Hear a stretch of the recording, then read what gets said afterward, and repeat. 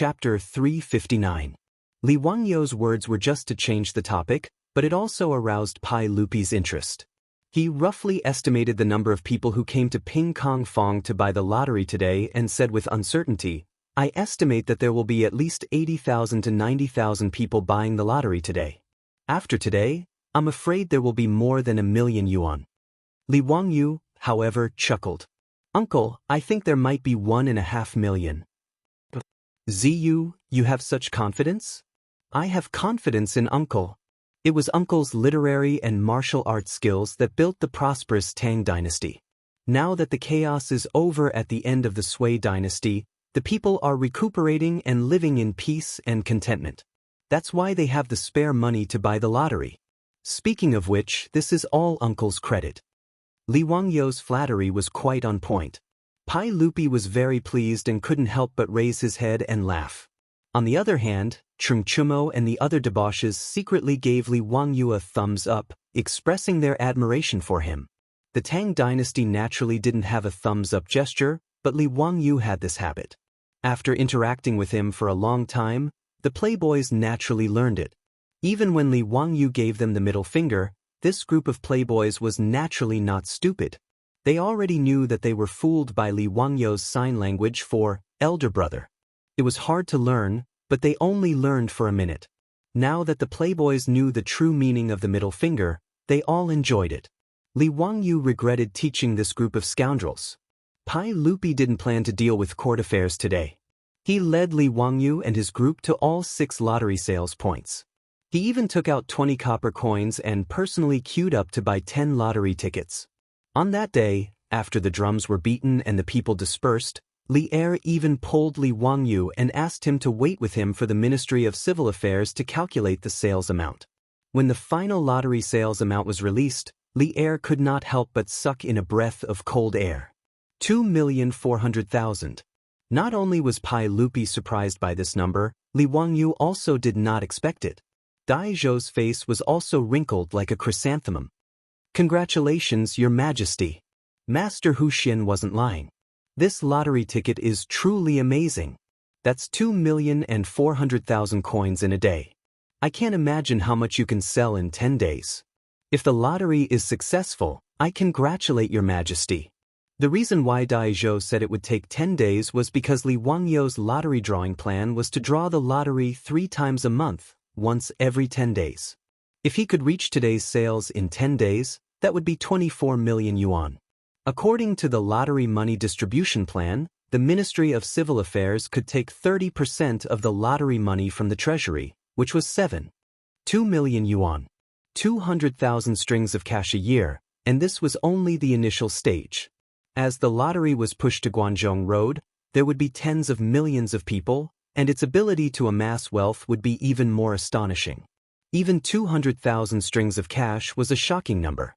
During the most prosperous period of the Tang dynasty, the central government's revenue was only about 34 million strings of cash. Of this, the revenue from corn was 25 million stones, cloth was 25 million bolts, and money was only 2 million strings of cash. In other words, even during the peak of the Tang dynasty, the country's revenue was only 2 million strings of cash.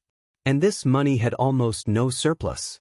The 4 million strings of cash was the monthly salary of the court officials and the prefectures, as well as the expenses for materials and horses. The 600,000 strings of cash needed to be added to the military and military rations. When there was a lack of copper coins, the Great Tang would often use silk as currency. This was a common problem throughout the dynasties, and it was also one of the reasons why the Song dynasty gave birth to paper money. During the early years of Chang'an, the annual income of the Tang dynasty was only about 1 million strings of cash. If they could really earn 200,000 strings of cash through the lottery, it would be truly shocking. This was why Dai Zhou, the Minister of Civil Affairs, was smiling so brightly. Ziyu is indeed a talent, and he is one of my trusted aides. Once the effects of the lottery show, I will give Ziyu a title.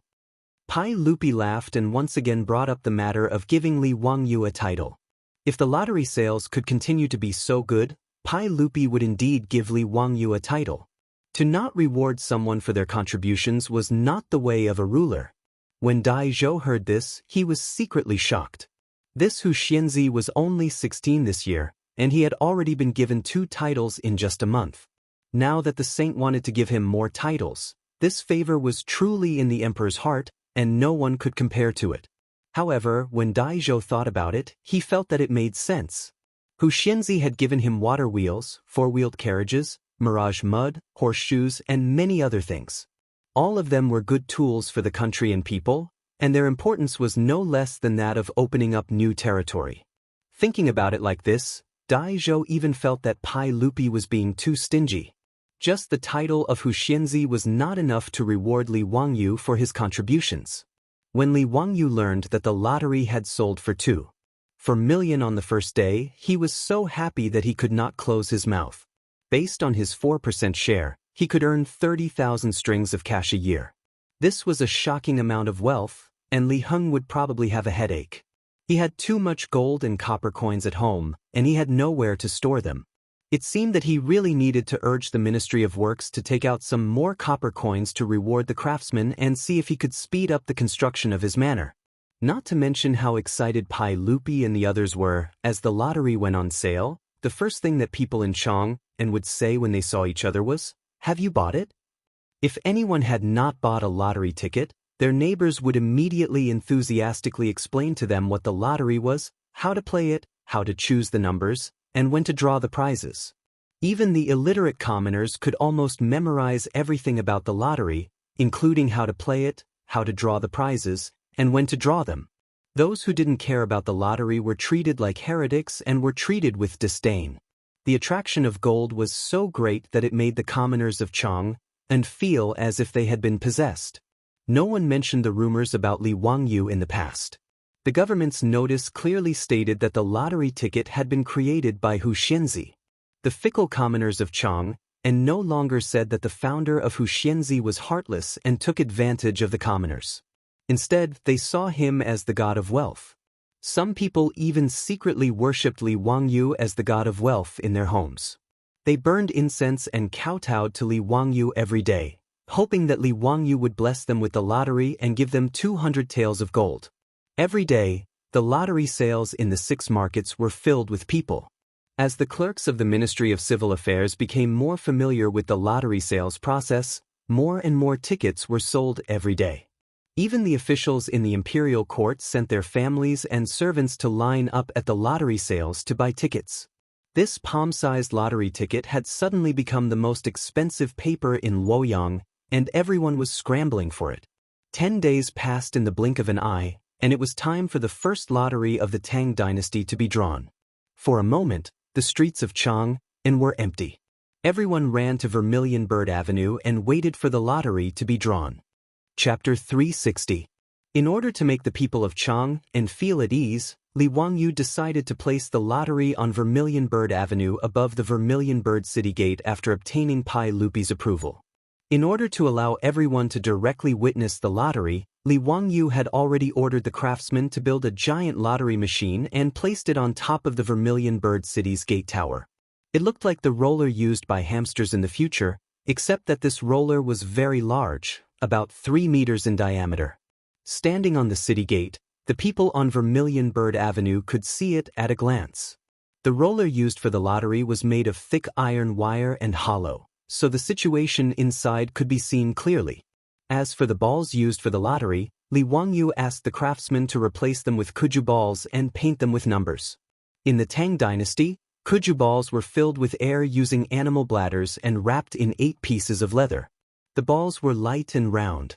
Li Wangyu asked the craftsmen to prepare 30 red balls and 16 blue balls for today's lottery. The time of the lottery was already announced to the public, and it was even held at the palace gate for the first time. On this day, the people of Chang'an all walked out of their houses and went to Vermilion Bird Avenue to see the lottery. Noda's Vermilion Bird Avenue was full of people, and there were still people coming from all over Chang'an. A rough estimate showed that there were no less than 100,000 people here to see the lottery today. The 150-meter-wide Vermilion Bird Avenue stretched from the Golden Light Gate Avenue south of the Vermilion Bird Gate to 4 to 5 streets, 7 to 8 miles long, and it was packed with people. In fact, in an era without live television, No matter how big the lottery machine on the Vermilion Bird City gate was, people 2 miles away would not be able to see it clearly. Even so, the people of Chang'an enjoyed it. Even if they could not see the scene on the Vermilion Bird City gate, they were still whispering to each other, enthusiastically discussing whether they could win the lottery. Such a turbulent crowd made the Imperial Guards in charge of the safety of the Vermilion Bird Avenue clench their weapons and be on full alert, afraid that an accident would happen. At 9 in the morning after the court session ended, Pai Lupi also went up the Vermilion Bird City gate tower. Today was the day of the lottery, and he was going to personally draw the lottery. When they saw the yellow-robed Pai Lupi appear, the hundreds of officials who had been waiting at the city gate all bowed in greeting. And the more than 100,000 people of Chang'an and on the Vermilion Bird Avenue also knew that His Majesty had appeared. They all knelt down and shouted "Long live" 3 times. Pai Lupi had a bright smile on his face. He waved his hand, indicating that he was ready to draw a prize. Indeed, he could not help but feel happy. Within 10 days, the lottery in Chang'an city had sold nearly 30 million yuan. Pai Lupi couldn't wait to give the order to promote the lottery to the entire Guangzhou road. In the end, it was Li Wangyu and Dai Zhou who managed to persuade the emperor, who had been blinded by the copious amount of copper coins. After all, the lottery was a new thing. It would be better for it to operate in Chang'an and for a few more days before making further plans. Fortunately, Pai Lupi was an emperor who was willing to listen to advice.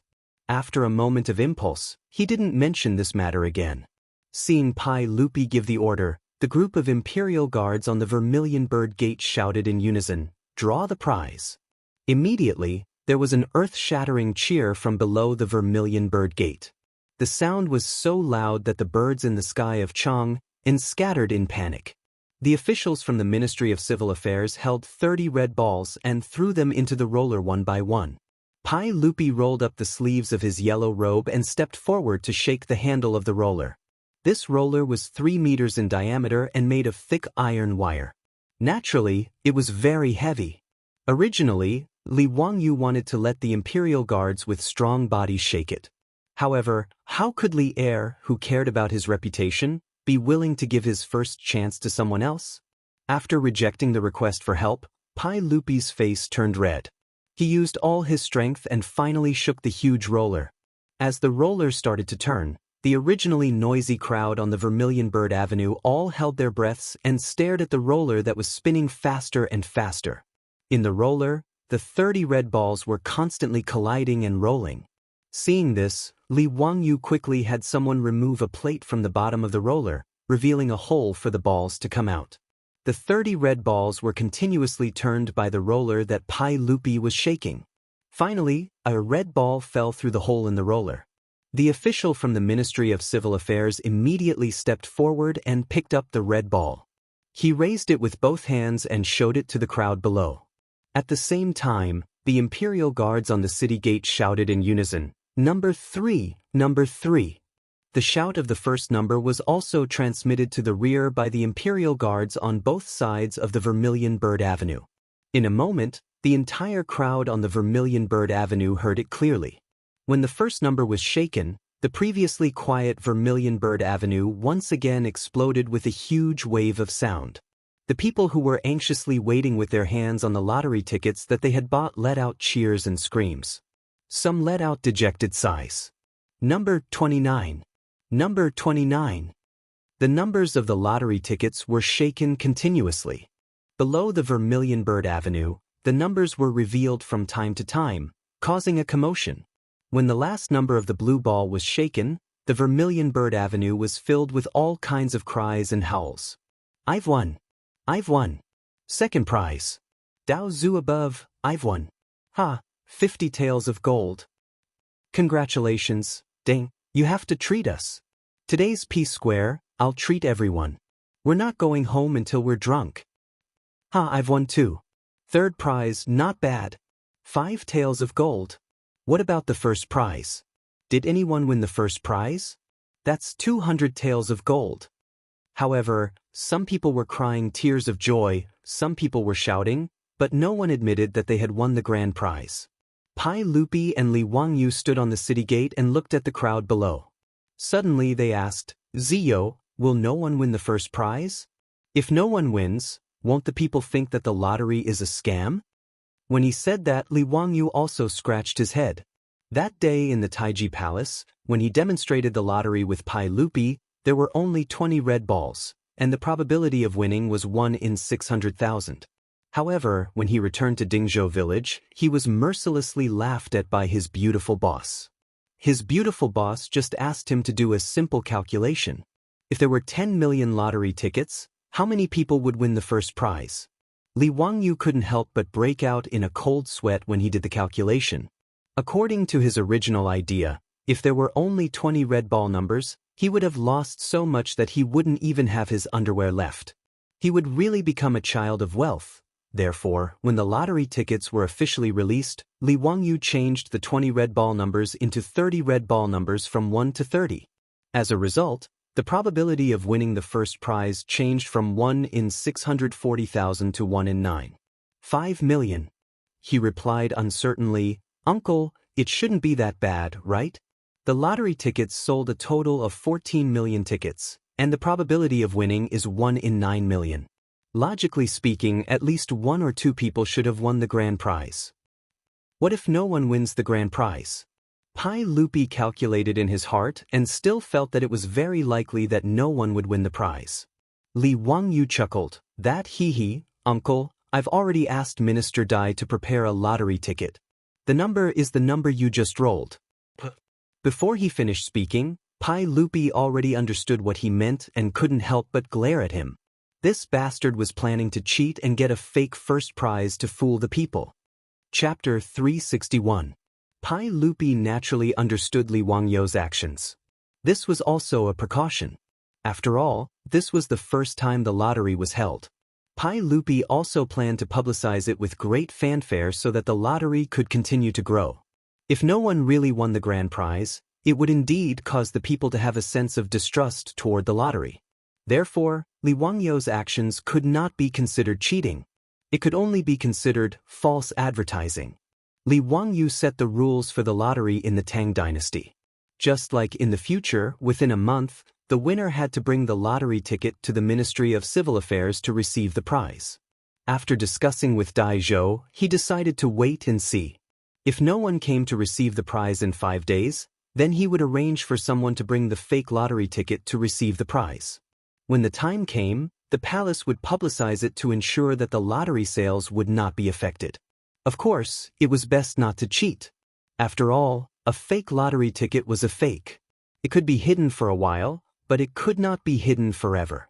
The second, third, fourth, and sixth prizes of the lottery ticket could be redeemed directly at the lottery sales in the 6 markets. Ever since Pai Lupi publicly announced the lottery at the Vermilion Bird City Gate, there had been an endless stream of people going to the 6 markets to redeem their prizes. Among them, there were as many as 7 or 8 people who won the second prize of 50 taels of gold. As for the other small prizes, there were even more. The people who received their prizes not only beamed with joy, but also turned and went straight to the lottery sales counter to continue to buy the next lottery ticket. These people who came to receive their prizes attracted the envy of the surrounding people. The people who were originally just watching could not help but walk into the lottery sales counter and spend a few copper coins to buy a few lottery tickets. However, after 2 or 3 days, there was still no first prize winner. It inevitably caused the people in Chang'an and who bought the lottery ticket to discuss it. There were those who doubted it, and there were those who suspected that the officials were cheating. The chain reaction was that in the days after the lottery was held, the lottery sales in the 6 markets showed varying degrees of decline. During the peak period, the lottery sales in the 6 markets could sell more than 2 million taels of gold. In the past 2 days, it had dropped to more than 1 million taels of gold. This made Dai Zhou very anxious. Let's not talk about how Dai Zhou, the Minister of Civil Affairs, was so anxious that he couldn't immediately send the fake winner to receive the prize. On the east side of Shi City, in Yanshou Square, there was an uproar. Because Yanshou Fang was close to Shi City, most of the rich merchants lived here. The price of the house here was only lower than the Li Fang where the noble officials lived in the north of the city. Outside a residential building on the north side of the East Street, There were a lot of people who were banging on the door and shouting nonstop. Open the door! Open the door quickly! Shopkeeper Ren, we know you're at home. Open the door quickly. You have to pay up today, or else I'll go to the Yamen of Chang'an in county to complain. Shopkeeper Ren, we've already given you 3 days to collect the payment for the goods. Why are you hiding from us now? Come out and talk. This group of people was obviously here to collect debts. There were also a few people in mourning clothes gathered outside the house. They were also wailing and banging on the door. Shopkeeper Ren, give me back my dalong. My son died so miserably. Don't think that you'll be fine if you hide at home. If you don't give me an explanation today, I'll go to the county yamen to report it. You with the surname Ren, come out and give me back my brother's life. My brother worked so hard for you and now he's lost his life in the sea of fire. How can you just give us 10 copper coins and send us away? Don't even think about it. The noise outside the door of the Ren family had already attracted the neighbors to come out and see what was going on.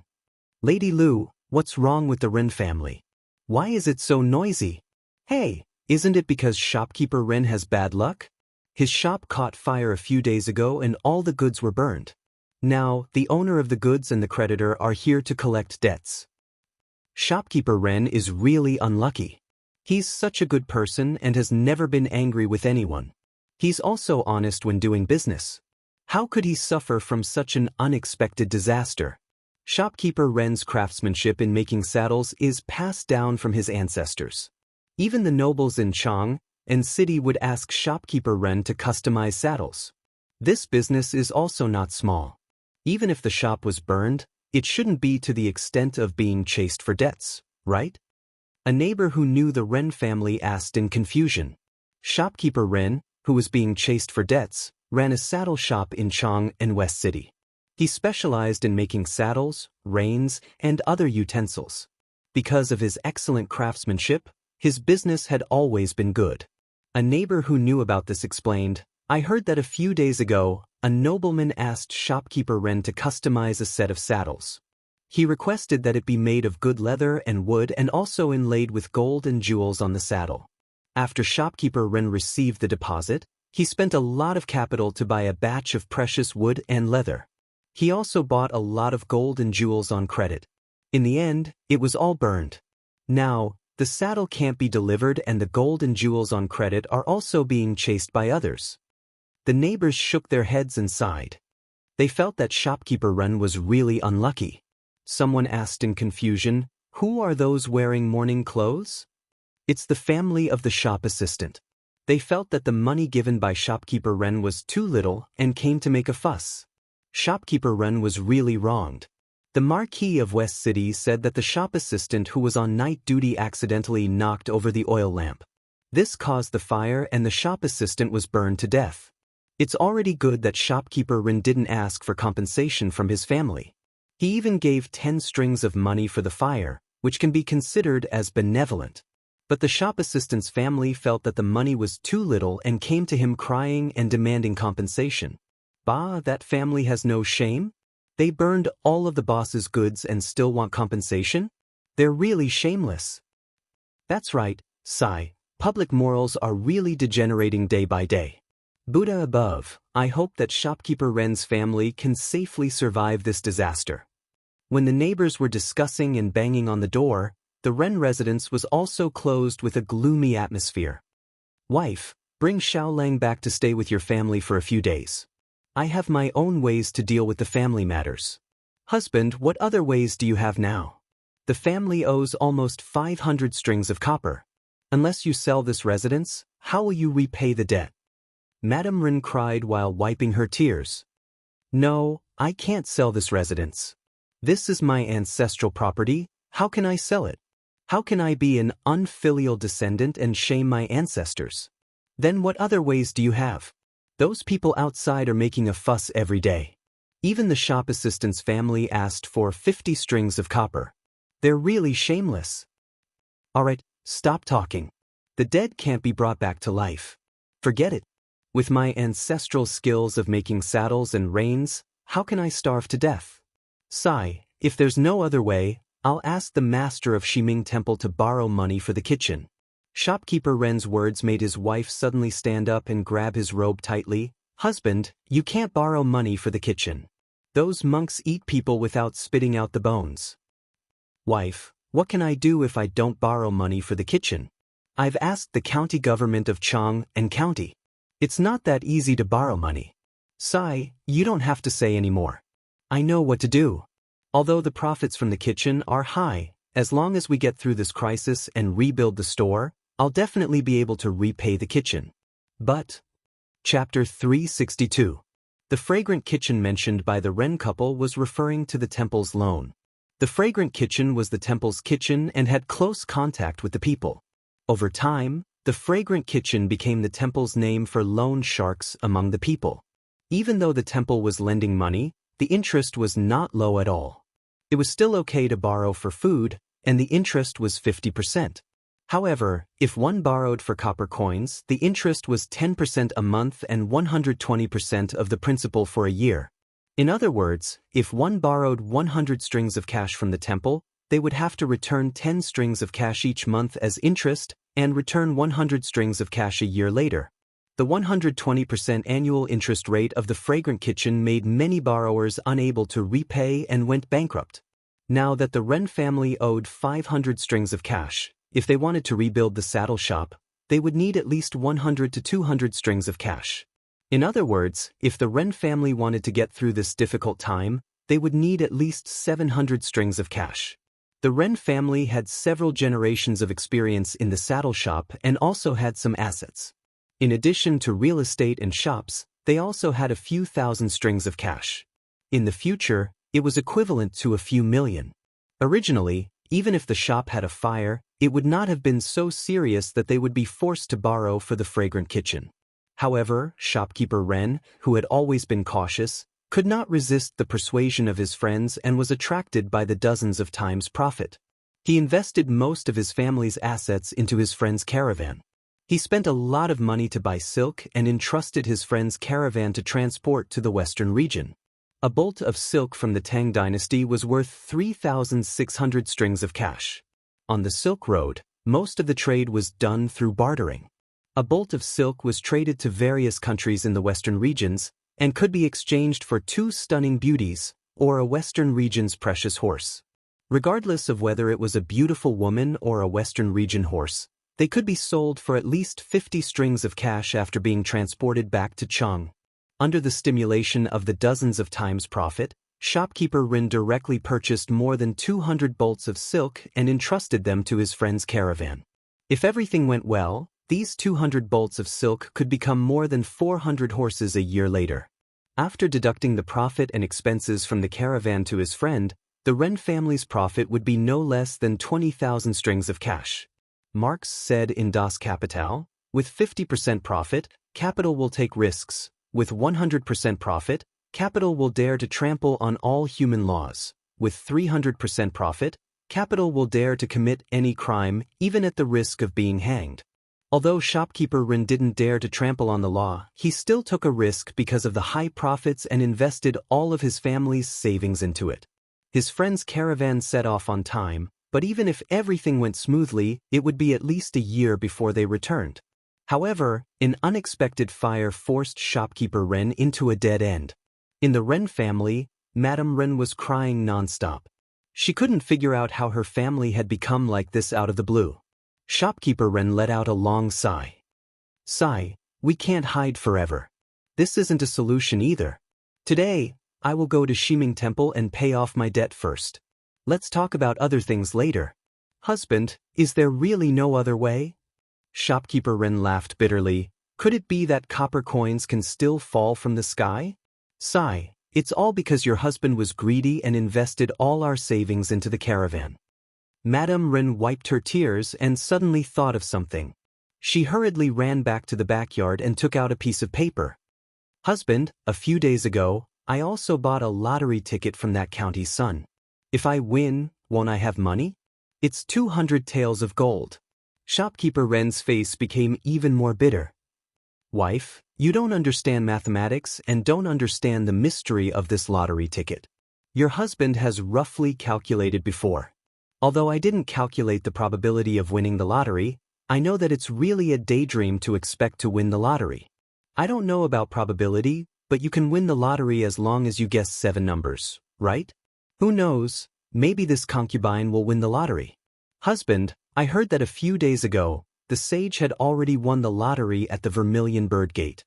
Because something happened at home, I didn't go to see the winning number. Why don't you go and take a look? What if you really win the lottery? AI, wife, you're really turning to any doctor in a desperate situation. Don't mess around. Your husband won't talk to you anymore. I will go and send away the creditors outside and then go to Shiming Temple to borrow money. Shopkeeper Ren turned to leave, but Madame Ren stuffed the lottery ticket into his hand. Husband, go and take a look. What if you win the lottery? Shopkeeper Ren shook his head and smiled bitterly. He couldn't persuade his wife, so he could only put the lottery ticket into his sleeve and turn to walk out of the door. As soon as he opened the door, the crowd outside the door surrounded Shopkeeper Ren and clamored for him to return the money.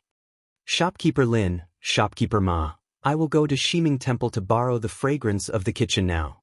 Tomorrow, I will definitely return the debt tomorrow. Is that okay? We have been partners for many years. Can you give me face and extend the deadline for one day? Shopkeeper Ren repeatedly bowed with his hands clasped in front of him. His words made the few shopkeepers around him hesitate for a moment. Shopkeeper Ren, it's not that we are forcing you, but we are also a small business and can't afford to default. Sigh, since you have said so, then tomorrow. We will come again tomorrow. You must not avoid us. Yes, please rest assured. I will go to borrow the fragrance of the kitchen today and will definitely pay the debt tomorrow. I have been running the saddle and range shop in Chang'an for many years. When have you seen me not keeping my promise? Hearing Shopkeeper Ren's words, the shopkeepers who were anxious to collect the debt couldn't say anything more. They could only agree to come again tomorrow. As for the waiter's family, they began to cry and make a fuss again. Shopkeeper Ren had a headache. In the end, he could only promise to give them 30 strings of copper coins tomorrow to settle the matter. Only then did he send these people away. After the crowd dispersed, Shopkeeper Ren smiled bitterly. He cupped his hands to the surrounding neighbors and walked out of the shop. Sigh, if the Ren family borrows the fragrance of the kitchen, how will they live in the future? What a good family. They also take care of the neighbors in the shop. Isn't this something that can't be helped? Sigh, everyone let's go back. I hope Shopkeeper Ren is a good man and can get through this difficulty. The neighbors shook their heads and returned to their homes. Since the Ren family owed so much money, the neighbors couldn't help even if they wanted to. Shopkeeper Ren walked out of the shop and let out a long sigh. He prepared to walk towards Eternal Peace Shop in the south. Shiming Monastery was in Eternal Peace Shop. Just as he walked a few steps, he inadvertently saw a lottery advertisement banner hanging on the wall of the shop. 100 taels of gold is not a dream. The winning prize is 2 copper coins. Shopkeeper Ren smiled bitterly and unconsciously touched the lottery ticket in his sleeve. His footsteps paused for a moment and he hesitated for a moment. He then turned his footsteps and walked towards the west side of the shop wall. In front of the lottery shop in the west side of the market, it was no longer as crowded and lively as it was a few days ago. Even though there was still an endless stream of commoners going in and out, the number of people buying lottery tickets had decreased by a lot. Shopkeeper Ren stood in front of the lottery shop and didn't dare to take a step in for a long time. As the saying goes, the greater the hope, the greater the disappointment. He didn't dare to look at the winning number of the lottery ticket. Just as he was hesitating, he heard the 2 people beside him talking softly. Ziyu, why don't we arrange for someone to go to the Ministry of Civil today? Elder Dai, let's wait for another 2 days. Maybe someone didn't see it? How is that possible? He's not an idiot. He doesn't even know if he won the lottery or not. Ziyu, don't lie to yourself. Is there anyone in Chang'an who doesn't know the winning number of the lottery ticket? Is there anyone who doesn't know? The people who spoke were Dai Zhou and Li Wangyu. Today, the lottery ticket sales kept dropping and Dai Zhou was anxious. He pulled Li Wangyu to the lottery shop in the west side of the market to discuss with him if they should arrange for someone to receive the prize as soon as possible. Li Wangyu shrugged his shoulders. Just as he was about to answer, he heard a voice beside him. 2 Langjuns, May I trouble you to ask what the winning number of the lottery ticket is? Chapter 363. Li Wangyu and Dai Zhou couldn't help but turn their heads in astonishment.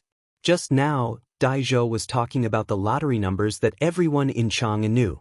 Now, someone immediately asked about it. This made Dai Zhou a little angry.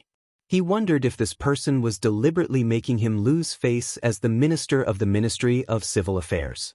When they saw that the person who asked the question was a middle-aged man dressed like a merchant, they couldn't help but be stunned. My two Langjuns, may I ask what the lottery numbers are?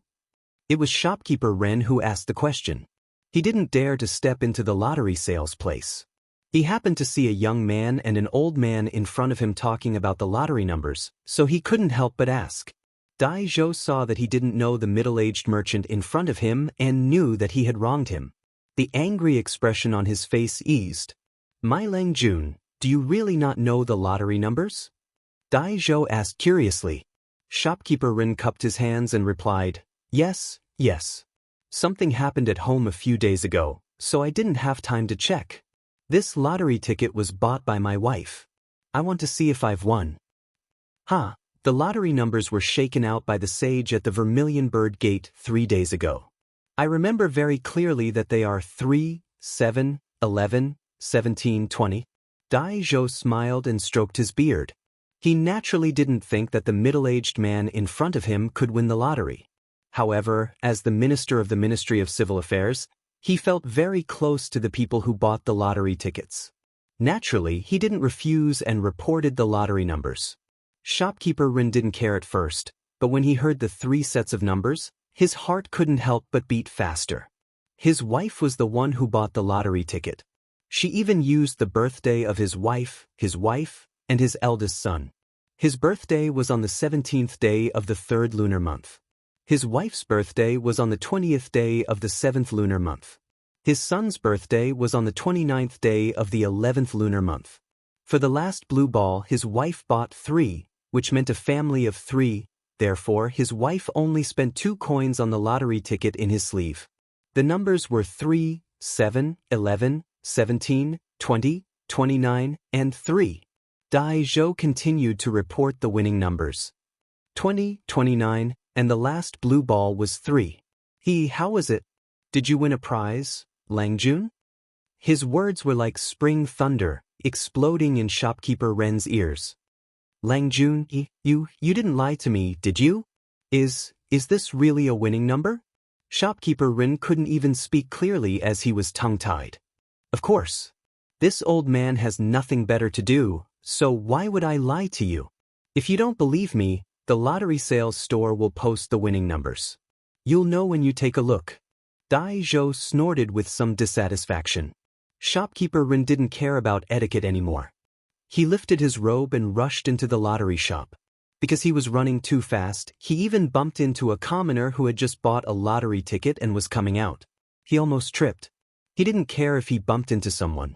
Like a headless fly, he stumbled into the lottery sales shop. Li Wangyu and Dai Zhou looked at each other. Suddenly both of them had a guess. Grandpa Dai, this person, Ziyo, did he win the lottery? Both of them were stunned after they finished speaking. It couldn't be that coincidental, right? Were the two of them so coincidental that they met the person who had won the lottery today? Let's go in and take a look. Dai Zhou was anxious. He grabbed Li Wangyu's arm and ran toward the lottery sales store. At this time, in the lottery sales store, there was a piece of paper pasted on the wall. The winning numbers were written in large characters. Shopkeeper Ren ran to the bottom of the winning numbers and looked up at the numbers one by one. The more he looked, the faster his heart beat. His excitement was like a pot of boiling water in his chest that was about to overflow. I won. At this time, there was only this sentence in Shopkeeper Ren's heart. His hands trembled as he took out the lottery ticket from his sleeve. He carefully checked the numbers on it word by word. 3, 7, 11, 3. At this time, Shopkeeper Ren almost stepped into hell a second ago, but suddenly rose to heaven a second later. Under the great stimulation of worry and joy, just like when Fan Jin passed the Juju exam, he read it over and over again. Then he clapped his hands and laughed loudly, saying, "Oh, I won. As he spoke, he fell backward. He clenched his teeth and fainted. His shout attracted the attention of everyone in the lottery sales store. Whether it was the clerk of the Ministry of Civil Affairs or the people who came to buy the lottery ticket, they all heard his words. Just as they were wondering, they saw the person suddenly faint. Everyone was shocked. When shopkeeper Ren fainted, he happened to fall into the eyes of Dai Zhou and Li Wangyu, who had just rushed in. The two of them were also shocked. They hurriedly called the clerk of the Ministry of Civil Affairs to fetch water and quickly woke the middle-aged merchant. Dai Zhou gently pried open the man's fingers and picked up the lottery ticket that he was holding tightly in his hand. "Oh, Zio, this person actually won. Haha, I was worried that no one would win, but I didn't expect to see such a scene." Dai Zhou looked at the number of the lottery ticket and couldn't help but clap his hands and laugh. Li Wangyu also took the lottery ticket and carefully checked the various anti-counterfeiting measures on the lottery ticket. He was sure that this was a real lottery ticket. It was the first prize-winning lottery ticket. "Huh, Grandpa Dai, you see, I said that maybe people didn't know that they won the lottery. It's true, right?" Dai Zhou shook his head helplessly. "I didn't expect such a thing to happen." "You were right." In the sales store, everyone was busy. Finally, shopkeeper Ren, who had fainted due to excessive excitement, woke up. His eyelids trembled a few times and he slowly woke up. "What's wrong?" "Yes, I want to. Where did my lottery ticket go?" "My lottery ticket?" Seeing that he was about to get excited again, Li Wangyu hurriedly went forward and handed the lottery ticket back to him. "Don't worry, your lottery ticket is here. Congratulations, you really won the lottery. The first prize is 200 taels of gold." Shopkeeper Ren hurriedly took the lottery ticket that he now regarded as a treasure. "Thank you, Mr. Xiaolang." "Thank you, Mr. Xiaolang." He turned his head to look at the clerk of the Ministry of Civil Affairs in the sales store and asked, "Excuse me, can I exchange this lottery ticket now? Where can I get the gold?" "Congratulations, you need to bring the public examination and the lottery ticket to the Ministry of Civil Affairs to get the prize money." Ministry of Civil Affairs? Shopkeeper Ren was a little hesitant. The Ministry of Civil Affairs official was in the Imperial City. As a businessman, when had he ever entered the Imperial City? Li Wangyu suddenly said, "Grandpa Dai, why don't you make an exception and give the prize money to this Lang Jun here? The people can also see it with their own eyes. What do you think, Grandpa Dai?" "Okay." Dai Zhou thought for a moment and understood Li Wangyu's meaning. He nodded and agreed. Chapter 364. The commotion at the lottery sales point had naturally been heard by the onlookers. When they heard that the middle-aged merchant who fainted actually won the first prize, everyone was in an uproar. All kinds of exclamations could be heard. "He won. This person won the first prize. Buddha, is there really someone who won the first prize? That's 200 taels of gold. Damn it, it's the first prize. Why didn't I win the prize? It would be great if I won the prize. I must go to Shi City first and buy a huji to bring home." "You wastrel, stop dreaming. TSK, this person is really lucky." More and more people heard that someone had won the grand prize and gathered around. This made shopkeeper Ren very nervous. He held his lottery ticket tightly in his hand, afraid that it would be snatched away. When Li Wangyu saw this, he hurriedly called the Imperial Army of the Golden Guards who were guarding the lottery shop to separate the crowd. Only then did shopkeeper Ren feel slightly relieved. There were even more people who had bought their lottery tickets and were about to leave. However, they turned back to the counter and took out copper coins from their money bags to buy their lottery tickets again. Obviously, they were stimulated by shopkeeper Ren winning the prize. "Lang Jun, did you bring your lottery ticket for the public examination?" When the official from the Ministry of Civil Affairs saw that Dai Zhou nodded and agreed to immediately redeem the prize, he went forward and asked. Yes, I did bring it." Shopkeeper Ren nodded repeatedly and reached out to take out his ticket for the public examination. He was originally prepared to go to Shi Ming Temple to borrow the fragrance accumulation kitchen. Naturally, he had to bring his identification. The official from the Ministry of Civil Affairs checked his ticket and asked someone to double-check his lottery ticket. Only then did he take out a brush, ink, paper, and inkstone and let shopkeeper Ren register and receive his prize. "Dukren, Do you want gold or copper coins? 200 taels of gold and 1200 strings of copper coins. Can I have half gold and half copper coins? Shopkeeper Rin thought that it was inconvenient for him to have more than 500 strings of copper coins to pay for the compensation. The official from the Ministry of Civil Affairs smiled and nodded. No problem, Duke Ren, don't be impatient. I will immediately arrange for the treasury to send the gold and copper coins. Shopkeeper Rin gratefully bowed again and again. At this time, he remembered that he had not thanked Li Wangyu and Dai Zhou. He hurriedly walked in front of the two and bowed. I would like to thank both of you for your help just now. Please forgive me for offending you just now. Dai Zhou twirled his beard and said with a smile, It's all right. It's understandable that you're overjoyed when you hit the jackpot. But don't be so agitated in the future. It's not worth it to hurt your body. Shopkeeper Rin replied, Yes, you're right. I was too agitated just now. The main reason was that something had happened to his family, and he really needed this bonus. I won't hide it from the two of you. Just now I was prepared to go to Shiming Temple to cook. Fortunately, when I was leaving the workshop, I saw the cover of the lottery. That's why I came to Shi City to see if I could win the lottery. Judging from your attire, you must be a merchant, right? How did you end up in such a predicament? Li Wangyu asked curiously. Shopkeeper Ren let out a long sigh and recounted his experience. At the end of his story, Shopkeeper Ren couldn't help but shed tears. Fortunately, the son of Hu Xian created this lottery. Fortunately, my wife bought this lottery. Otherwise, I really wouldn't know what to do. When Dai Zhou heard this, he couldn't help but laugh at Li Wangyu. Ziyo, I didn't expect that your lottery would allow Eunuch Ren's family to be saved from a hopeless situation. It's really a good story. Li Wangyu also didn't expect such a coincidence. It seemed like this really was fate. Dai Zhou's words stunned Shopkeeper Ren. He looked at Li Wangyu in disbelief. Lengjun, are you the son of Hu Xian? Li Wangyu smiled and nodded at him. I am the son of Hu Xian, Li Wangyu. He had just finished speaking when Shopkeeper Ren knelt down in front of him and kowtowed a few times. Li Wangyu was shocked. Eunuch Ren, what are you doing? Quickly get up and speak. Son of Hu Xian, I thank you on behalf of my entire family. Thank you for creating this lottery ticket and saving me from disaster. Everyone in Chang'an City is now saying that you are the reincarnation of the god of fortune. It's true. Shopkeeper Ren's words stunned Li Wangyu. He didn't create this lottery ticket to become some god of fortune. His initial idea was very simple. He just wanted to divert the attention of the people by relying on the huge attraction of the lottery since he was at the cusp of the gossip in Chang'an. It was a very selfish idea, but Shopkeeper Ren was thanking him so profusely. This made him feel a little embarrassed. Shopkeeper Ren's shout was heard clearly by the surrounding commoners. When they saw that the young man in front of them was the legendary son of Hu Xian, many of the people immediately kowtowed. It's son of Hu Xian.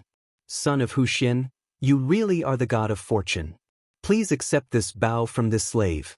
Son of Hu Xian, please bless us to also win this lottery ticket.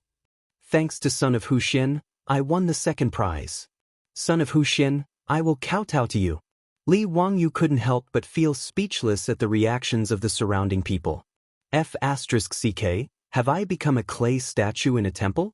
Why don't you just light some incense for me?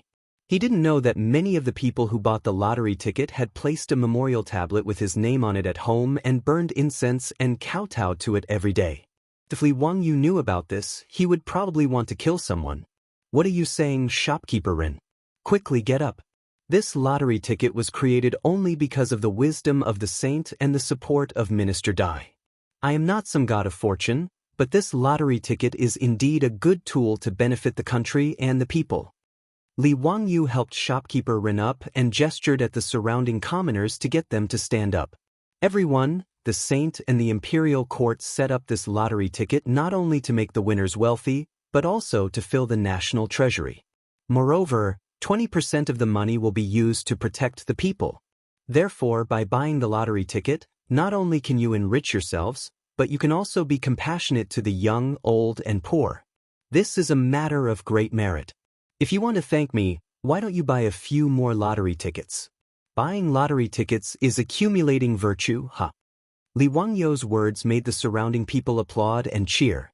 Shopkeeper Ren, who had just won a big prize, couldn't help but run to the counter and take out a lot of copper coins from his money bag to buy a few more lottery tickets. Not long after, the Ministry of Civil Affairs took the gold and copper coins from the treasury and were escorted by the Imperial Army of the Golden Guards. They were sent in a four-wheeled carriage to the Shi City lottery shop. 100 taels of gold wasn't conspicuous and was just a small bag. But 600 copper coins was a large pile that weighed 3 tons. Looking at the cart full of copper coins, the surrounding people gasped and gasped. Envy and jealousy filled the air. Flaunting wealth. This was simply blatant flaunting wealth. This cart of copper coins was no different from a cart full of RMB in the future. Many people had never seen such wealth in their lives. Li Wangyou and Dai Zhou obtained shopkeeper Ren's consent and simply let the Imperial Army of the Golden Guards escort the coins. The officials of the Ministry of Civil Affairs beat the gongs and drums and directly sent the copper coins to the Ren family in Longevity Extension Square. Along the way, it attracted the attention of many people and made the lottery a living advertisement in Chang'an City. Chapter 365. The news of shopkeeper Ren of the Rinji Saddle Shop in Chang'an's West City winning the lottery spread like wildfire.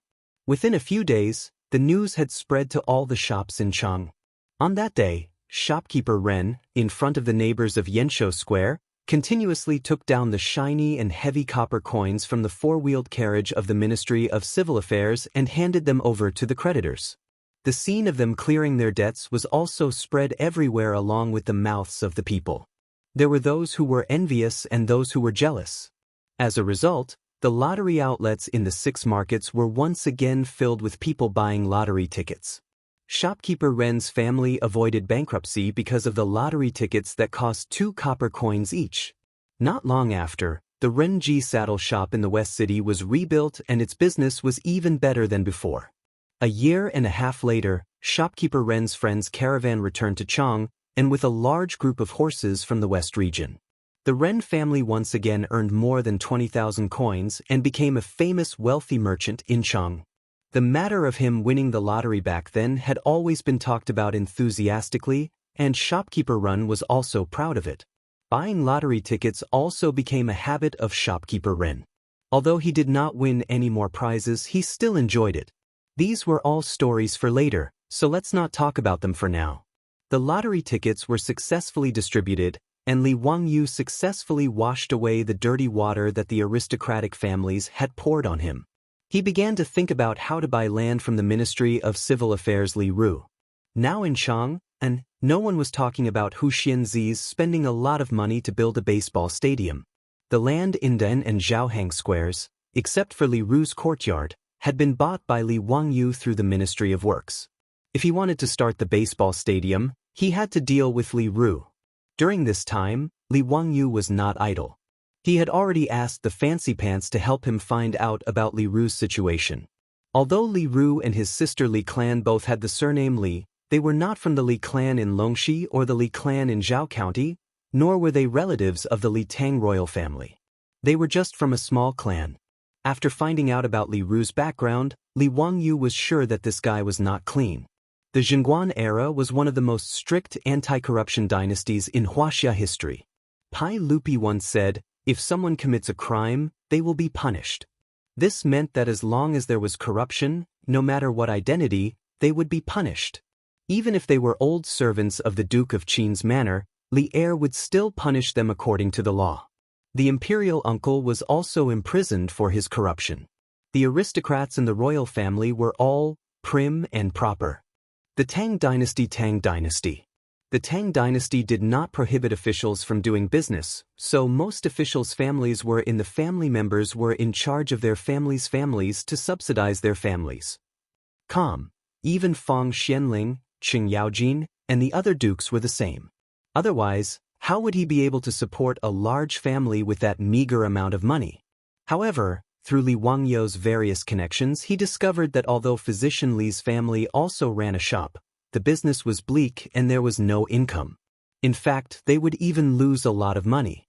But just by looking at the fact that Li Ru was able to set up a side courtyard in Da and Lane, it could be seen that his status was not low. The villa in Da and Square covered a large area. When Li Ru bought it, he spent 2 million.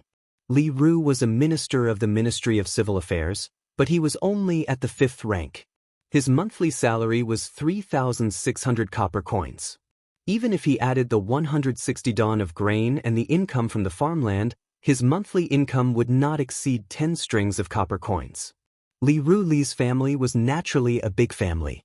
The 10 copper coins were enough for him to live comfortably, but he did not have much left. Under such circumstances, he could still take out 2 million to buy a villa. It would be strange if there was nothing fishy about it. The director of the Ministry of Commoners was the director of the Ministry of Commoners. This was the office in charge of the Tang dynasty's money. Just a little of it could let Li Ru, the Minister of Civilian Affairs, eat a lot. Li Wangyu thought that instead of finding a way to make Li Ru sell his land, he might as well help Pai Lupi build a clean government. He did not believe that Li Ru did not have any tricks up his sleeve in the Ministry of Civilian Affairs. Since Li Ru was determined to go against him for the Li clan, then he could not blame Li Wangyu for being ruthless. However, it was not easy to find a corrupt official like Li Ru.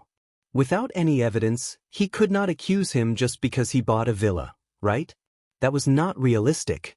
As for the accounts of the Ministry of Civilian Affairs, even if he was trusted by Pai Lupi and had a good relationship with Dai Zhou, it was impossible for him, a founding county official, to run to the Ministry of Civilian Affairs to check the accounts for no reason. Li Wangyu thought about it for a long time, but he came up with a way to save the country. Today, Li Wangyu put on his brand new founding county official robes and went out early in the morning to Chang'an city to attend the court meeting. When the officials saw that Li Wangyu rarely appeared, those who were familiar with him all came up to tease him. Ziyo, why are you attending court today? What did you come up with this time? Little nephew of the Li family, did you come up with something fun? Quickly take it out for me to see, Wa. Ziyo, this should be the 5th time you've attended court, right? You really are a rare guest, huh? Teacher, what is the matter today? Why don't you tell me first? I can cooperate with you later. Li Wangyu was speechless. He could only cup his hands and bow to the crowd, indicating that he had nothing to do. He was just bored at home and had come to listen to the court meeting. However, no one believed his words. They all smiled, waiting to see what this guy was up to. Not only did the officials think this way, even Pai Lupi thought the same after he sat on the throne. County official, what is the matter today? Pai Lupi asked first, causing the officials to look at him. Li Wangyu felt like 10,000 mud horses were galloping through his heart. Why did everyone think that he was attending court to cause trouble? Although he did have something to do today, Li Wangyu couldn't help but blush with shame after being exposed by Pai Lupi. Your Majesty, this subject has nothing to do. Pai Lupi looked at him suspiciously, but his face said, we don't believe you. The number of times that Li Wangyu attended the imperial court could be counted on one hand. The first time he attended the imperial court, he made the Dao ancestors show his divinity, which made the aristocratic families who forced Li heir to issue an imperial edict of guilt speechless. The second and third time, he had been impeached by the imperial censors. In the end, Li Wangyu had refuted them in court, causing the imperial censors to lose face. The last time he had attended court, it had been for the lottery. In the Taiji Palace, he had taken 30,000 taels of silver from the officials. He had even gotten Pai Lupi to agree to the lottery. Today, this guy had come to court again. What was he up to this time? Seeing Li Wangyu insist that he had nothing to do, Pai Lupi could only suppress his suspicions and begin to discuss court affairs with the officials. Halfway through the discussion, Minister of Civil Affairs Dai Zhou stood up and reported to Pai Lupi about the lottery sales. Li Wangyu also stood up. Your Majesty, this subject has something to report. Pai Lupi and the officials all had the same thought. This guy was here again. Chapter 366. Li Wangyu's shout attracted the attention of all the officials in the hall. Even Dai Zhou stopped talking and looked at Li Wangyu with a smile. Pai Lupi raised his arm at him speechlessly, indicating that he should speak quickly. Being stared at like this, Li Wangyu blushed with shame. He could only clear his throat and raise his hands apologetically to Dai Zhou before continuing, "Your Majesty, I just heard Minister Dai say that the Ministry of Civil Affairs was calculating the amount of lottery sales and suddenly remembered something. The Ministry of Civil Affairs of the Tang Dynasty is in charge of land, money, and grain. However, the officials in the Ministry of Civil Affairs are not good at mathematics and their calculation efficiency is too low." Before he could finish, Dai Zhou couldn't help but interrupt him. As the Minister of Civil Affairs, although Dai Zhou had a good relationship with Li Wangyu, he couldn't help but frown.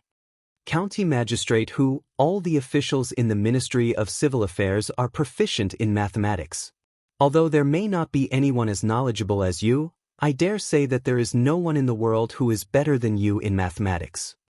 Dai Zhou was also a bit angry and his tone was unavoidably tough. As the head of the Ministry of Civil Affairs, he naturally couldn't bear to hear Li Wangyu criticize the Ministry of Civil Affairs for its poor calculation ability. Li Wangyu saw that the old man was angry and quickly bowed deeply. "Minister Dai, if what I said is wrong, please don't blame me. However, the Ministry of Civil Affairs calculation method is indeed backward. I am only thinking for the Ministry of Civil Affairs, which is why I brought this up." In truth, if Li Wangyu had communicated with Dai Zhou privately, Dai Zhou definitely wouldn't feel any disgust. Instead, he would be grateful to Li Wangyu. However, to say that the Ministry of Civil Affairs calculation ability was bad in front of all the officials, wasn't this slapping Dai Zhou's face? It was no wonder that the old man was angry. However, Li Wangyu had other intentions, so he couldn't care less about offending Dai Zhou. In any case, he believed that as long as what he said was true, Dai Zhou would be grateful to him. Today, this old man would like to ask for advice. Let's see how brilliant county magistrate's arithmetic is. Dai Zhou flung his robe angrily, no longer giving Li Wangyu any face. Li Wangyu had been waiting for him to say this. He quickly climbed up the pole and said, "Your Majesty, since Minister Dai doesn't believe me, I would like to have a competition in this hall today to prove that what I said is true. Is that okay?" Pai Lupi rubbed his temples and thought to himself, this guy is really here to cause trouble. However, he could not remain indifferent to Li Wangyu's words. After all, if what he said was true, it would be a good thing for the Ministry of Civil Affairs to increase their efficiency. "Huxianzi, how do you want to compete?" Pai Lupi asked. It's simple. Minister Dai, please find 10 officials from the Ministry of Civil Affairs who are proficient in calculation. Let them compete with my 2 disciples in calculation speed in this hall and see if what I said is false. As soon as Li Wangyu finished speaking, the officials all looked at Ma Zhou and Yan Liben in the hall. The 2 of them were also confused. They stood up in disbelief, looked at Li Wangyu, and then pointed at themselves. "Are you sure, teacher?" Although the 2 of them had studied with Li Wangyu, they had very little contact with mathematics. Wasn't it a joke to have them compete with officials from the Ministry of Civil Affairs in calculation? Li Wangyu hurriedly waved his hand and said, "King Bin, Liben, I'm not talking about you." He then cupped his hands towards Pai Lupi and said, "Your Majesty, I'm talking about His Highness the Crown Prince and His Highness the King of you." As soon as Li Wangyu said this, Dai Zhou's face darkened. The officials from the Ministry of Civil Affairs who were qualified to attend court also had ugly expressions. The officials were in an uproar. They all looked as if they had seen a ghost. Some even rubbed their ears, wondering if they were hearing things. The Crown Prince and His Highness the King of you?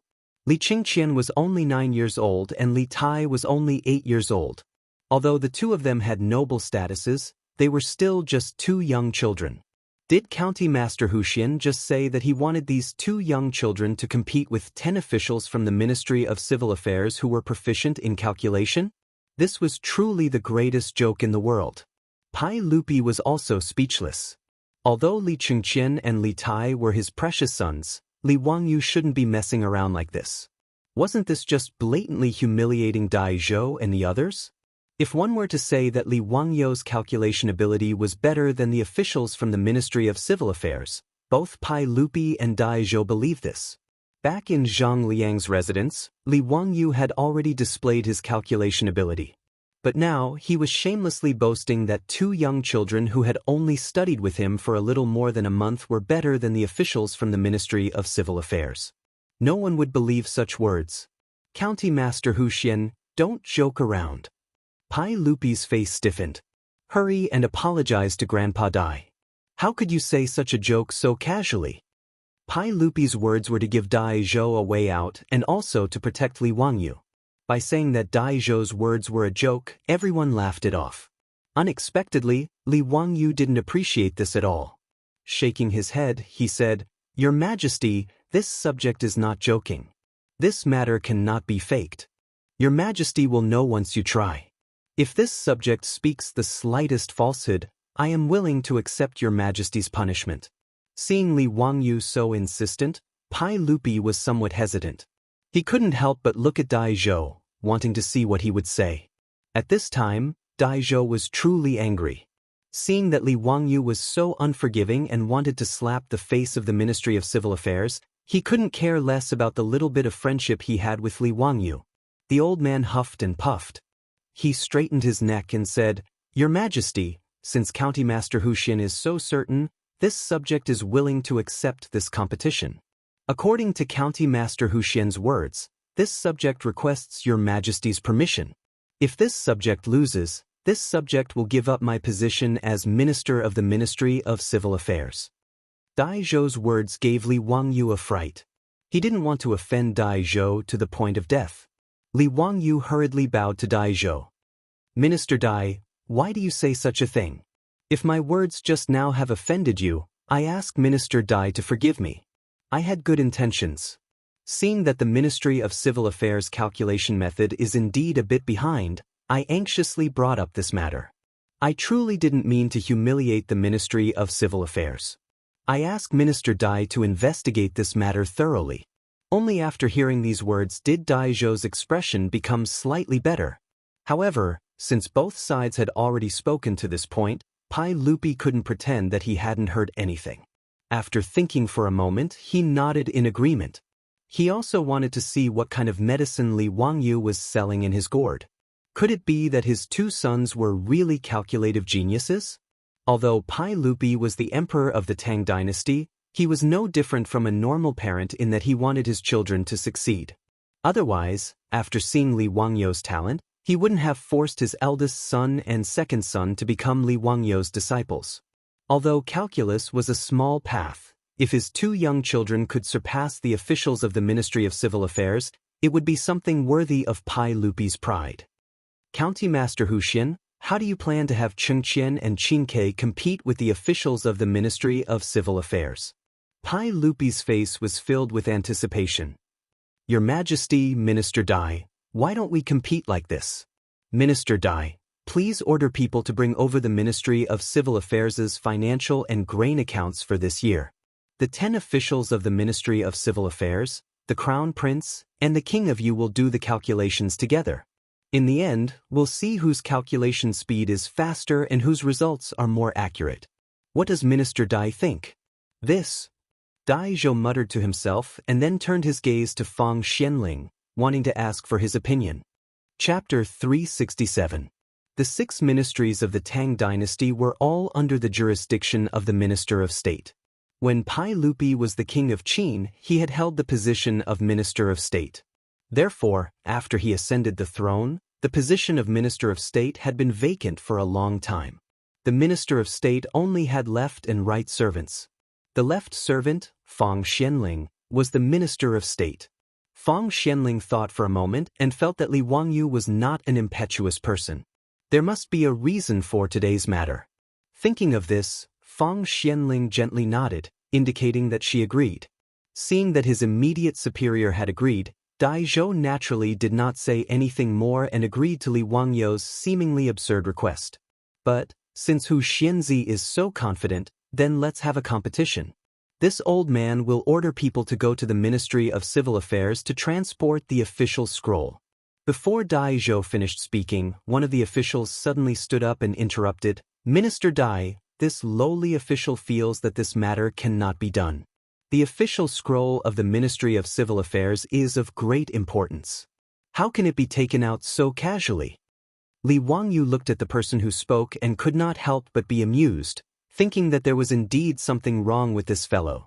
The one who spoke up to oppose was the Ministry of Civil Affairs Li Ru. Your Majesty, Minister Dai, the Ministry of Civil Affairs money and grain is not a trivial matter. How can it be used for a competition? If Hu Xianzi wants to compete with the Ministry of Civil Affairs officials, you can ask Your Majesty to set the topic. Li Ru's words were righteous, but how could Li Wangyu let him do as he wished? He bowed to Pai Lupi and said, Your Majesty, this lowly official's calculation method is not only faster, but also more accurate. Using the Ministry of Civil Affairs account book as the topic can let Your Majesty see the results and also help the Ministry of Civil Affairs review it. Killing two birds with one stone. Why not? He glanced at Li Ru and continued, Unless there is something fishy about the Ministry of Civil Affairs account book and it is not convenient to see people? Otherwise, with only Your Majesty and the officials in the hall, who are you guarding against when you keep saying that it is of great importance? Li Wangyu's words were a bit harsh. Pai Lupi could not help but squint and look at Li Ru. This scared Li Ru so much that his back was almost drenched in cold sweat. He hurriedly explained, Your Majesty, Hu Xianzi is slandering us. The Ministry of Civil Affairs has always been reliable, how could there be any tricks? Since there is nothing fishy, why are you objecting, Dr. Li? Li Wangyu immediately asked. Li Ru was rendered speechless by the question. He opened his mouth but didn't refute it. Originally, Pai Lupi also felt that Li Wangyu's proposal to use the Ministry of Civil Affairs money and grain account as the topic was inappropriate. There were many ways to compete and calculate. Even using the daily statistics from the Ministry of Civil Affairs was possible. Although the Tang dynasty did not have any confidentiality system, how could the Ministry of Civil Affairs, which was an important institution in charge of the country's money, grain, farmland, and population, casually show the public archives to others? However, when Li Wangyu suddenly brought this up, Pai Lupi couldn't help but feel suspicious. His opinion was the same as Fang Xuanling's. Although Li Wangyu was young, he wasn't an impetuous person. Today, he inexplicably suggested that the Ministry of Civil Affairs was behind in mathematics and asked for a competition. He also asked that the Ministry of Civil Affairs money and grain account be used to compete and calculate. Pai Lupi couldn't help but think about it. Was there really someone who was so daring? Did he dare to do anything to the Ministry of Civil Affairs money and grain account? Official Dai, according to Hu Xianzi's proposal, have someone send over this year's money and grain account. In addition, send 10 officials who are proficient in mathematics to the palace. Yes, Your Majesty. Once Pai Lupi's golden mouth opened, there was no more dispute. Dai Zhou bowed and immediately went to arrange the matters. Pai Lupi also ordered an internal servant to report to Empress Chang'an in the Eastern Palace and bring Crown Prince Li Chengqian and Prince Li Tai to the palace. At this time, the officials were whispering to each other, discussing the intentions of Hu Xianzi's actions today. These officials weren't fools. Everyone could see that Li Wangyu wanted to use the Ministry of Civil Affairs money and grain account to make an issue out of it. The officials were all speculating whether or not there really was something fishy about the Ministry of Civil Affairs money and grain account. As for Li Wangyu's suggestion of having the Crown Prince and Prince Yu compete with the Ministry of Civil Affairs money and grain account, everyone, including Pai Lupi, thought that it was just Li Wangyu's excuse. At this time, Li Ru was naturally nervous, but he wasn't too worried. He had only objected out of caution. Li Wangyu's guess was naturally correct. As an official of the Ministry of Civil Affairs, Li Ru's family didn't have any property. Naturally, he had done something to the accounts. However, Li Ru was very confident. Even an experienced accountant wouldn't be able to find anything without several months of time to clean up the Ministry of Civil Affairs money and grain account. Not to mention bringing it to the palace for the Ministry of Civil Affairs and the Crown Prince to calculate. They wouldn't be able to find anything fishy about it. The Tang dynasty's accounting system inherited the Qin and Han dynasty's daily harvest, monthly budget, and annual meeting system. There were 3 sets of accounts. Usually, what he submitted to Dai Zhou were the monthly budget and annual meeting accounts. As for the daily harvest, it was the daily flow of money of the Ministry of Civil Affairs. The data was too complicated, so Dai Zhou didn't look at it. The part that he had done something to was within it. The Ministry of Civil Affairs financial report had to be made in duplicate. It would be reviewed by the Pai Lupi and sent to the Ministry of Official Affairs. As for the other reports, they would be sent to the comparison department to be audited and the results would be reported to the Pai Lupi. The comparison department was one of the 4 divisions under the Ministry of Justice and was in charge of auditing the books. Even the comparison department, a professional organization, couldn't find anything wrong with the accounts, so why would Li Ru be worried that Li Wangyu would find anything? He also regretted that he had been too nervous and lost his composure. The county head of the Ministry of Civil Affairs was within the imperial city and wasn't far away. Not long later, 10 officials from the Ministry of Civil Affairs, as well as a large stack of accounts, were sent into the main hall. Crown Prince Li Chengqian and King Yu Li Tai also followed the servants into the main hall. What no one expected was that the pregnant Empress Chang'an also came. Your Majesty, I heard that the county head wants Qingqian and Qingke to compete with the Ministry of Civil Affairs officials in mathematics. I was also curious and came to the main hall. Please allow me to watch from the side. Pai Lupi naturally smiled and nodded. He called for the servants to bring a soft stool for his wife and place it beside the throne. He naturally knew why Empress Chang'an came, so there was no reason to refuse. Although this couple was the emperor and empress of the Tang dynasty, they were the 2 people with the most respected statuses in the world. However, they were no different from the parents of the future. They were filled with anticipation and attention towards any competition that their sons participated in. The officials all stood up and greeted Empress Chang'an and the Crown Prince. After a series of greetings, Pai Lupi waved his hands at his 2 sons. Chengqian, Qingke, your teacher wants the 2 of you to compete with the Ministry of Civil Affairs officials in mathematics. Are you willing? Father, I am willing. Li Chengqian immediately replied. Teacher said that no one in the world can calculate faster than us with the method he taught us. Father, I will definitely calculate faster than elder brother. Teacher often praises me. Li Tai also didn't want to fall behind. Pai Lupi and Empress Chang'an only laughed at this. The 2 of them only treated it as the words of a child. As for Li Wangyu saying that they were the fastest in the world, even as parents, they didn't believe it. They only treated it as words that Li Wangyu used to coax children. County head, the accounts are already here. You can begin. Pai Lupi looked at Li Wangyu, ready to see how he planned to compete. Chapter 368. Actually, Li Er did not believe that his 2 sons would be able to compete with the officials of the Ministry of Civil Affairs in terms of calculating speed. This was too ridiculous. Even if Li Wangyu's calculation skills were outstanding, his 2 sons, 1-8 and 1-9, had only studied with Li Wangyu for 2 months. According to the reports of Crown Prince Li Chengqian and Li Tai's guards, Hu Xianzi usually only played games with the 2 children and didn't have much time to study. Under these circumstances, even if Li Wangyu really was a literary star, he couldn't turn 2 young children into prodigies overnight, right? Pai Lupi thought that Li Wangyu must have accidentally discovered that someone from the Ministry of Civil Affairs was messing with the accounts. That was why he used some competition as an excuse to have Dai Zhou bring the accounts so that he could expose the tricks in front of the officials. Thus, he didn't stop him. He wanted to see who was so daring as to mess with the Ministry of Civil Affairs accounts. Pai Lupi's guess wasn't wrong. Li Wangyu was thinking this way, but it wasn't just that. He really wanted Li Chengqian and Li Tai to show off their skills in front of Pai Lupi and the officials. This was also a demonstration of their learning.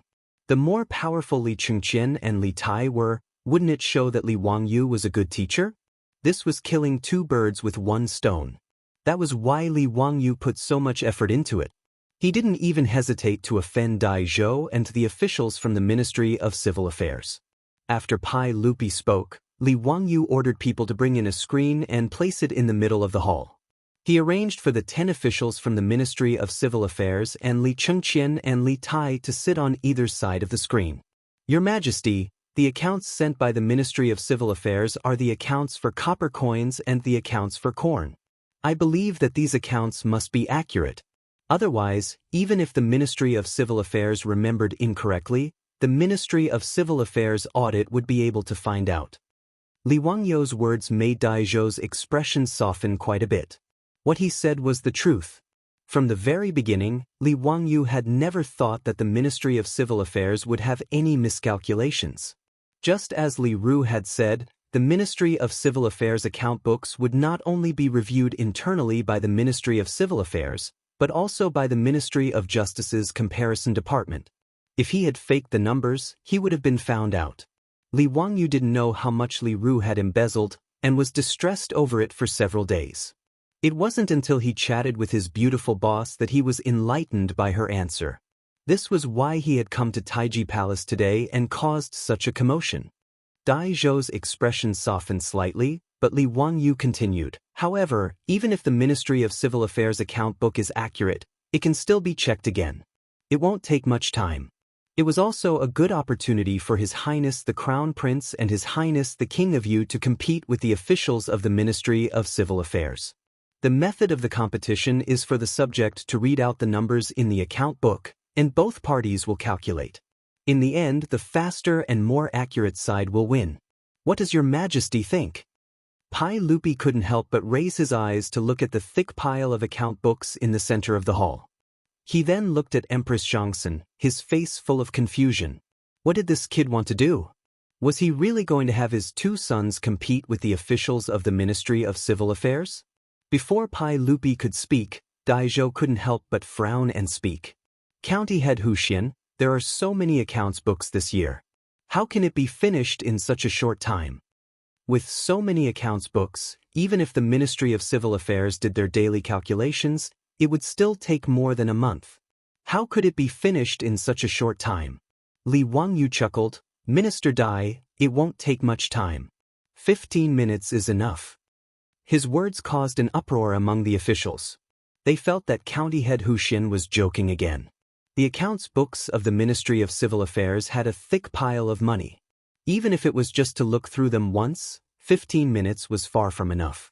Before Dai Zhou could speak, Li Wangyou walked to the front of the account books and picked up one of them. He looked at the officials of the Ministry of Civil Affairs. Everyone, are you ready? When the officials of the Ministry of Civil Affairs heard that they were going to compete with two young children in mathematics, they all felt humiliated. Even if the two young children were the Crown Prince of the Tang Dynasty and His Highness King Yu, Li Wangyou's suggestion was still a form of humiliation to these officials who were skilled in mathematics. In the face of Li Wangyou's words, the 10 officials of the Ministry of Civil Affairs didn't say anything. Instead, they silently took out their calculating chips and placed them on the table. Li Wangyou awkwardly rubbed his nose and then looked at Li Chengqian and Li Tai. Chengqian, Qingke, are you ready? Li Chengqian and Li Tai's faces were already filled with anticipation. Hearing this, the two of them took out something from their sleeves and placed it on the table in front of them. Teacher, don't worry. We will definitely win. After spending many days with the naughty children of Dingzhou village, Li Chengqian's personality had become much more cheerful. He finally returned to the appearance of a 9-year-old child and no longer had the Crown Prince's majesty that he had purposely put on before. Li Tai also didn't want to be outdone. The little fatty waved his fist. Teacher, I will definitely calculate the fastest today. The things that the two of them took out made Pai Lupi, Dai Zhou, and the others very curious. They all stretched out their necks to see what it was. It was a small wooden box with many wooden beads inside. If there were any of the officials in the hall who had traveled through time, they would definitely be able to recognize this item at a glance. An abacus. Li Wangyou taught the two children mathematics, but he didn't expect Li Chengqian and Li Tai to be so smart. They were even more familiar with the numerals than he was. After learning the Arabic numerals that Li Wangyou taught them, Li Wangyou couldn't compare to the two little fellows when it came to simple addition, subtraction, multiplication, and division. This made him feel that he had lost face. In order to save his face, Li Wangyou shamelessly copied the abacus that originated from the northern Song dynasty. As a result, the two little fellows, Li Chengqian and Li Tai, who only knew how to use numerals, were once again defeated by Li Wangyou. In reality, Li Wangyu wasn't proficient at using an abacus. After all, calculators were prevalent in the modern world. Aside from those old accountants, who would use an abacus? Li Wangyu only knew how to use an abacus because his grandfather had taught him when he was young. He only knew how to use it and was still very far from being proficient. However, no matter how rusty he was at using an abacus, his calculation speed far surpassed that of numerals. It must be known that the meritorious service of China's 2 bullets and 1 star relied on hand-operated calculators and an abacus to calculate a huge amount of data. The 2 little fellows were shocked by Li Wangyu's abacus. They worshipped their teacher even more. The 2 of them were indeed smart. They didn't need much time to use the abacus to become proficient, especially the little fatty, Li Tai. His little chubby hands were as fast as lightning when he used the abacus. This made Li Wangyu speechless. In the modern world, he had seen some videos of gaming gods. Those were simply inhuman people who used their hands to dance on the keyboard. They made him speechless. In Japan, there was a player called Takahashi who could press the buttons 16 times in a second on an old-fashioned game controller and fire 16 bullets. He was called 16 Brothers in a Second. Needless to say, those professional gamers could effectively type 200 to 300 times on the keyboard in a minute, which made Li Wangyu, who was not very good with his hands, feel speechless. And the little fatty, Li Tai, was unexpectedly also a master of hand speed. Ever since he learned how to use an abacus, every time he used the abacus, Li Wangyu would unconsciously associate it with a scene in a manga. In short, ever since the 2 little fellows learned how to use an abacus, Li Wangyu never used the abacus in front of them again. He couldn't afford to lose face. Chapter 369. The abacuses in Li Chingqian's and Li Tai's hands were also specially found by Li Wangyu. He had Carpenter Lu make them as a gift for the 2 little ones. When Carpenter Lu knew that he was making the abacuses for the Crown Prince and the King of Yu, he was very attentive. Even when her own son wanted to help, he was chased far away by Carpenter Lu. He used all of his skills to make 2 exquisite abacuses. Li Chingqian and Li Tai loved these 2 exquisite abacuses so much that they couldn't put them down. Pai Lupi and Empress Zhongsun naturally didn't recognize the abacuses their sons took out. Empress Zhongsun couldn't hold back her curiosity and asked, "Qingqian, Qingke, what is this?" "Mother, this is an abacus. The teacher gave it to us." Li Chingqian proudly shook his abacus, making a clattering sound. "What is its use?" Empress Zhongsun turned her gaze to Li Wangyu, hoping for an explanation. Li Wangyu quickly bowed. "Your Highness, the abacus is used for calculation. It is the same as counting chips, but it is faster and more accurate." Empress Zhongsun nodded. This county often made these strange things, but she didn't know how much faster this abacus was than counting chips. Could it really let her 2 sons win the competition? She didn't care about the problems with the Ministry of Civil Affairs accounts. That was something her husband needed to worry about. As a mother, Empress Zhongsun cared more about her son. Could it really be, as Li Wangyu said, that he could calculate faster than 10 officials from the Ministry of Civil Affairs? Li Tai couldn't help but yell, "Mother, the teacher said that in terms of calculating speed, my abacus is the best in the world. No one can be faster than me." His words made Empress Zhongsun cover her mouth and laugh. She felt that her silly son believed everything. This was most likely Li Wangyu teasing them. They actually took it seriously. "A mother knows. Qingke, work hard in a bit." Empress Zhongsun smiled. However, even Li Tai, this little brat, could hear her half-hearted tone. Seeing that his mother did not believe him, Li Wangyu was so anxious that his chubby face turned red. He reached out and tugged at Li Wangyu's sleeve. "Commander, mother doesn't believe me." Li Wangyu smiled and comforted her. He, then prove it to Empress Zhongsun. "I believe that your calculation speed is the fastest in the world. No one can compare to you." Their voices were not soft, and their words were heard by all the officials in the hall. Many of them laughed. Most people thought that Li Wangyu was coaxing the child again, so they laughed kindly. However, there were quite a few people who burst into laughter. The mockery in their words was too strong. Previously, Li Ru felt that he was too nervous and had lost some face. Moreover, he was unhappy with Li Wangyu, so he couldn't help but stand up again. Hu Xinzi sure talks big. Do you really think that the officials of the Ministry of Civil Affairs are all good-for-nothings? His words were clever. He directly placed Li Wangyu on the opposite side of the officials of the Ministry of Civil Affairs, causing all the officials in the hall to glare angrily at Li Wangyu. Li Wangyu glanced at Li Ru. Physician Li Mo Fei doesn't believe me? That's simple. If you think I'm talking nonsense, why don't we make a bet? Let's make a bet. What do you want to bet? Hee, let's bet on your villa in Dethan Lane. If the officials of the Ministry of Civil win, I will offer you 1,000 taels of gold. If the Crown Prince and King Yu win, I don't want anything else. You just have to give me your residence in Dethan Lane. How about it? Physician Li, do you dare to make the bet? Since Hu Xianzi wants to give me money, how can I refuse? When Li Ru heard the offer of 1,000 taels of gold, his eyes widened. Afraid that Li Wangyu would go back on his word, he immediately laughed and nodded. The reason Li Wangyu proposed this bet was because he was afraid that if he didn't find anything fishy in the account book, he wouldn't have wasted his time. Originally, he just wanted to give it a try. He didn't expect that Li Wangyu would agree without even thinking about it. This made Li Wangyu somewhat surprised. If he had known that this guy would be so easy to deal with, he wouldn't have spent so much effort. As Li Wangyu cursed in his heart, he picked up the account book and prepared to start the competition. However, he heard someone speak from among the officials.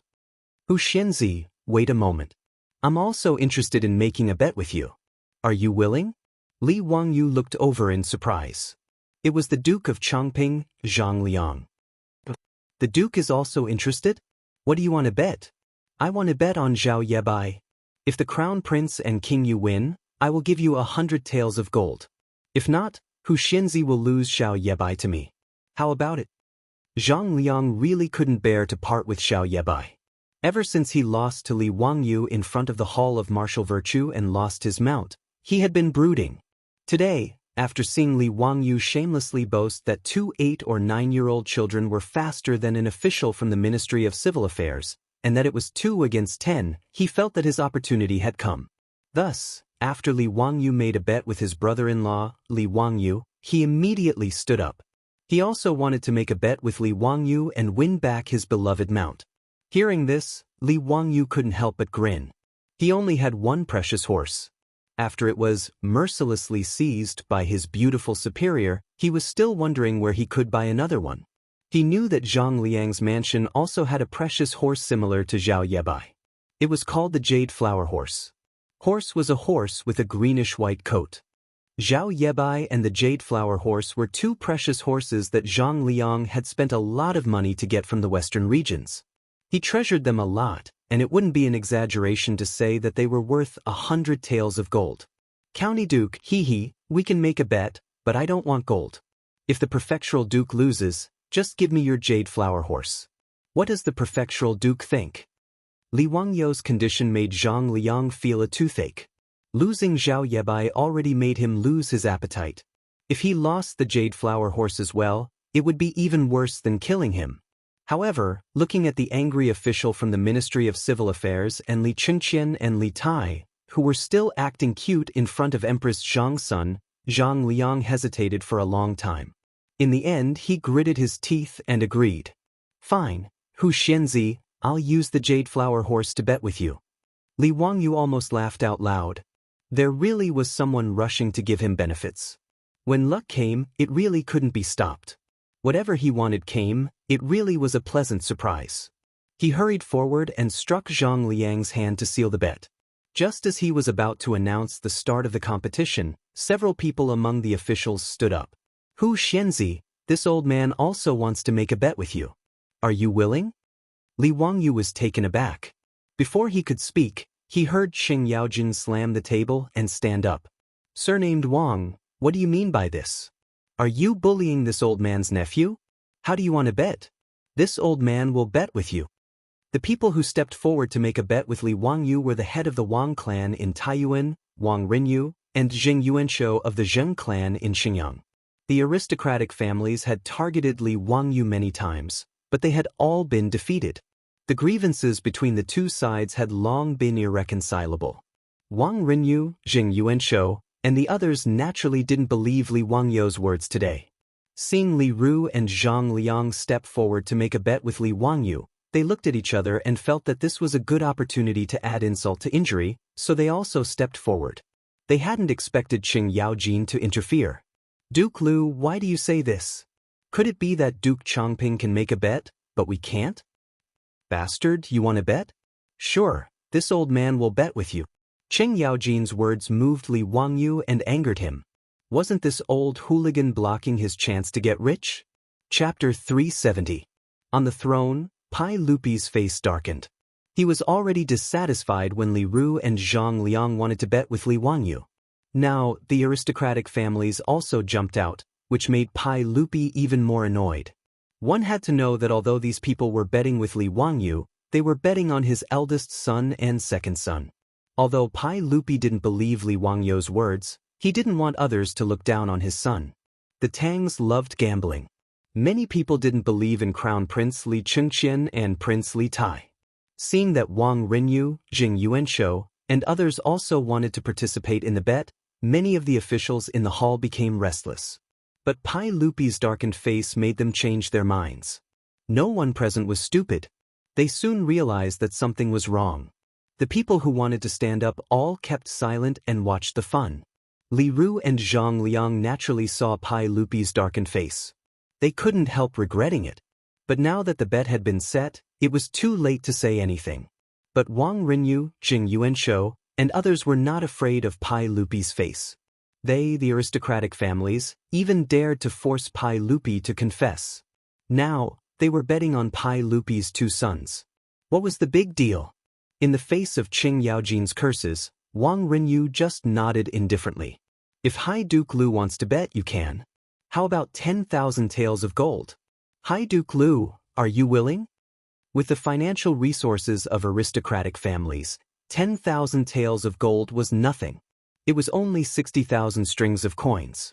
During the Chang'an period of the Tang dynasty, the central government's revenue of corn, silk, and copper coins was about 20 million strings of coins. And the annual income of the aristocratic families led by the aristocratic families was not much less than this figure. The 1,000-year-old aristocratic families, the top aristocratic families of the Tang dynasty, were like huge icebergs. The huge ice hidden under the sea was terrifying. This was also the reason why Pai Lupi and other monarchs of the Tang dynasty had been working hard to weaken the aristocratic families.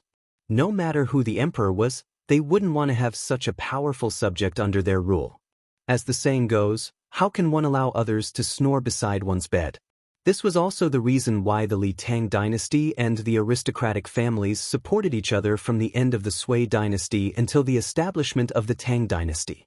In the Tang dynasty, the imperial examinations were held to clean up the influence and control of the aristocratic families in the imperial court. But even at the end of the Tang dynasty, although the aristocratic families were under control, they still stubbornly restrained the imperial power. It wasn't until the Huangchao uprising at the end of the Tang dynasty that the Tang dynasty fell into the abyss. The aristocratic families also declined rapidly, following the decline and fall of the Tang dynasty, disappearing from the stage of history. The imperial power and aristocratic families of the Tang dynasty could be said to be a perfect example of a love-hate relationship. At this time, the main hall was a microcosm of the struggle between the imperial power and the aristocratic families in the history of the Tang dynasty. Hearing Wang Renyou's words, Qing Yaojin didn't even frown and nodded in agreement. Wah, Wang Renyu, although I'm not as rich as your Taiyuan Wang clan, I can still afford to bet 10,000 taels of gold. Since you want to bet, I'll naturally accompany you. Good, since High Duke Lu is so straightforward, then it's a deal. They were all top nobles of the Tang dynasty, so they didn't need to clap their hands to make an oath. Words spoken in front of hundreds of officials were like nails in a mouthful of saliva. No one would go back on their words. When Li Wangyu saw that both sides had made a bet, the corner of his mouth twitched unconsciously. Mother Ker, this old man is simply robbing me of my gold. If Qing Yaojin didn't interfere, then wouldn't this bet of 10,000 taels of gold belong to me? Although Li Wangyu was very grateful to this old hooligan Qing Yaojin for protecting him, He hated that he couldn't cover this old hooligan's mouth and take his place. Whether or not Li Chengqian and Li Tai would lose, Li Wangyu didn't even consider this kind of thing. Especially the little fatty Li Tai, the speed at which he calculated the abacus. Li Wangyu admitted that even if he was given a calculator, he wouldn't be able to calculate as fast as this little fatty. This little fatty was really heaven-defying. Not to mention the 10 officials of the Ministry of Civil Affairs. Even if all the officials of the Ministry of Civil Affairs attacked together, they still wouldn't be the little fatty Li Tai's opponent. Hanging and beating, Li Wangyu could only think of this word to describe the gap between the two sides. Therefore, when Cheng Yaojin stepped forward to accept the bet with the aristocratic family, in Li Wangyu's eyes, he was robbing him of his gold. Now that Li Wangyu was very rich, who would complain about having too much gold? Forget it, being able to get Li Ru's house and also get the jade flower horse from Zhang Liang was already very good. One must be content with what one has. Li Wangyu comforted himself for a while. Feeling slightly depressed, he squeezed out a smile at the old hooligan Cheng Yaojin. He turned around and announced the start of the competition. He picked up the account book for the first month from the Ministry of Civil Affairs account book. He roughly flipped through it and quickly read it out. Ji, cooked horse feed, 200 dan and 36 buckets. The price per bucket is 210 copper coins. Ji, cooked horse feed, 517 buckets. The price per bucket is 213 copper coins. Ji, cooked horse feed. Li Wangyu continuously flipped through the copper account book, but only selectively read out the words. Li Chengqian, Li Tai, and the 10 officials of the Ministry of Civil Affairs paid full attention and began to calculate with the abacus. Li Wangyu read through the thick account book very quickly. The 10 officials of the Ministry of Civil Affairs couldn't help but become somewhat flustered. Large beads of sweat appeared on their foreheads, but they didn't have the time to wipe it away. The more Li Wangyu read, the faster he became. The officials from the Ministry of Civil Affairs were clearly unable to keep up with his speed.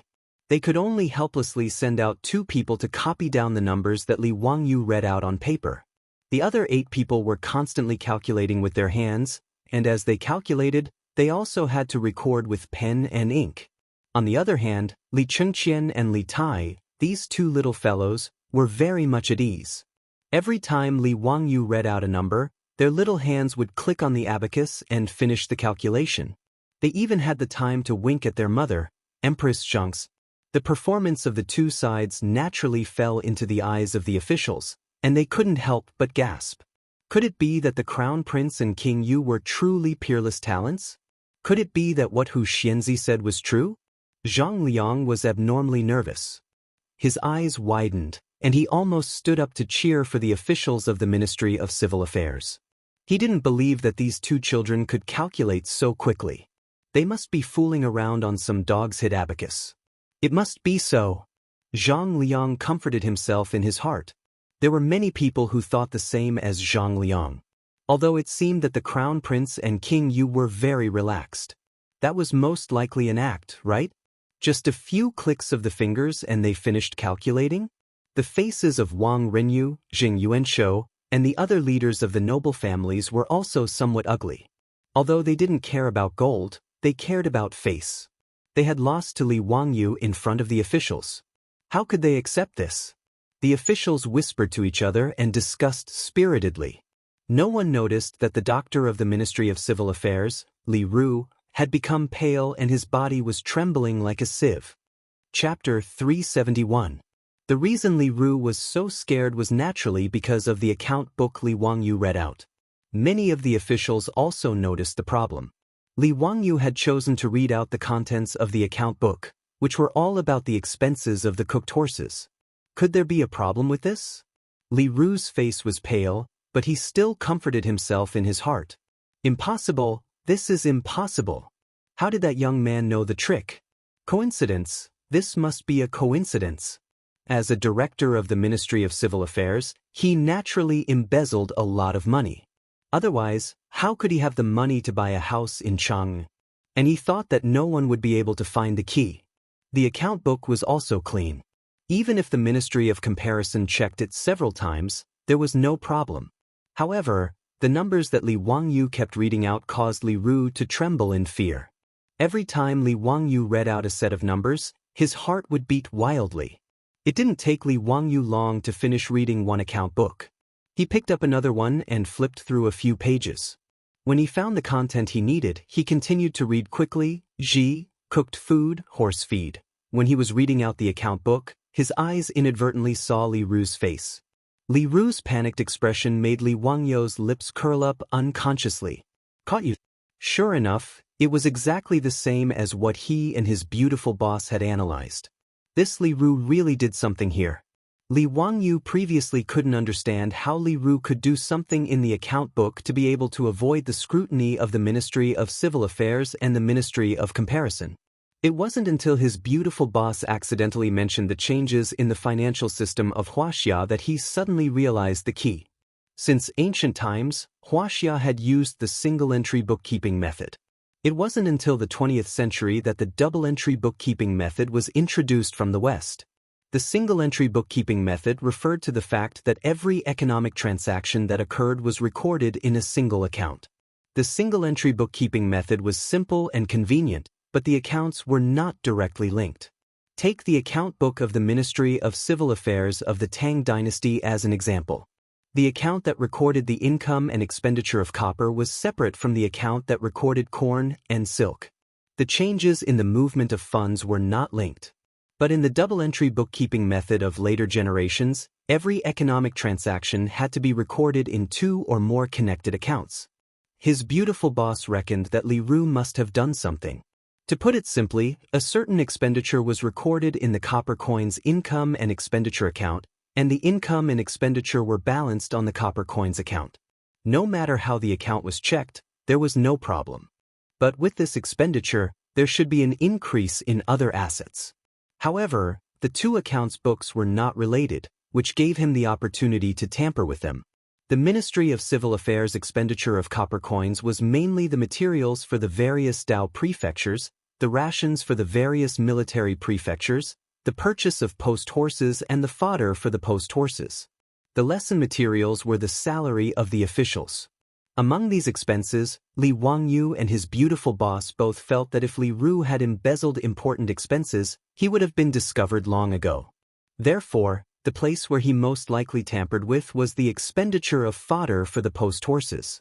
It was precisely because of this judgment that Li Wangyu purposely used the Ministry of Civil Affairs calculation method to provoke Dai Zhou, making him send over the money and grain account book as the content of the competition. From the account book, Li Wangyu only selected the records of the Ministry of Civil Affairs expenditure of copper coins and the purchase of cooked food and horse fodder. Therefore, it didn't take long for him to finish reading the seemingly thick account books. In the second year of Chang'an, from January to April, the Ministry of Civil Affairs purchased a total of 32 cooked food and horse fodder. As soon as he finished reading, the 10 officials of the Ministry of Civil Affairs were still sweating profusely as they calculated the numbers. Li Qingqian and Li Tai respectively spoke. "Commander, the total expenditure is 370,000 strings of copper coins and 765 coins. Commander, the total amount of cooked food and horse fodder purchased is 17,619 coins." Once Li Chengqian and Li Tai's words left their mouths, the officials were all stunned. Even Pai Lupi and Empress Zhangsun were stunned. These two little fellows really calculated it? So fast? Were they talking nonsense? In the hall, everyone was silent, not knowing what to say. They could only cast their gazes at the officials of the Ministry of Civil Affairs who were still desperately fiddling with the calculation chips and calculating the results. The two little fellows saw that they had calculated the results, but no one praised them. Even their father and mother didn't say anything. They couldn't help but feel anxious. Li Qingqian pulled on Li Wangyu's sleeve. "Commander, what do they mean? Did we calculate incorrectly?" Li Wangyu chuckled and reached out to pat Li Qingqian's head to comfort him. "Qingqian, they didn't expect you and Qin Ke to be so powerful. They were scared."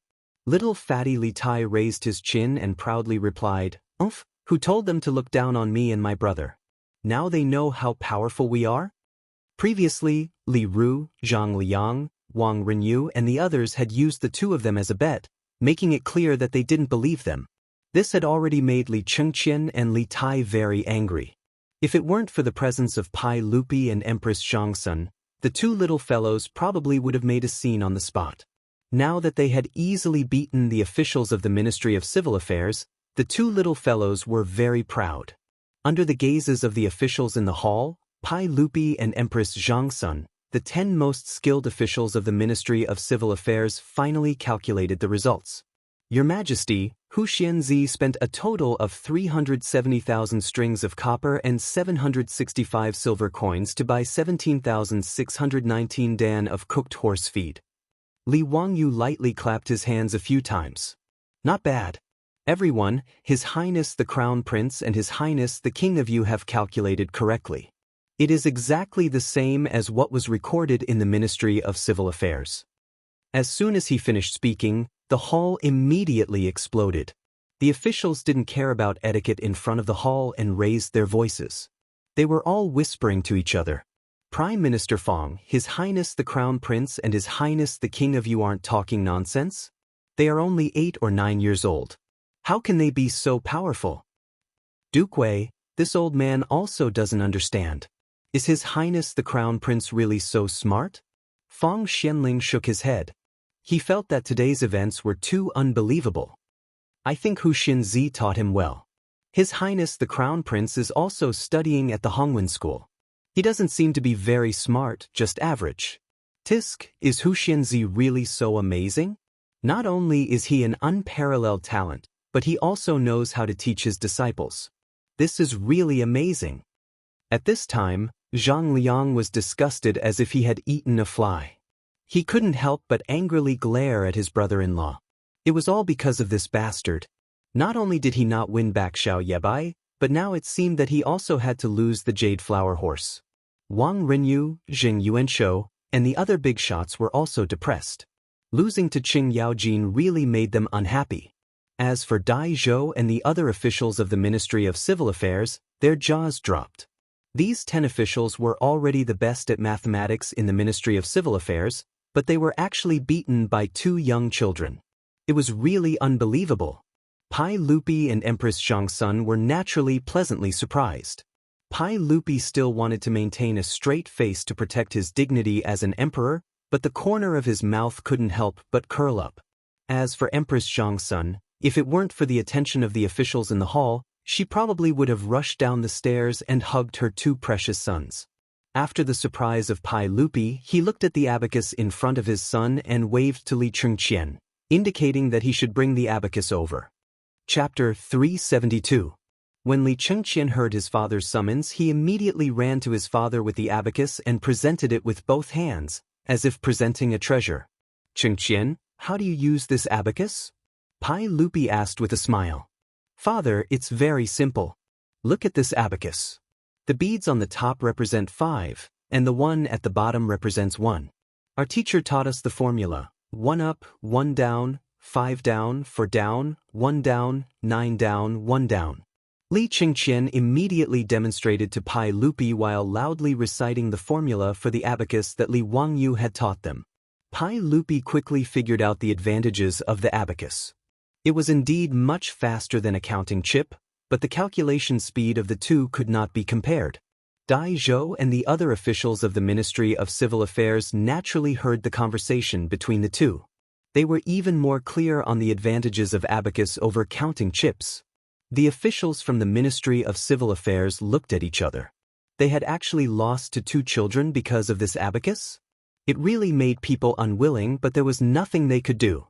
As for Dai Zhou, not only was he not annoyed, he even revealed a joyful expression. Your Majesty, we have lost. Huxianzi was right. The Ministry of Civil Affairs calculation method was truly too inefficient. The abacus that Hu Xinzi made was truly a work of art that excelled the heavens, and its design was ingenious. This subject requests Your Majesty's permission to allow Hu Xinzi to teach the people how to make and use the abacus, and also to spread the abacus throughout the Tang dynasty. Dai Zhou, on the other hand, was quite open and candid. He directly admitted defeat and praised Li Wangyu. The officials in the hall were also very interested in this abacus. Although arithmetic was a minor art, most of the officials of the Tang dynasty were proficient in it. Everyone knew how to use the counting tokens, and they needed to carry them with them. The officials of the Tang dynasty all wore a sword around their waists. The so-called is a multifunctional storage belt, known as the Xian belt. It is made of leather or metal and has a strong storage function. It is worn on the outside of the belt.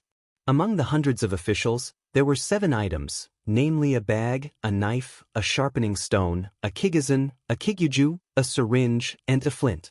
These were the 7 items of the kigizan, and were also the standard equipment of the civil and military officials of the Tang dynasty.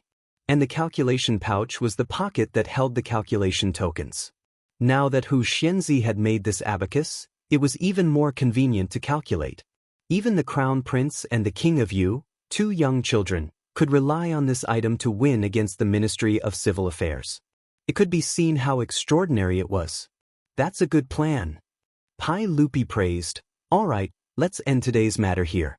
Son of Hu Xian, teach the Ministry of Commoners how to make the abacus and how to use it. I will reward you. Before he could finish, Li Wangyu suddenly stepped forward and interrupted. Your Majesty, today's competition is not over yet. Your Majesty, please allow me to continue. Pai Lupi was slightly taken aback by Li Wangyu's words. He didn't understand what he meant. The officials had already seen the use of the abacus. Dai Zhou also lowered his head and admitted defeat. As for the Ministry of Civil Affairs accounts, Li Wangyu had already said that the accounts were accurate, so what was the point of continuing the competition? However, Pai Lupi naturally knew that Li Wangyu wasn't someone to mess around. He couldn't be bothered to think about what Li Wangyu wanted to do. He simply nodded and said, since Hu Xianzi still wants to test Chang'an and Qingke, then let's continue. When Li Er said that today's matter would end here, Li Ru thought that he had escaped a calamity.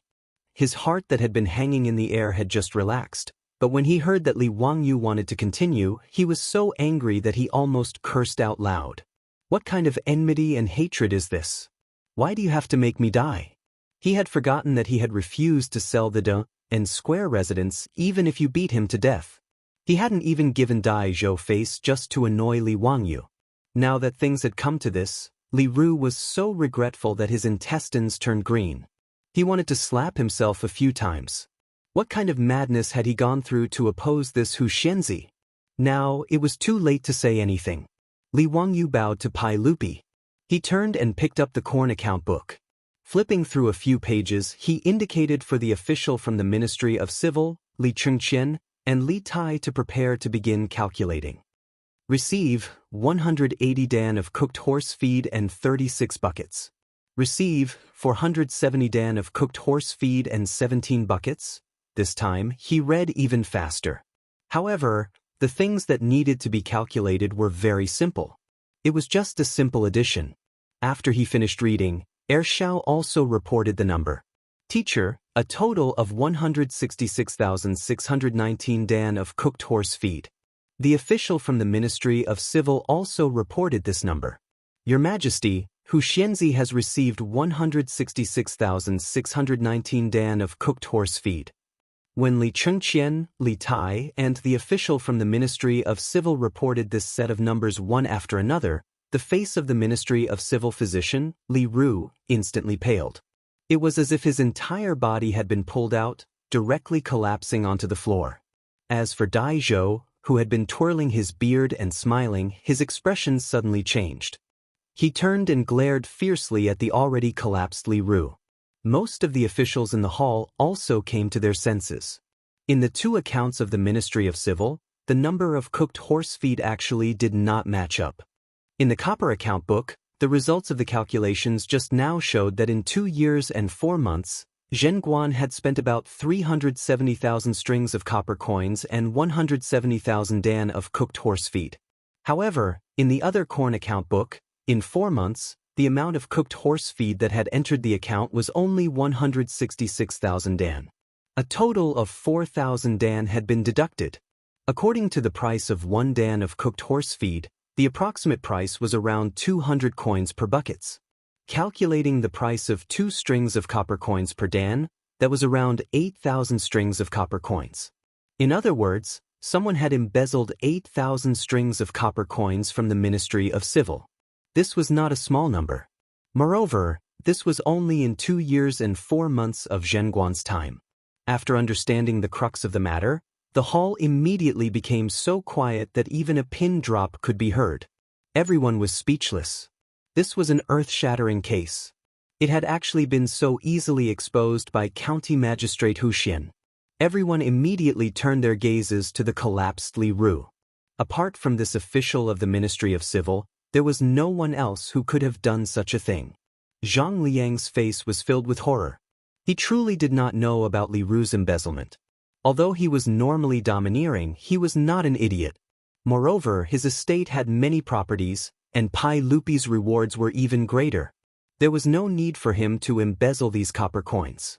Zhang Liang was now only worried that he would invite trouble for himself because of this idiotic brother-in-law of his. At this moment he felt more and more regret. Had he been blinded by lard just now? Why had he followed this Li Ru to make a bet with Li Wangyu? Dai Zhou stood up and stepped forward. He lifted his court robes and knelt in front of the imperial steps. Your Majesty, this official was not strict enough and did not supervise properly. This led to people seeking personal benefits from the Ministry of Civil, taking bribes and bending the law. This is this official's fault. Your Majesty, please punish me. Zhang Liang's reaction wasn't slow either. He scrambled out and knelt down in front of the imperial steps. Your Majesty, this subject really didn't know about the actions of this subject's brother-in-law. Your Majesty, please investigate clearly. This kind of person who takes bribes and bends the law is guilty of the most heinous crimes. This official is ashamed to be associated with such a person. His words were beautiful, but they made the officials secretly shake their heads. No matter what was said, Li Ru was still Zhang Liang's brother-in-law. His breadth of mind could be seen from his clean-cut actions. On the imperial steps, Pai Lupi's face turned ashen. Chapter 373. Pai Lupi's face turned green. He naturally understood the meaning of these two accounts. Someone actually dared to mess with the Ministry of Civil Accounts and embezzle money from the national treasury. This touched Pai Lupi's bottom line. Pai Lupi hated corruption the most. In the first year of Zhenguan, the newly ascended Pai Lupi ordered changes to the laws. In order to show that the new ruler was gentle, Pai Lupi reduced the punishment for many crimes. However, the punishment for corruption and bribery was not relaxed and was even stricter. At that time, Fang Xianling and Zhang Sun Wuji both suggested that according to Han laws, one should be executed for embezzlement of 160 taels of gold. However, Pai Lupi felt that the amount was too high and did not have a deterrent effect.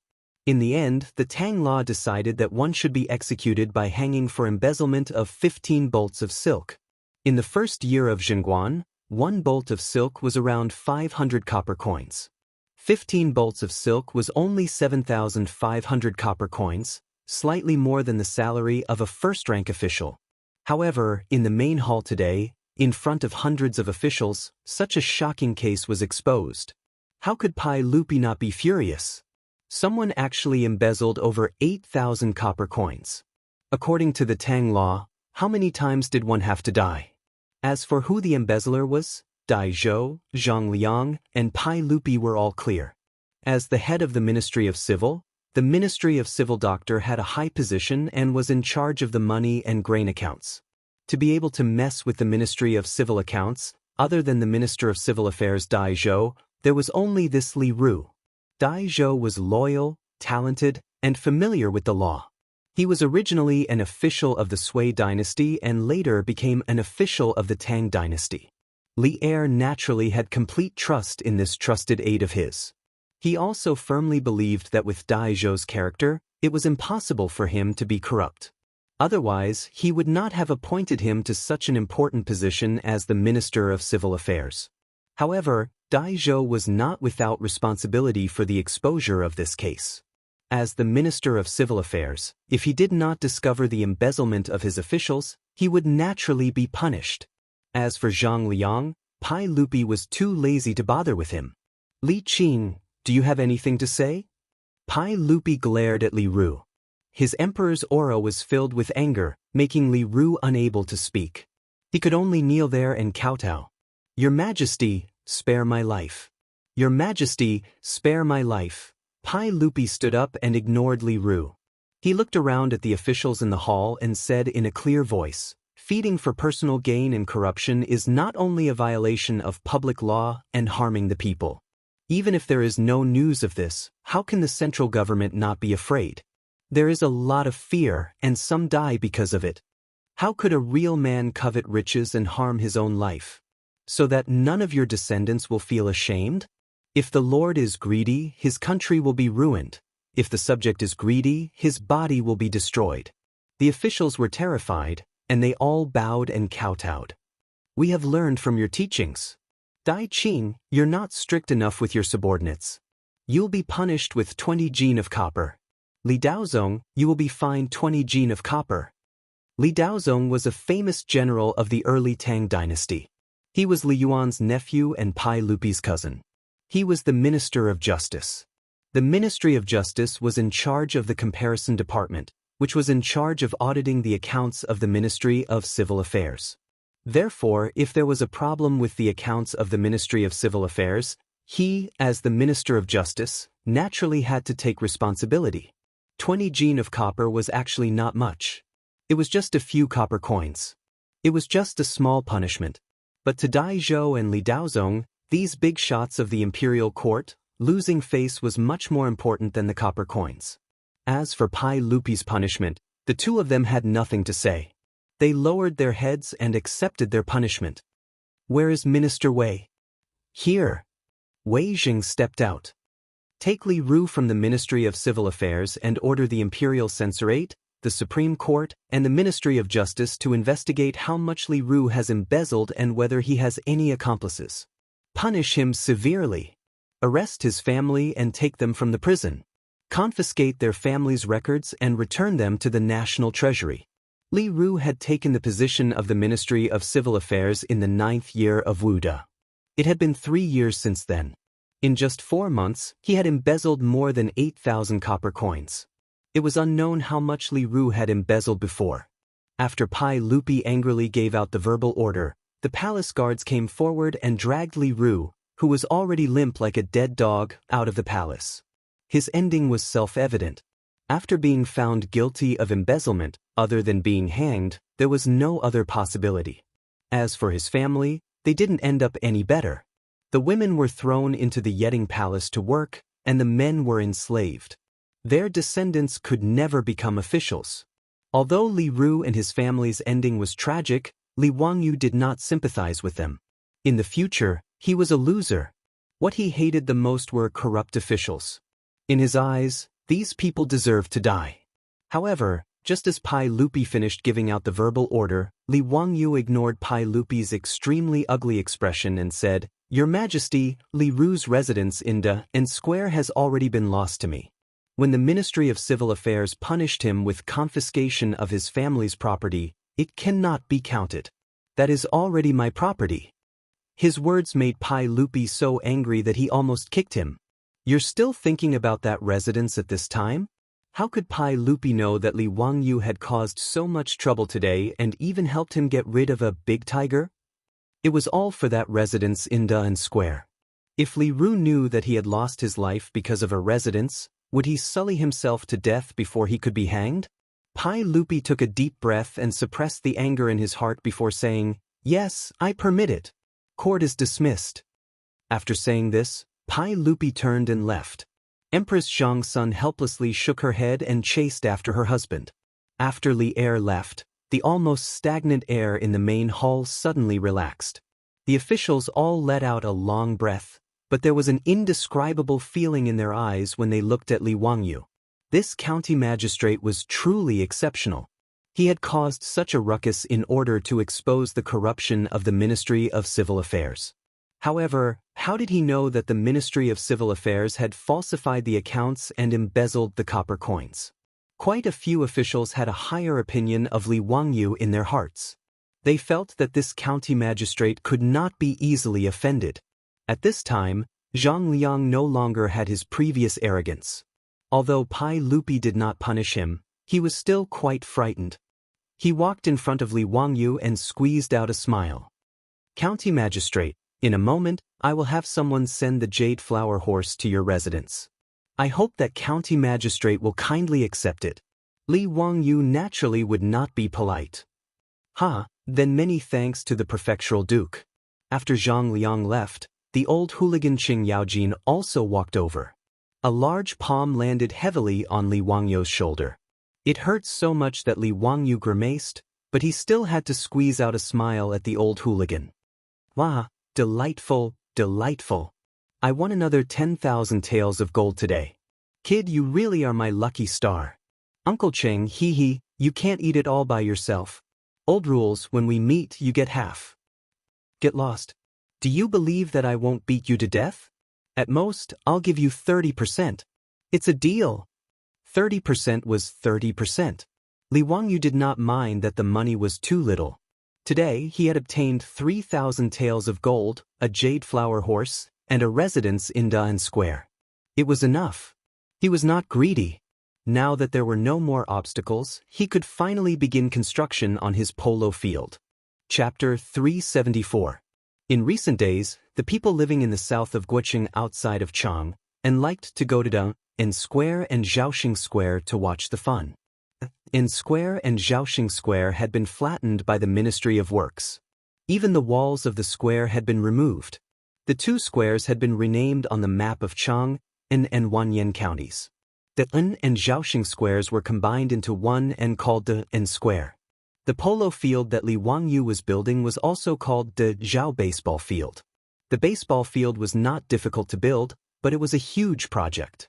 To build the stands with yellow soil, other than the workers using stone rollers to tamp down the soil, the biggest project was transporting the yellow soil. Li Wangyu had once thought of using bricks to build the spectator stands. However, after a simple estimate of the construction cost, he immediately abandoned this idea. In this era, even the towering city walls of Chang'an were made of yellow soil on the inside. They were only protected by thick bricks on the outside. Therefore, after confirming with the officials of the Ministry of Works, Li Wangyu decided to use yellow soil to build the stands and add a layer of black bricks for protection. The stands were shaped like a triangular prism, 10 meters tall, and around 4,000 meters in circumference. Using the volume formula of the triangular prism, the construction of the polo field required about 130,000 cubic meters of earth. This project was huge in the Tang dynasty. Fortunately, Li Wangyu had the four-wheeled carriage, so the work that used to be the most labor-intensive had become much simpler. If they didn't have four-wheeled carriages and relied on ox carts to transport the earth, even Li Air wouldn't be able to afford the cost. The weight of 1 cubic meter of earth was about 2 tons.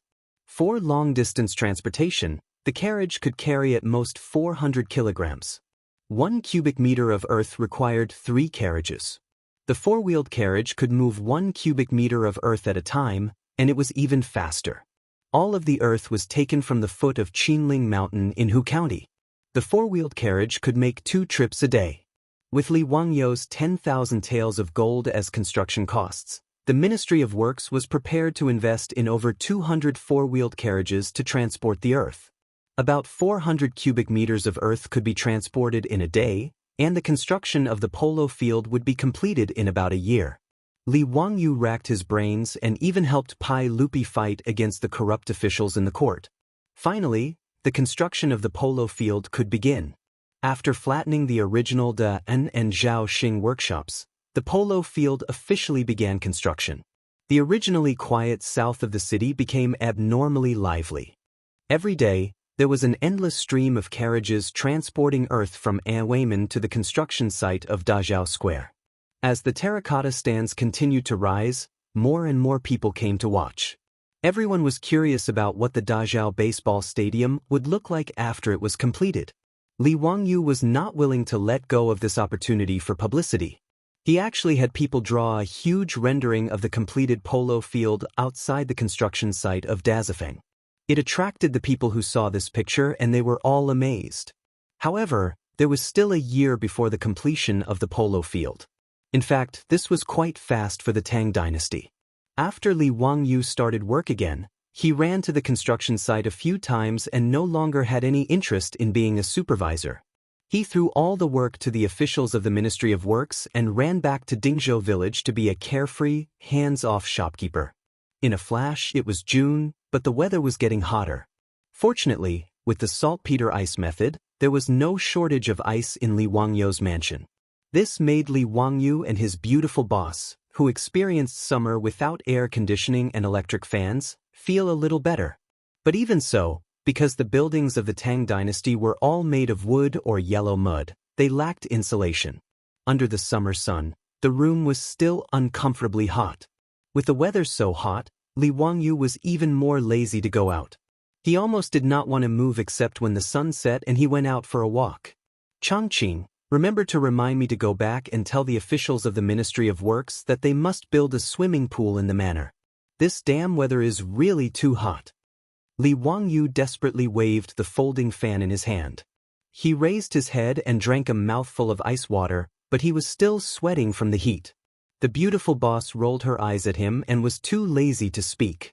She was also sweating and constantly waving the fan in her hand. Zio, why is the Tang dynasty so hot? I think it's even hotter than the future. I also traveled to Xi'an in the summer. How could it be so hot? It's almost 40 degrees Celsius, right? Li Wangyu weakly replied, I think so too. Now that you mention it, I remember something. I seem to have read in a book that during the Sui, Tang, and Song dynasties, China's climate seemed to have entered a warm period. The temperature rose and the average temperature was higher than that of the future. In the Tang dynasty, there were 19 years of winters, but because the temperature was too high, there was no snow. The beautiful boss listened to his words and became even more dispirited. She lay on the table and said weakly, Oh my God, I really want an air conditioner. Even an electric fan would be fine. Li Wangyu couldn't help but laugh. In your dreams? An air conditioner? Don't even think about an electric fan. Here, the hand-crank generator in the courtyard has electricity. Go and build an electric motor, then you can use an electric fan. The beautiful boss raised her head and glared at him fiercely to express her dissatisfaction. Li Wangyu chuckled. When he was about to continue speaking, he suddenly thought of something and sat up abruptly. Zio, what are you doing? Why are you so surprised? The beautiful boss asked in a bad mood. Chang'an, I think I know how to build an air conditioner. Are you crazy? You majored in e-commerce. You can't even build an electric motor for an electric fan, and you want to build an air conditioner? Li Wangyu carefully recalled the memory in his mind. After confirming that there was no mistake, he couldn't help but laugh. You don't say. I really do know how to build an air conditioner. It's very simple. Humph, I don't believe your words. Hee, then do you want to make a bet? What if I build an air conditioner for you?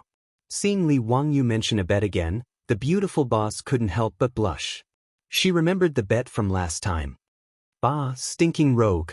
The beautiful boss didn't answer Li Wangyu's question, but she also didn't believe what he said. Forget it, this lord is magnanimous. I won't lower myself to your level. You wait, I'll go and build an air conditioner. Li Wangyu stood up and shouted outside the courtyard. Li Heng, prepare a horse for me. I want to go to the county seat of Hu County. Lengjun, it's a hot day. If there's anything you need, you can ask the old slave or the Niu brothers to do it. No, you won't be able to explain it clearly. I can only go by myself. Go prepare a horse. Li Heng, the old butler, was helpless. He could only ask Niu Wu to accompany Li Wangyu to the county seat of Hu County. Seeing that Li Wangyu was actually going to build an air conditioner, the beautiful boss couldn't help but be curious. Could it be that in the Tang dynasty, there was no electricity, no mechanical industry, no freon? Could Li Wangyu make an air conditioner out of thin air? Chapter 375. Li Wangyu didn't care about the hot weather. He braved the scorching sun and made a trip to Huxian County, then went to the porcelain kiln in Huxian. This old man greets county head Huxian. The manager of the kiln hurriedly came out to greet him. Li Wangyu's reputation resounded like thunder in Chang'an, and there was no one in Huxian County who didn't know of him. Even if they didn't recognize Li Wangyu, just by looking at his precious horse and the blind Niu Wu behind him, They knew that this young man was the famous founder of Huxin County, Li Wangyu of Dingzhou Village. Thank you, manager. I want to make a batch of porcelain. This is the pattern. Li Wangyu was too lazy to be polite. He was already sweating from running all the way here. He fanned himself with all his might and handed the pattern to the manager. The manager hurriedly took it with both hands. When he opened it, he couldn't help but be stunned. County head Huxin, you really want to burn this? How do you use it? I only have a use for it. Help me make it as soon as possible. You won't be short of money. His request was always so strange in the eyes of the Tang people. The manager of the kiln confirmed with him again and again, and after receiving a large deposit, he braced himself and agreed to deliver the finished goods to Dingzhou village in a few days. After customizing a batch of goods from the kiln, he returned to the village to find Carpenter Lu and have him make a few items for him. His beautiful superior was even more curious as she watched him busying himself. But no matter how much she asked, Li Wangyu didn't answer. He only gave her a mysterious smile and told her to wait for a good show. Several days later, the manager of the kiln led several carriages to deliver Li Wangyu's custom-made porcelain to Dingzhou village. Ever since those beggars from Chang'an had come to Dingzhou village to cause trouble, there were young men patrolling the village's entrance day and night. Seeing a carriage arrive, someone naturally went up to ask for its purpose and led it to the entrance of the Li family's old residence. Li Heng opened the door and asked the manager why he had come. Thank you, sir. I'm here to deliver porcelain to Huxinzi. These carriages of porcelain were all custom-made by Huxinzi. Li Heng recalled that a few days ago, his Langjun had gone to the county seat of Huxin County. From that, he understood what was going on with these delivery carriages. He asked the shopkeeper to wait for a moment and asked Perrin to go to the backyard to invite Li Wangyu. Then, he chuckled and picked up a piece of porcelain from the carriage to examine it. With one look, Li Heng couldn't help but be stunned. Shopkeeper, you're cooking the wrong way, right? Why doesn't this goblet have a base? Furthermore, there was such a huge hole at the bottom. How do you use it? The owner of the kiln smiled bitterly when he heard this. Sir, this is what Huxinzi ordered. I don't know either. How is this possible? Who would make a goblet without a base and with holes at the bottom? How can this kind of cup hold wine? The old steward Li Heng didn't believe the innkeeper's words. The porcelain in his hand was indeed very similar to the wine utensils and goblets from the Tang dynasty. Goblets were very similar in style to the goblets used to drink wine in the future. They all had a wide mouth, a round body, and a base at the bottom. However, the batch of porcelain that the innkeeper sent over only had a wide top and no base at the bottom. Furthermore, there was a round hole at the bottom of the goblet. How could Li Heng believe the innkeeper's words? He only thought that the innkeeper was trying to deceive him. Just as they were arguing, Li Wangyu came out. The innkeeper hurriedly bowed to him and said in an aggrieved tone, Huxinzi, this one has already finished baking the porcelain you ordered. However, your steward insisted that this one had made a mistake. This? Li Wangyu laughed and picked up a goblet to inspect it. He nodded in satisfaction. There's no mistake. This is the porcelain I wanted to bake. Li Heng, settle the accounts with the innkeeper. When Li Heng heard his Langjun say this, he couldn't help but be dumbfounded. Langjun, this is the utensils you're going to bake? What's the use of these utensils? How do you use them to serve wine? He still thought that these porcelain utensils were wine utensils, so he was completely confused by Li Wangyu's words. At this moment, his beautiful superior also came out with Aphrodite. When she saw the porcelain in the carriage, she was also puzzled. Ziyo, what are you making? She had never seen such porcelain in the future, so she couldn't figure out what Li Wangyu was trying to do. Li Wangyu laughed. It's an air conditioner. Have you forgotten about it? The beautiful superior was speechless. A black crow flew over her head. This is an air conditioner? Are you kidding me? Aphrodite looked puzzled. Langjun, what's an air conditioner? Li Wangyu winked at the teenage version of Angelina Jolie. It's something that can cool down indoors. Langjun, you're not lying to me? These things can really cool down indoors? Aphrodite didn't believe it either. Li Wangyu didn't explain. He just asked Li Heng to collect the goods and ordered someone to inform Carpenter Lu that he could bring the goods over. Not long after, Carpenter Lu brought his 3 sons to the Li family's old mansion with a cart full of goods. The beautiful superior and the old butler Li Heng couldn't understand what they brought. The thin wooden planks that looked like windows and doors were full of holes. The beautiful superior couldn't be bothered to ask further. She patiently watched how Li Wangyu was going to use these things to make an air conditioner. Li Wangyu instructed Carpenter Lu's family to carefully install the exposed goblets on the wooden planks one by one. The holes on the wooden planks that Carpenter Lu brought were the same size as the holes on the bottom of the goblets. After inserting the goblets on the wooden planks, they covered the joints with cement and glued the two together tightly. Soon, the wooden planks filled with rows of goblets were completed. It was a very simple process. Li Wangyu smiled and asked Carpenter Lu to remove the windows in the central room in the front yard and install the wooden planks. He then covered the central room that didn't have a door with the wooden planks. Okay, it's done. Zio, that's it? And then? The beautiful superior was speechless. What kind of air conditioner was this? And then? Then we just have to wait for the room to cool down, Li Wangyu said matter-of-factly. The beautiful superior was completely confused. That's it? Changing the doors and windows with these strange things could cool down the room? Li Wangyu smirked. It's scary how uncultured you are. This is an ecological air conditioner. It can lower the room's temperature by several degrees. The beautiful superior didn't even bother to roll her eyes. She wouldn't believe Li Wangyu even if she was beaten to death. He was purely fooling a fool. But something surprising happened.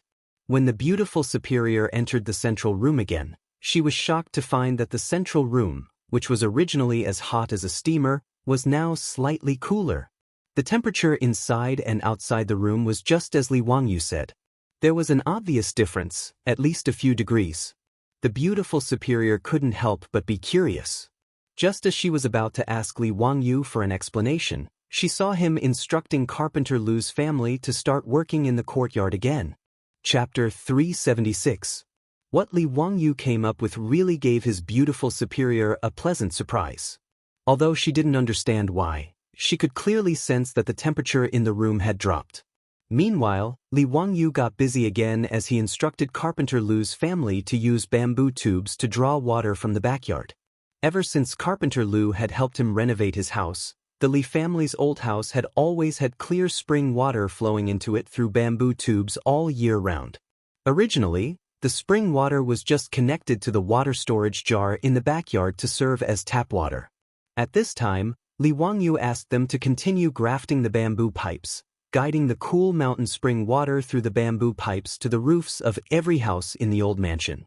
When Li Zhou was still alive, he had renovated the old house and replaced all the roofs with tiles. The spring water that was drawn to the roofs of every house by the bamboo tubes flowed down from the roofs. And Li Wangyu had already asked Carpenter Lu to renovate the eaves of every house in the old house. He still used bamboo to split it into two to form 2 semicircular water troughs, and drilled many small holes under the bamboo for the water to leak. In this way, the spring water flowed out of the bamboo tubes on the roofs and flowed down the tiles to the bamboo troughs under the eaves before dripping down through the small holes. For a moment, it was as if a water curtain had been hung in front of every house in the Li family's old house. His beautiful superior's eyes lit up when she saw this. Naturally, she understood the simple physics of using the principle of evaporation to lower the temperature. The actual effect was the same. The Li family's old house that Li Wangyu had turned into a water curtain cave instantly became abnormally cool and refreshing. His beautiful superior even added an extra layer of clothing for herself after staying in the house with Avro for too long. This made Li Wangyu a little depressed. Did he go overboard? The hot weather of the Tang dynasty was famous in history books. Li Bai once described the summer of the Tang dynasty in a poem. When the Wu buffaloes are panting for the moon, why bother towing boats? It meant that the water buffaloes of Wu were so unbearably hot that they regarded the moon as the sun at night. Even the water buffaloes were so hot, not to mention the boat trackers. Du Fu also complained about the hot weather in his poem. The 6th day of the 7th month is so hot that it can't be eaten temporarily. It was so hot that they couldn't even eat rice. One could imagine how high the temperature was. And the hot weather of the Tang dynasty also made the clothes of the Tang dynasty's women even lighter, thinner, and translucent. Due to the hot weather these days, be it his beautiful superior, Aphrodite, Palon, or even the 4 maidservants in the residence, they were all dressed so skimpily that Li Wangyu couldn't help but stare at them. This was especially true for Avro, whose sexy figure and thin clothes made Li Wangyu feel a kind of torment and torture, but he couldn't bear to look away. Because of this, his beautiful superior got jealous several times and pinched Li Wangyu's waist more and more skillfully. After Li Wangyu's renovation, the Li family's old house was indeed cooler, but the scenery of the mountains was much less beautiful, which made him feel very regretful. Staying in the cool room, his beautiful superior regained her composure and was in the mood to boil water in the red peat stove and brew a cup of fragrant tea to taste. While brewing the tea, she asked Li Wangyu curiously, "Wangyu, how did you manage to cool down the temperature with those weird ceramics you made? It's really amazing." "Ha, it's your fault for not reading the news online." Li Wangyu said proudly, "I saw it in the news that because the weather in Bangladesh was hot, the locals couldn't afford to buy air conditioners. So someone invented this kind of ecological air conditioner. And now that you mention it, I seem to have some impression of it. They made it out of beverage bottles, right?" "That's right, it was cut out of beverage bottles and inserted into thick cardboard. But the Tang dynasty didn't have plastic bottles for me to use, so I went to the kiln to custom make these ceramics." Li Wangyu's explanation made the beautiful boss suddenly come to a realization. She had also seen such news in the future, but she just looked at it as an interesting anecdote and didn't pay much attention to it. So when Li Wangyu came up with this thing, she didn't think of it. Li Wangyu's so-called air conditioner was indeed made by a company in Bangladesh in the future. After using this kind of ecological air conditioner, the temperature in the room could quickly drop by about 5 degrees. The principle was also quite simple, which was that pressure would cool the air. When one opened their mouth, the air they exhaled would be hot, but when one pouted, the air they exhaled would be cold. This was the principle. When the hot air entered through the wide bottle and was blown out through the narrow mouth of the bottle, the temperature of the air would drop due to the pressure. It was a very simple physical principle, but it was quite effective in an era without electricity and air conditioning. The ecological air conditioner and the continuous water curtain from the roof made the summer in the Li family's old house extremely refreshing. Li Wangyu didn't only care about himself. He custom-made a lot of porcelain bottles with 2 transparent ends at the kiln. After confirming that the ecological air conditioner was really effective, he asked Carpenter Lu to replace all the houses in the village with this kind of thing. This kind of ecological air conditioner that used physical principles to lower the temperature was terrifyingly cheap. Even if those porcelain bottles were specially made by Li Wangyu at the kiln, it only cost 100 copper coins to make the ecological air conditioner needed by a family. This small amount of money was not even a drop in the ocean for Li Wangyu, so he naturally wouldn't be stingy. However, although he didn't spend a lot of money, the effect was unusually significant. The old houses in Dingzhou village were mostly made of yellow mud and had thatched roofs. This kind of house didn't have any insulation, and it was as hot as a sauna in the summer. When Carpenter Lu brought his 3 sons over to change their windows and doors, the villagers were all baffled. They didn't understand what the county magistrate was doing. What were those porcelain bottles inserted into the wooden boards for? Carpenter Lu didn't explain, only saying that it was Hu Xian's orders. With Li Wangyu's current prestige in Dingzhou village, let alone changing their strange windows and doors, even if he wanted to tear down their houses, the villagers wouldn't have any objections. They might even help tear down the houses.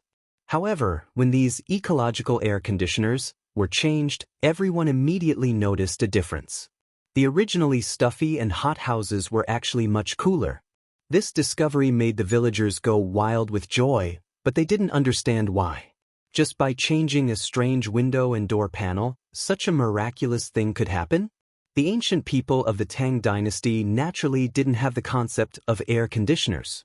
Therefore, the villagers who originally stubbornly believed that Li Wangyu was a literary star who had descended to the mortal world were now even more certain. If it wasn't an immortal item that could change the temperature, then what could it be? This was clearly the work of an immortal. It must be that Huxian's son couldn't bear to see us suffer from this heat, so he borrowed the immortal power of the heavens to send us this immortal item to make the house so cool.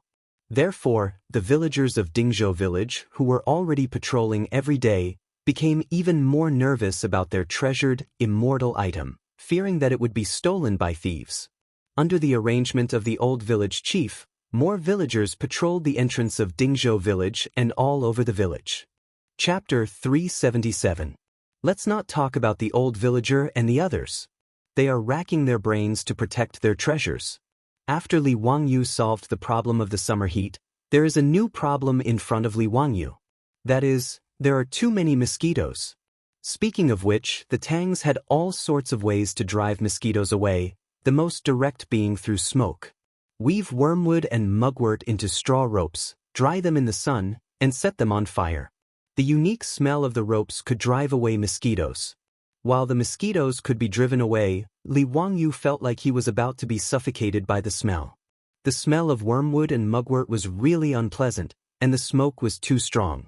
However, between being bitten by mosquitoes and the unpleasant smell, Li Wangyu had no choice but to choose the unpleasant smell. Although the smell could drive away the mosquitoes indoors, he still couldn't avoid being bitten by mosquitoes when he went out, which was very distressing. In particular, Li Wangyu and Avro were particularly popular with mosquitoes. Li Wangyu wasn't used to wearing a perfume pouch. He always felt that it was too girly for a man to carry a perfume pouch around all the time. Every time he saw that old hooligan Qing Yaojin also wearing a perfume pouch and emitting a fragrant scent, Li Wangyu would be speechless. This bearded, dark-faced man also used a perfume pouch. It was really hard to look at him straight in the eye. Apart from being used for incense, the perfume pouches of the Tang dynasty also had the effect of repelling mosquitoes.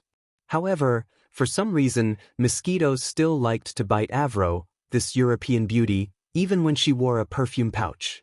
"Husband, it's so annoying. Why do these mosquitoes keep biting me?" Avro pouted in annoyance as she gently scratched her arm where the mosquitoes had bitten her. "Haha, that means mosquitoes like beauties just like me." Li Wangyu flirted with this little beauty of his. His words elicited a smile from Avro's beautiful eyes. Her sexy and seductive body trembled with laughter while her voluptuous breasts stood proudly in front of Li Wangyu's eyes. Li Wangyu was so aroused that he almost wanted to leap onto the roof and howl at the moon. The beautiful boss naturally saw his pig brother appearance and snorted discontentedly. "Oof, blood-sucking mosquitoes are female mosquitoes? Are you also a female?" Li Wangyu choked on her words and couldn't say anything for a long time. After the beautiful boss rebuked him, she proudly stood up and walked out of the house, twisting her slender waist. When she passed by Li Wangyu suddenly stretched out his hand and slapped his beautiful superior's butt. "Ah!" Suddenly being attacked, the beautiful boss exclaimed and reached out to cover her plump buttocks. Her pretty face suddenly turned crimson, and her eyes were full of shyness. The goddess that Li Wangyu was used to seeing was completely gone, and was replaced by shyness. Cough cough that.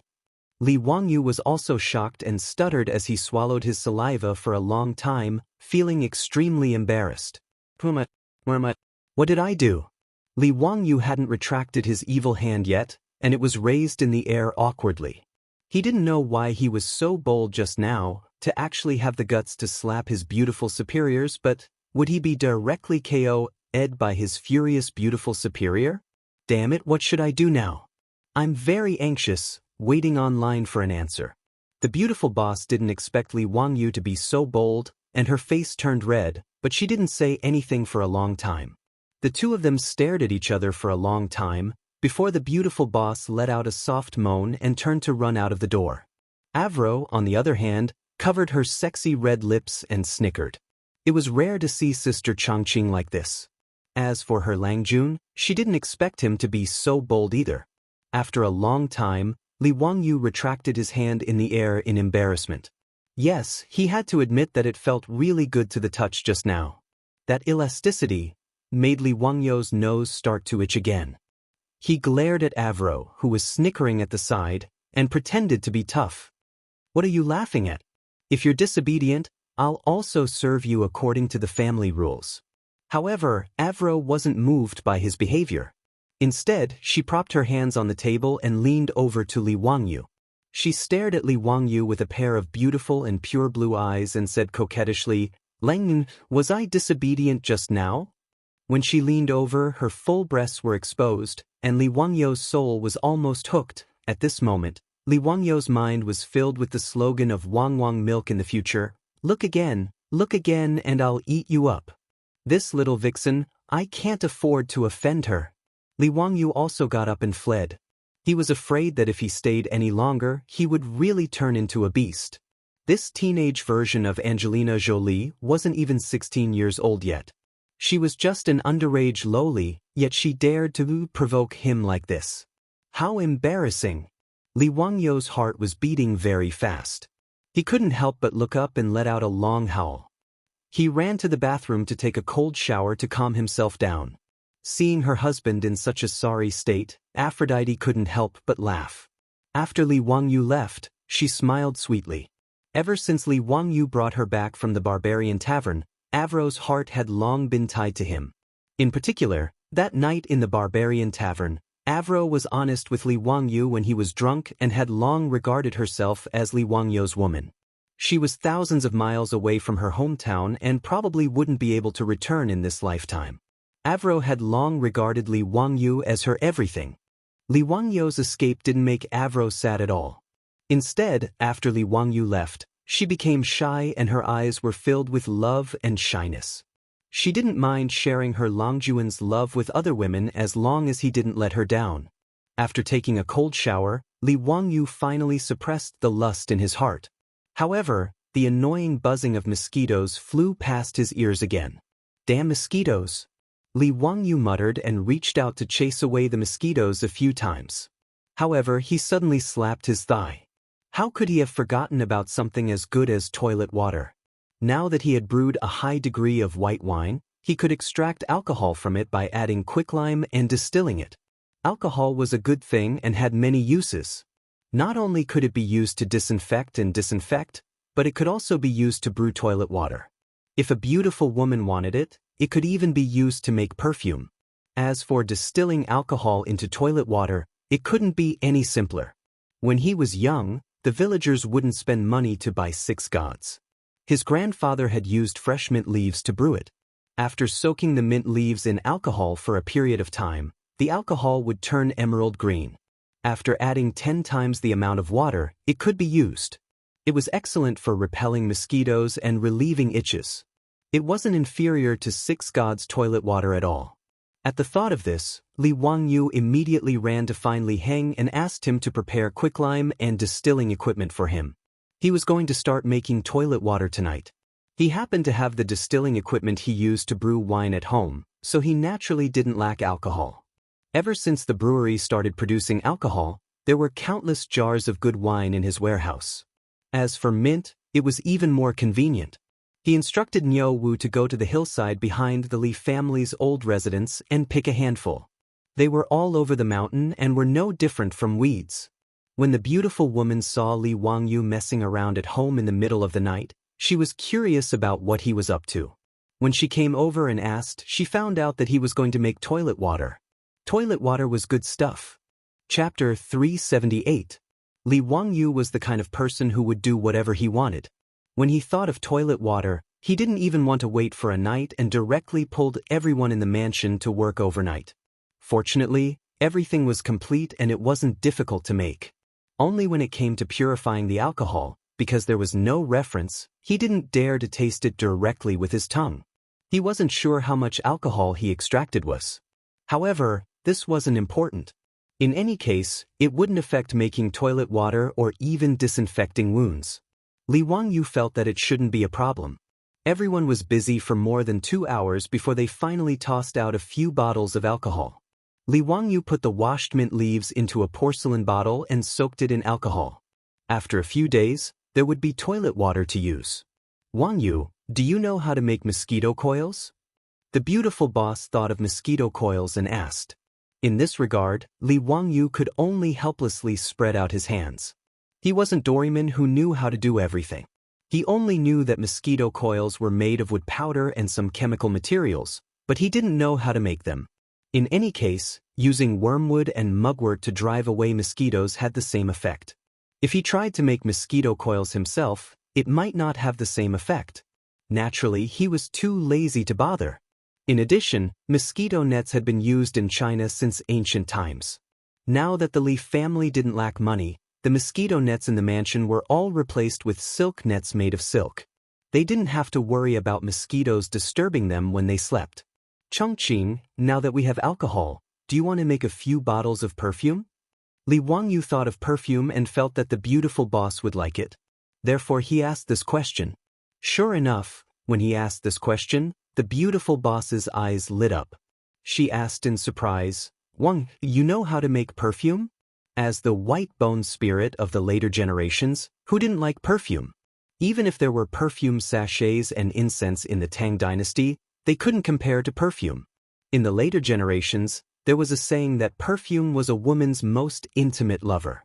A woman's elegance and beauty, perfume was the best partner.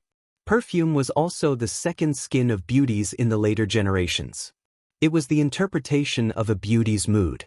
It could be mysterious, refreshing, flirtatious, or shy. The beautiful boss naturally loved perfume, and Li Wangyu was also clear about this. In his previous life, his first impression of a beautiful female boss was when he was sitting in the corridor of the HR department, waiting for an interview. A beautiful female boss in a smart suit walked past him, bringing with her a burst of fragrance. It was a woman's fragrance, an unforgettable perfume. Li Wangyu firmly remembered the back of his beautiful boss. Now, the two of them had somehow traveled back 1,000 years and returned to the Tang dynasty to rely on each other. In the deepest part of Li Wangyu's memory, there was still that rich fragrance. Li Wangyu awkwardly rubbed his nose in front of his extremely excited beautiful superior's stunning face. I don't know how to extract the essential oil from perfume, but I do know a simple way to make perfume. The effect should be okay. If you don't mind, I can give it a try. The beautiful boss naturally didn't mind. She nodded repeatedly with a face full of expectation. Li Wangyu knew that the traditional way to make plant essential oil in the later generations was to put flower petals in a copper pot and steam them with fire. Just like distilling wine, the essential oil of the flower petals was released with the steam and condensed through a bamboo pipe connected to the copper pot. However, knowing was one thing, and whether or not he could do it was another matter. First of all, making plant essential oil in this way required a lot of flower petals. About 8 tons of flower petals were needed to extract 1 kilogram of rose essential oil. In the Tang dynasty, there were no fields dedicated to planting flowers. Li Wangyu had no place to collect so many flowers. Secondly, he only knew the general idea. Extracting essential oil wasn't so simple. He might have experimented countless times but still couldn't really extract the essential oil. Therefore, Li Wangyu didn't intend to waste any effort. He knew a very simple way to make perfume. Collect the flower petals, wash them and dry them. Then, mash them and soak them in a solution made from alcohol and distilled water for a day or two. Then, filter out the residue of the petals and leave behind the perfume. The natural perfume made in this way had a short shelf life. Usually, it could only be stored for about a month. However, it was simple and convenient. Moreover, it had no harmful ingredients. Although it couldn't be compared to the Chanel No. 5 used by the beautiful boss in the later generations, it was definitely better than the inferior perfume made from synthetic essential oil. To win the favor of the beauty, Li Wangyu naturally wouldn't be stingy. Early the next morning, he personally led Niu Wu to Mount Shouyang to pick flowers. At this time, azaleas were the most abundant on Mount Shouyang. There were also many wild peonies. Li Wangyu intended to pick some petals and experiment. If it was successful, he planned to send people to Chang'an city to collect osmanthus, jasmine, and cherry blossom petals. In any case, the mansion didn't lack money. Spending some money to make perfume for his woman was reasonable. As for selling the perfume and the toilet water, Li Wangyu and the beautiful boss didn't intend to do so. The main reason was that the mansion didn't lack money now. Several of the family's businesses were flourishing and making a lot of money every day. It didn't matter how much money they had. Even if they were the richest man in the Tang dynasty, it didn't seem to be of any use. It was easy to be targeted by Pai Lupi. In this era, money couldn't buy a private jet or a yacht. Those rich families kept countless concubines. Although Li Wangyu envied them, he could only think about it. How could there be a place for other women in the family? Therefore, after paying off the debt and the mansion's treasury was filled with money, Li Wangyu became tired. His previous desire to make money completely disappeared. Moreover, his handmade toilet water and perfume had a short shelf life. It wasn't suitable for sale. Li Wangyu only planned to make some after the experiment was successful. It would be great to give them away as gifts. Now that he had entered the Tang dynasty's influential class, although he didn't intend to intervene in the imperial court, it was necessary for him to have a good relationship with the big shots in the imperial court. At this time, he naturally didn't think that he would cause a lot of trouble because of giving gifts. This was a story for later, so let's not talk about it for now. A few days later, the perfume was finished. Li Wangyu found a fine white cotton cloth to replace the gauze. He carefully filtered the alcohol solution used to soak the flower petals several times. Then he poured the filtered perfume into a small exquisite porcelain bottle that he bought in Shi City. The first bottle of perfume in the Tang dynasty was finished. The beautiful boss took the perfume bottle full of expectation. She couldn't wait to open the porcelain bottle's cork. A strong azalea fragrance came out. She carefully dripped a few drops of perfume on her white neck, wrists, and hair. After closing the porcelain bottle's cork, the beautiful boss gracefully spread her sleeves in front of Li Wangyu and turned around. The air was suddenly filled with a fresh floral fragrance. Beautiful, fragrant body. Li Wangyu couldn't help but think of a poem in his mind. A beauty is enough to topple a city, but the fragrance is more affectionate. Chapter 379. He had to admit that Li Wangyu's self-made perfume was very successful. At the very least, his beautiful boss was quite satisfied with it. Although the perfume made from alcohol didn't have the same strong fragrance as the essential oils, it was naturally refreshing. When she transmigrated from the future, she had a bottle of perfume in her bag. However, she had already used it up in the past few months and only had an empty bottle left now. The perfume that Li Wangyu made could be poured back into her perfume bottle. At the very least, the spray nozzle on the perfume bottle couldn't be made in the Tang dynasty. Giving Li Wangyu a satisfied look, the beautiful boss casually swept away all the perfume bottles with her sleeves. "Langjun, what's this? It smells so good. It smells so good. It smells like azaleas." Aphrodite reached out and hugged Li Wangyu's arm, her expression clearly saying, "I want it too." This little girl's body condition was really too good. Li Wangyu immediately felt that his arms had actually sunk into two soft lumps of skin. Aphrodite, let go first." Li Wangyu stuttered and tried to pull his arm out in a panic, only to be hugged even tighter by Aphrodite. "No, Langjun, you haven't told me what Sister Chang'an uses." Aphrodite wasn't willing to let go. The awkward expression on Li Wangyu's face only made her cling even tighter to Li Wangyu until she was almost hanging onto his arm. Li Wangyu was embarrassed and his body stiffened. "Perfume, that's perfume. If you like it, I'll make more for you. Let go of me first." It wasn't that Li Wangyu was a calm man. The reason why he was so nervous was because he was wary of Aphrodite's age. A 15-year-old girl was still a junior high school student in the future. No matter how horny and beastly he was, he couldn't do anything indescribable with Aphrodite. But the more he was like this, the more Aphrodite liked to tease him. Especially when her beautiful boss wasn't around, this European girl would become even more aggressive, often making Li Wangyu embarrassed. "Then you can't lie to me, Langjun." Avro finally let go of Li Wangyu's arm after getting Li Wangyu's guarantee. Her bold actions caused the little girl, Perrin, to be extremely displeased. She pouted her little mouth and scoffed coldly. She then softly spat out, "Shameless vixen." Afro naturally heard Perrin's words, but she didn't care at all. Instead, she secretly stuck out her tongue at Perrin and made a funny face. This made Perrin stomp her feet in anger. She turned around and complained to her beautiful boss. Li Wangyu pretended that he didn't see their little actions. Li Wangyu naturally knew that Perrin had feelings for him, but he could only pretend that he didn't know. After all, this girl was only 12 or 13 years old. He didn't want to really be some perverted beast. The Tangs usually got married very early. When Empress Chang'an married Pai Lupi, she was only Perrin's age and was basically a loli. Li Wangyu could only express his disdain for this. In the future, Pai Lupi's behavior would take at least 3 years. If his beautiful boss had such an attitude like Aphrodite's, Li Wangyu would probably have turned into a wolf and done indescribable things. However, in the future, his beautiful boss only had a good impression of Li Wangyu.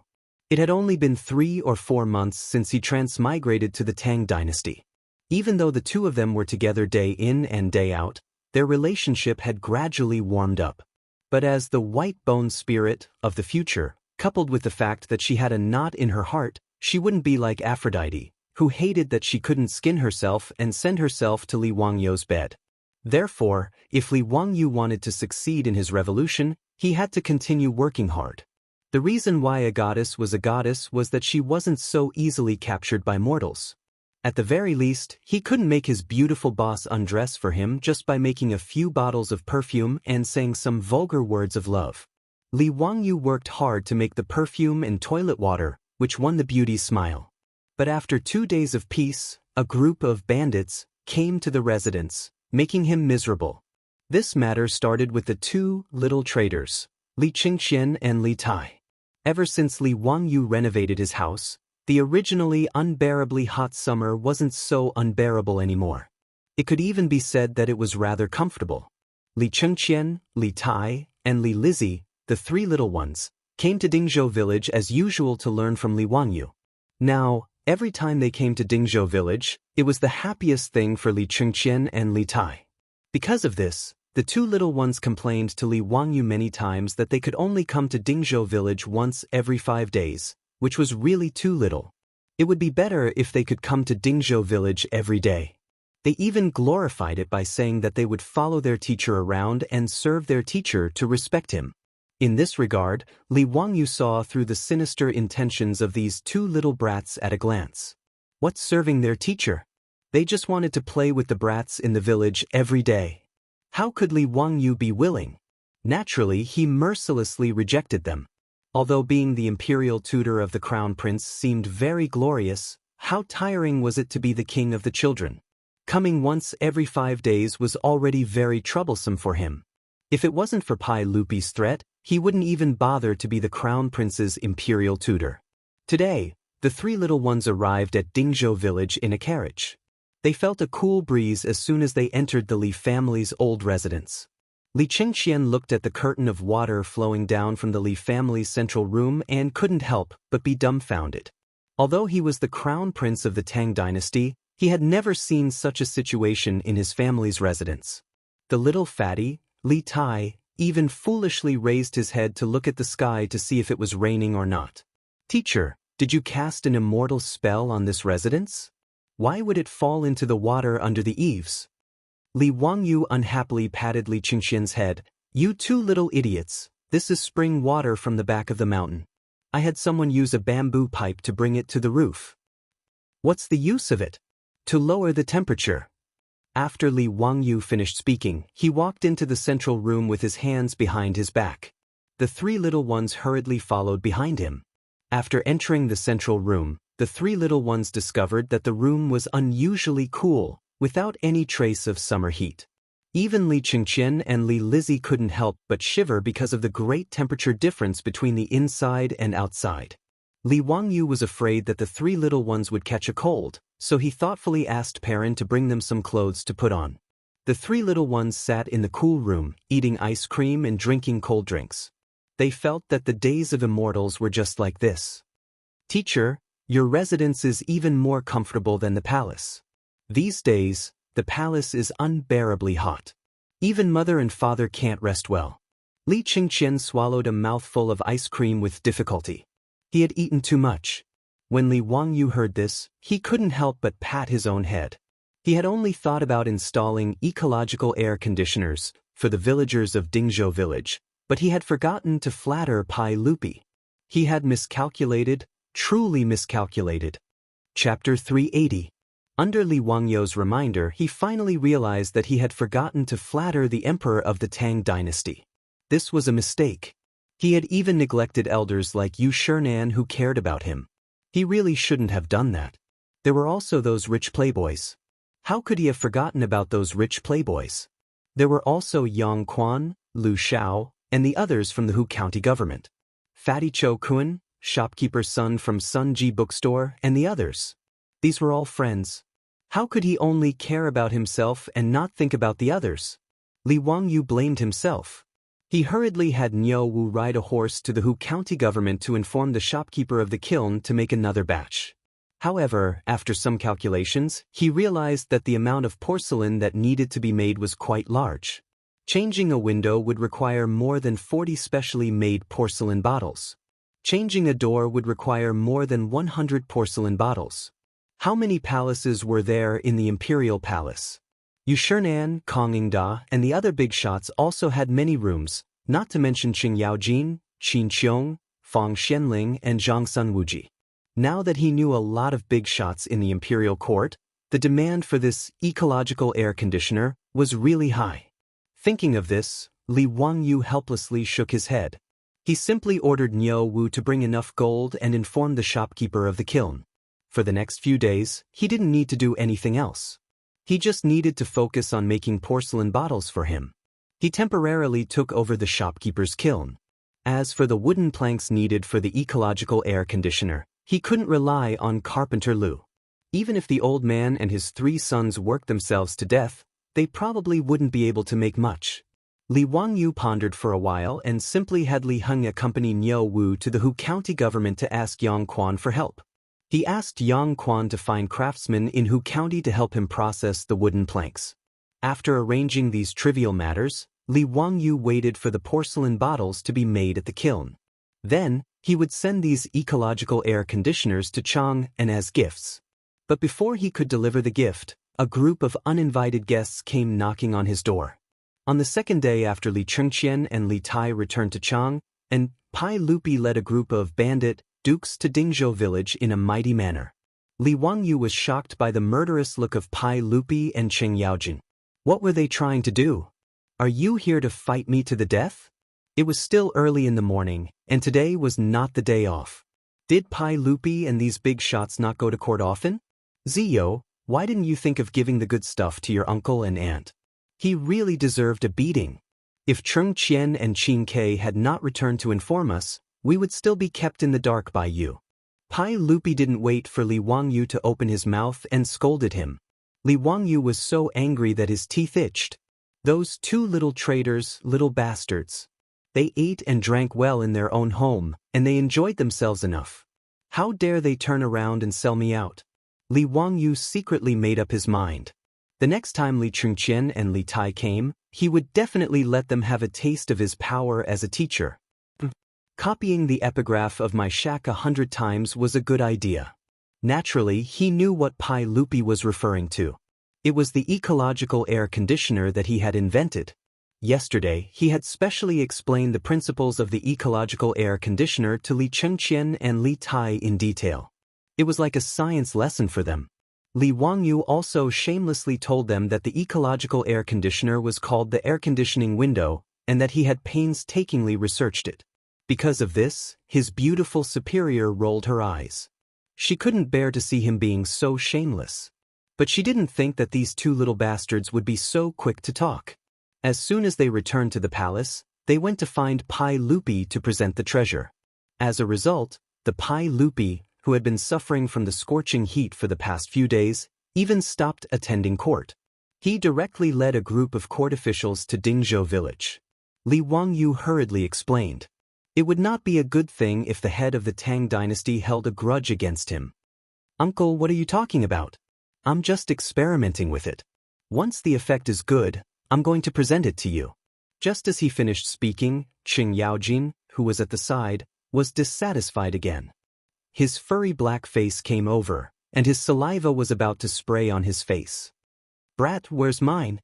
You actually have the heart to let your Uncle Chung suffer from the scorching heat. Are you itching for a beating? If you don't hand over that air conditioning window today, I won't leave. Uncle Cheng, how could little nephew forget you? There is. Little nephew has also prepared some for your residence. However, the air conditioning window is still being fired, and it can't be completed in a short time. At most, little nephew will personally send it to Uncle Cheng's residence in 2 or 3 days. As soon as Li Wangyu finished speaking, he felt a stab of pain on his back. He turned his head and saw Fang Xianling, Du Ruhui, Zhang Sun Wuji, and other big shots looking at him with murderous eyes. How could he not understand the meaning of these big shots? He hurriedly cupped his hands and bowed. Everyone, I've also prepared something for your residence. Once the craftsmen are done, I'll send it to you. Li Wangyu's tactful appearance made these big shots nod in satisfaction. The crowd did not need Li Wangyu to call them, and they consciously poured into the Li family's old residence. As soon as they entered the gate, everyone noticed the curtain of water that kept flowing down from the roof. Because of the flowing water, the courtyard was obviously cooler than outside the courtyard. The pattering sound of the water added a bit of elegance to the residence. Pai Lupi naturally saw the bamboo tube on the roof and could not help but say enviously, Zio, you found a good place for your residence. It's backed by the mountains and cooled by the spring water. It's not easy. The big shots were also quite envious, but there was nothing they could do. After all, their residences were in Chang'an city. They could not rely on manpower to transport the well water to the roof, could they? Pai Lupi, Fang Xianling, and other big shots naturally would not do such a stupid thing to relieve the summer heat. However, this method of relieving the summer heat at the expense of manpower was really done by some people. It was recorded in the records of Feng's family that Wang Bei, a powerful minister of Emperor Xuanzong of Tang, built a pavilion that would reign in his residence in Taiping Square on the west street of Chang'an city.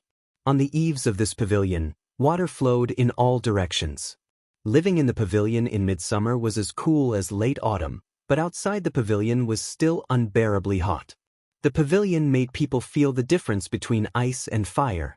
In Chang'an city, to make the pavilion like rain, there was no other way except to transport the well water up and pour it out by manpower. In fact, in the Qinling Mountains, there was also a summer palace of the royal family, Zui Palace. Zui Palace was not far from Dingzhou village. It was in the Yellow Valley of the Qinling Mountains, also known as the Royal Valley. It was 70 miles away from Chang'an city and 40 miles away from Dingzhou village. It could be reached in less than an hour by horse. These days, because Empress Zhang Sun was pregnant, she could not stand the heat in Chang'an city and was ready to go to Zui Palace to relieve the summer heat. Pai Lupi was reluctant to leave his wife. After hearing that Li Wangyu had made a magic device to relieve the summer heat, he came to Dingzhou village early in the morning, intending to see if the air conditioning window was really effective. After all, Empress Zhang Sun had been pregnant for 8 months and was about to give birth. Pai Lupi did not want his wife to go to the summer palace at this time. Chapter 381. After figuring out the purpose of Pai Lupi's visit, Li Wangyu naturally needed to show Pai Lupi, as well as the group of dukes and bandits, the effects of the ecological air conditioner. The houses in his residence all had flowing water to cool them down, so it was not easy to see the effects of the ecological air conditioner. Li Wangyu simply led Pai Lupi and the group of bigwigs out of his residence and into the village. Nowadays, everyone in Dingzhou village had ecological air conditioners installed in their homes. Li Wangyu randomly found a house and after greeting it, he led Pai Lupi and the group of dukes into the thatched huts built with yellow soil to tour. This feeling was very strange, just like a tour group in the future. Li Wangyu felt that he was just short of raising a little red flag, while Pai Lupi and the rest were short of a little Red Riding Hood. Although the owner of the manor did not recognize Pai Lupi and the rest, he could tell that Pai Lupi and the rest were nobles just by looking at their gorgeous clothes and the expensive accessories on their waists. Naturally, they did not dare to be rash and retreated to the side without saying a word.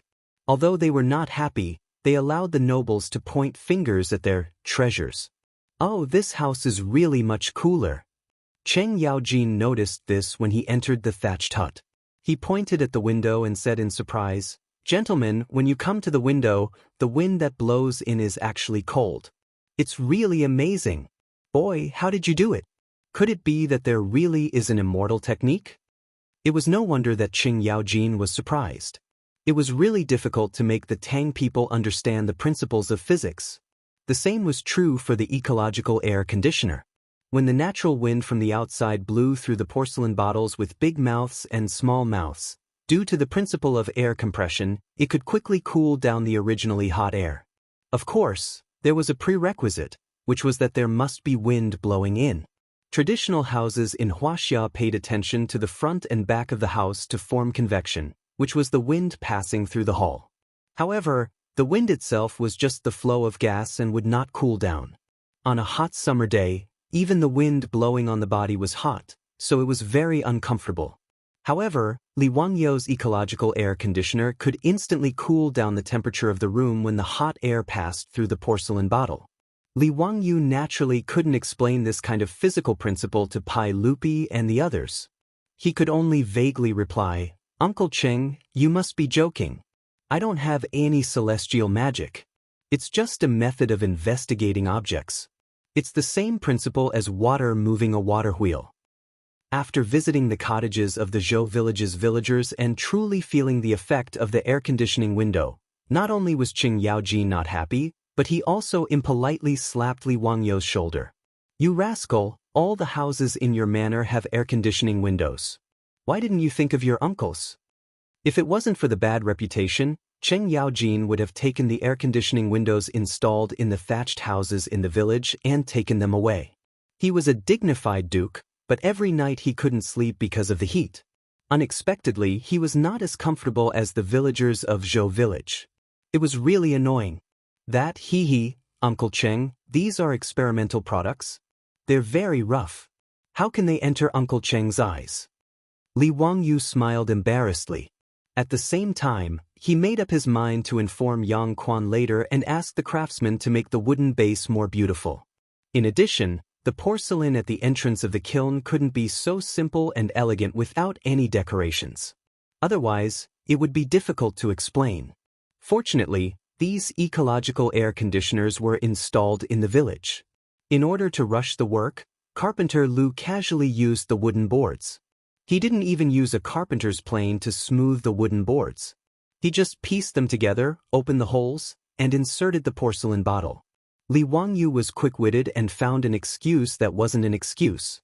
Qing Yaojin glared at him with dissatisfaction. "If I don't see the air conditioning windows in the house in 3 days, don't blame me for coming to settle accounts with you."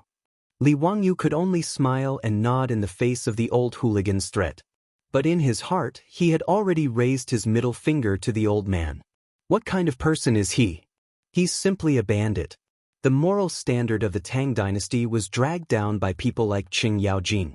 He should really learn what 8 honors and 8 disgraces are. After visiting the thatched houses in the village, the group returned to the Li family. Li Er walked boldly into the living room and sat down. He took out a folding fan from his waist and started fanning himself. Then he glared at Li Wangyou in dissatisfaction. "Zio, why isn't there any ice cream? Also, the fruit juice with ice cubes was also sent. How can you treat your guests like this? Don't you welcome us?" "Uncle, what are you saying?" "Hee, Uncle, and all of you have come to my humble abode, bringing light to my humble abode. How could I not welcome you?" "Uncle, please wait for a moment. I'll immediately ask someone to send the ice cream and cold drinks." Li Wangyou was cursing in his heart. Needless to say, the ice cream was sent back by the 2 little traders to show off. He quickly asked the maids in the house to prepare ice cream and cold drinks to entertain this group of freeloaders. "Ah, this guy's house is really cool and refreshing. It's really refreshing." Qing Yaojin wiped the sweat on his forehead and drank a glass of fruit juice full of ice cubes. "Zio really knows how to enjoy life. No wonder you don't want to live in Chang'an. Dingzhou village is also a good place." Fang Xianling was naturally not as vulgar as Qing Yaojin. She held the glass and drank slowly while praising. "Hee, Prime Minister Fang, you flatter me." Li Wangyou said politely while wondering when Pai Lupi and the others would return to Chang'an. Qing Yaojin ordered loudly, "Boy, ask your maids to prepare good food and wine. Today we won't go home until we're drunk. Ha! Bring out the mahjong." I want to play with His Majesty and the other officials. Li Wangyu was about to break out in cold sweat when he heard Qing Yaojin say that they wouldn't go home until they were drunk. He immediately thought of the day when he had just brewed the sorghum wine and this old guy was drunk in his house. Damn, was he not satisfied with tearing it down once? Was he going to do it again? However, he obviously had no right to object. As the youngest master here and the lowest rank, he had no right to speak. Li Wangyu could only obediently agree. He asked Niu Wu and Niu Yong to bring the mahjong table and asked the maids to boil water and make tea. He himself waited on the side to play mahjong. Ever since Cheng Yaojin played mahjong in the Li family, he liked the gambling equipment very much. After returning to the house, he asked the craftsman to make a set of mahjong using the best ivory. When he had nothing to do, Cheng Yaojin often invited Qin Qiong and the others to play mahjong in the house. Gradually, the quintessence of huaxia, mahjong, naturally became popular in Chang'an city. Now, even Pai Lupi had learned how to play mahjong. In the harem, including Empress Zhang's son and concubine Yang, they all enjoyed it. Today, there were more than a dozen officials who accompanied Pai Lupi to Dingzhou village to enjoy the cool air. Obviously, a table of mahjong was not enough. Fortunately, the playboys also came to the house to play from time to time. This group of playboys was naturally a fan of mahjong. For this reason, Li Wangyu prepared many mahjong sets in the house for everyone to play. The sun outside was hot, but the central room of Lai Hot was as cool as autumn. Pai Lupi and the officials of the imperial court were naturally in a good mood. They sat down at the mahjong table, set up the battlefield, and began to play. Li Wangyu looked at the central room with 4 mahjong tables and heard the sound of mahjong. He couldn't help but have the illusion that it was an activity center for the elderly in the future. Chapter 382. Waha, today's luck is indeed not bad. Your Majesty, everyone, pay up, pay up. 20 taels of gold per person. Cheng Yaojin's luck was off the charts today. He won Pai Lupi, Zhang Sun Wuji, and Fong Xianling at the mahjong table. Their faces darkened. Facing the old man who was laughing wildly, they gloomily took out gold ingots from their pockets and threw them to Cheng Yaojin. I'm not playing anymore. Zio, get someone to serve lunch. Pai Lupi pushed away his tiles and stood up angrily. Old man, don't be so proud. We'll play again after lunch. Cheng Yaojin didn't mind at all. He laughed and put away the gold ingots. His smug look really deserved a beating. Unfortunately, there weren't many people present who could beat this old man. Li Wangyu hurriedly arranged for the servants to serve the food that had already been prepared. Before the Tang dynasty, most of the meals were served separately. Each person had a small table to eat at. When it came to the Tang dynasty, the separate meal system evolved into a shared meal system. Just like in the future, everyone sat around the table and ate together. However, during the Chang'an era, although the shared meal system was used, it was usually the same as Western food. However, Li Wangyu didn't have this habit. The meals in his residence were the same as in the future. A table of dishes was divided and eaten by everyone. Pai Lupi and the other big shots didn't care about this. Facing the table of delicacies, they frequently reached out with their chopsticks. Now, the beautiful boss's good cooking skills were passed on to the maidservants and Pei Lon at home. The dishes cooked in the iron wok looked, smelled, and tasted good. It made Li Er and the other big shots very satisfied. Cheng Yaojin, on the other hand, was most interested in the wine in the cup. He pulled Li Wangyu over and asked, "Kid, why is the wine so sweet today? It tastes different from the wine this old man usually drinks." "Uncle Cheng, I've added sugar to the wine." Li Wangyu's words made Pai Lupi and the others curious. "Zio, why did you add sugar to the wine? What use is it?" Icing sugar was rock sugar, which appeared in the Sui and Tang dynasties. "Uncle, this sugar frosting is sweet and mild. It can moisten the lungs and stop coughing. It can improve the taste of the wine." In the future, when Li Wangyu's grandfather drank sorghum wine, he liked to add rock sugar. Therefore, Li Wangyu thought of adding sugar to the wine in the residence. Pai Lupi picked up his wine glass and took a sip. He nodded repeatedly, "Not bad, this Xiao Dao has sugar frosting. It tastes sweet, but it is a perfect match." The group of high dukes also praised after tasting it.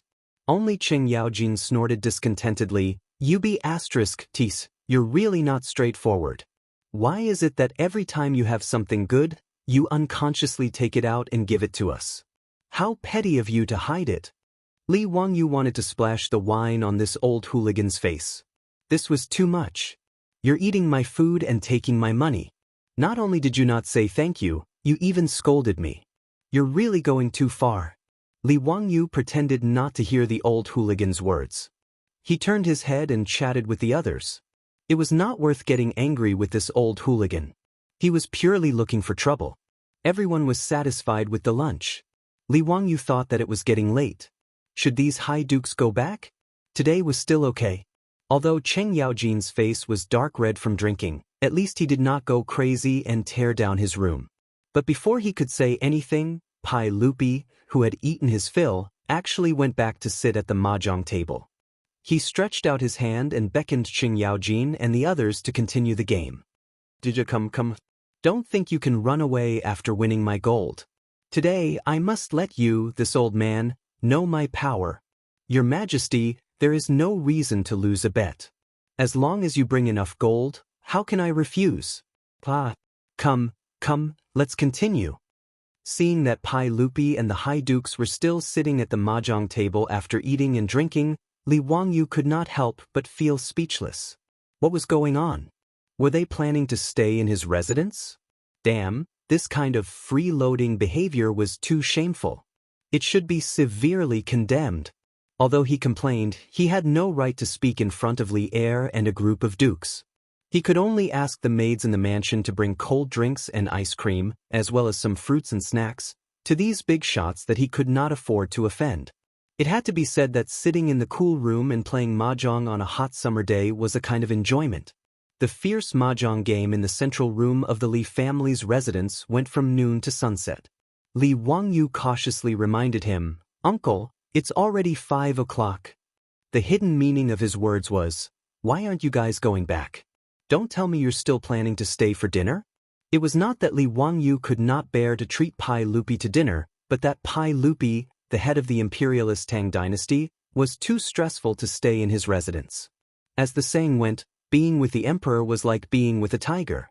Although Pai Lupi was good to him, he was still the emperor of the Tang dynasty. It was really awkward to stay in his residence all the time. Even his beautiful superior only came out to greet everyone when they arrived, and then stayed in the backyard with Afro and Perrin. The two daughters-in-law of Niu Yong and Niu Wu, who were temporarily staying in the wing room in the front yard, did not dare to show their faces. Even their meals were sent in by the Niu brothers. Both of them were palace maids and were even more afraid of Pai Lupi's majesty as the emperor, so they did not dare to offend him easily. As for the 4 maidservants in the residence, they did not even dare to breathe loudly. Their cautious looks made Li Wangyu's balls ache. Therefore, Li Wangyu could not wait for Pai Lupi to return to Chang'an city as soon as possible. Who knew that as soon as he finished speaking, Pai Lupi would glare at him. "What? Zio, don't you welcome me to have dinner in your residence? Do you want to drive me away?" Li Wangyu was about to cry. He hurriedly waved his hands and said, "Uncle, you've wronged me.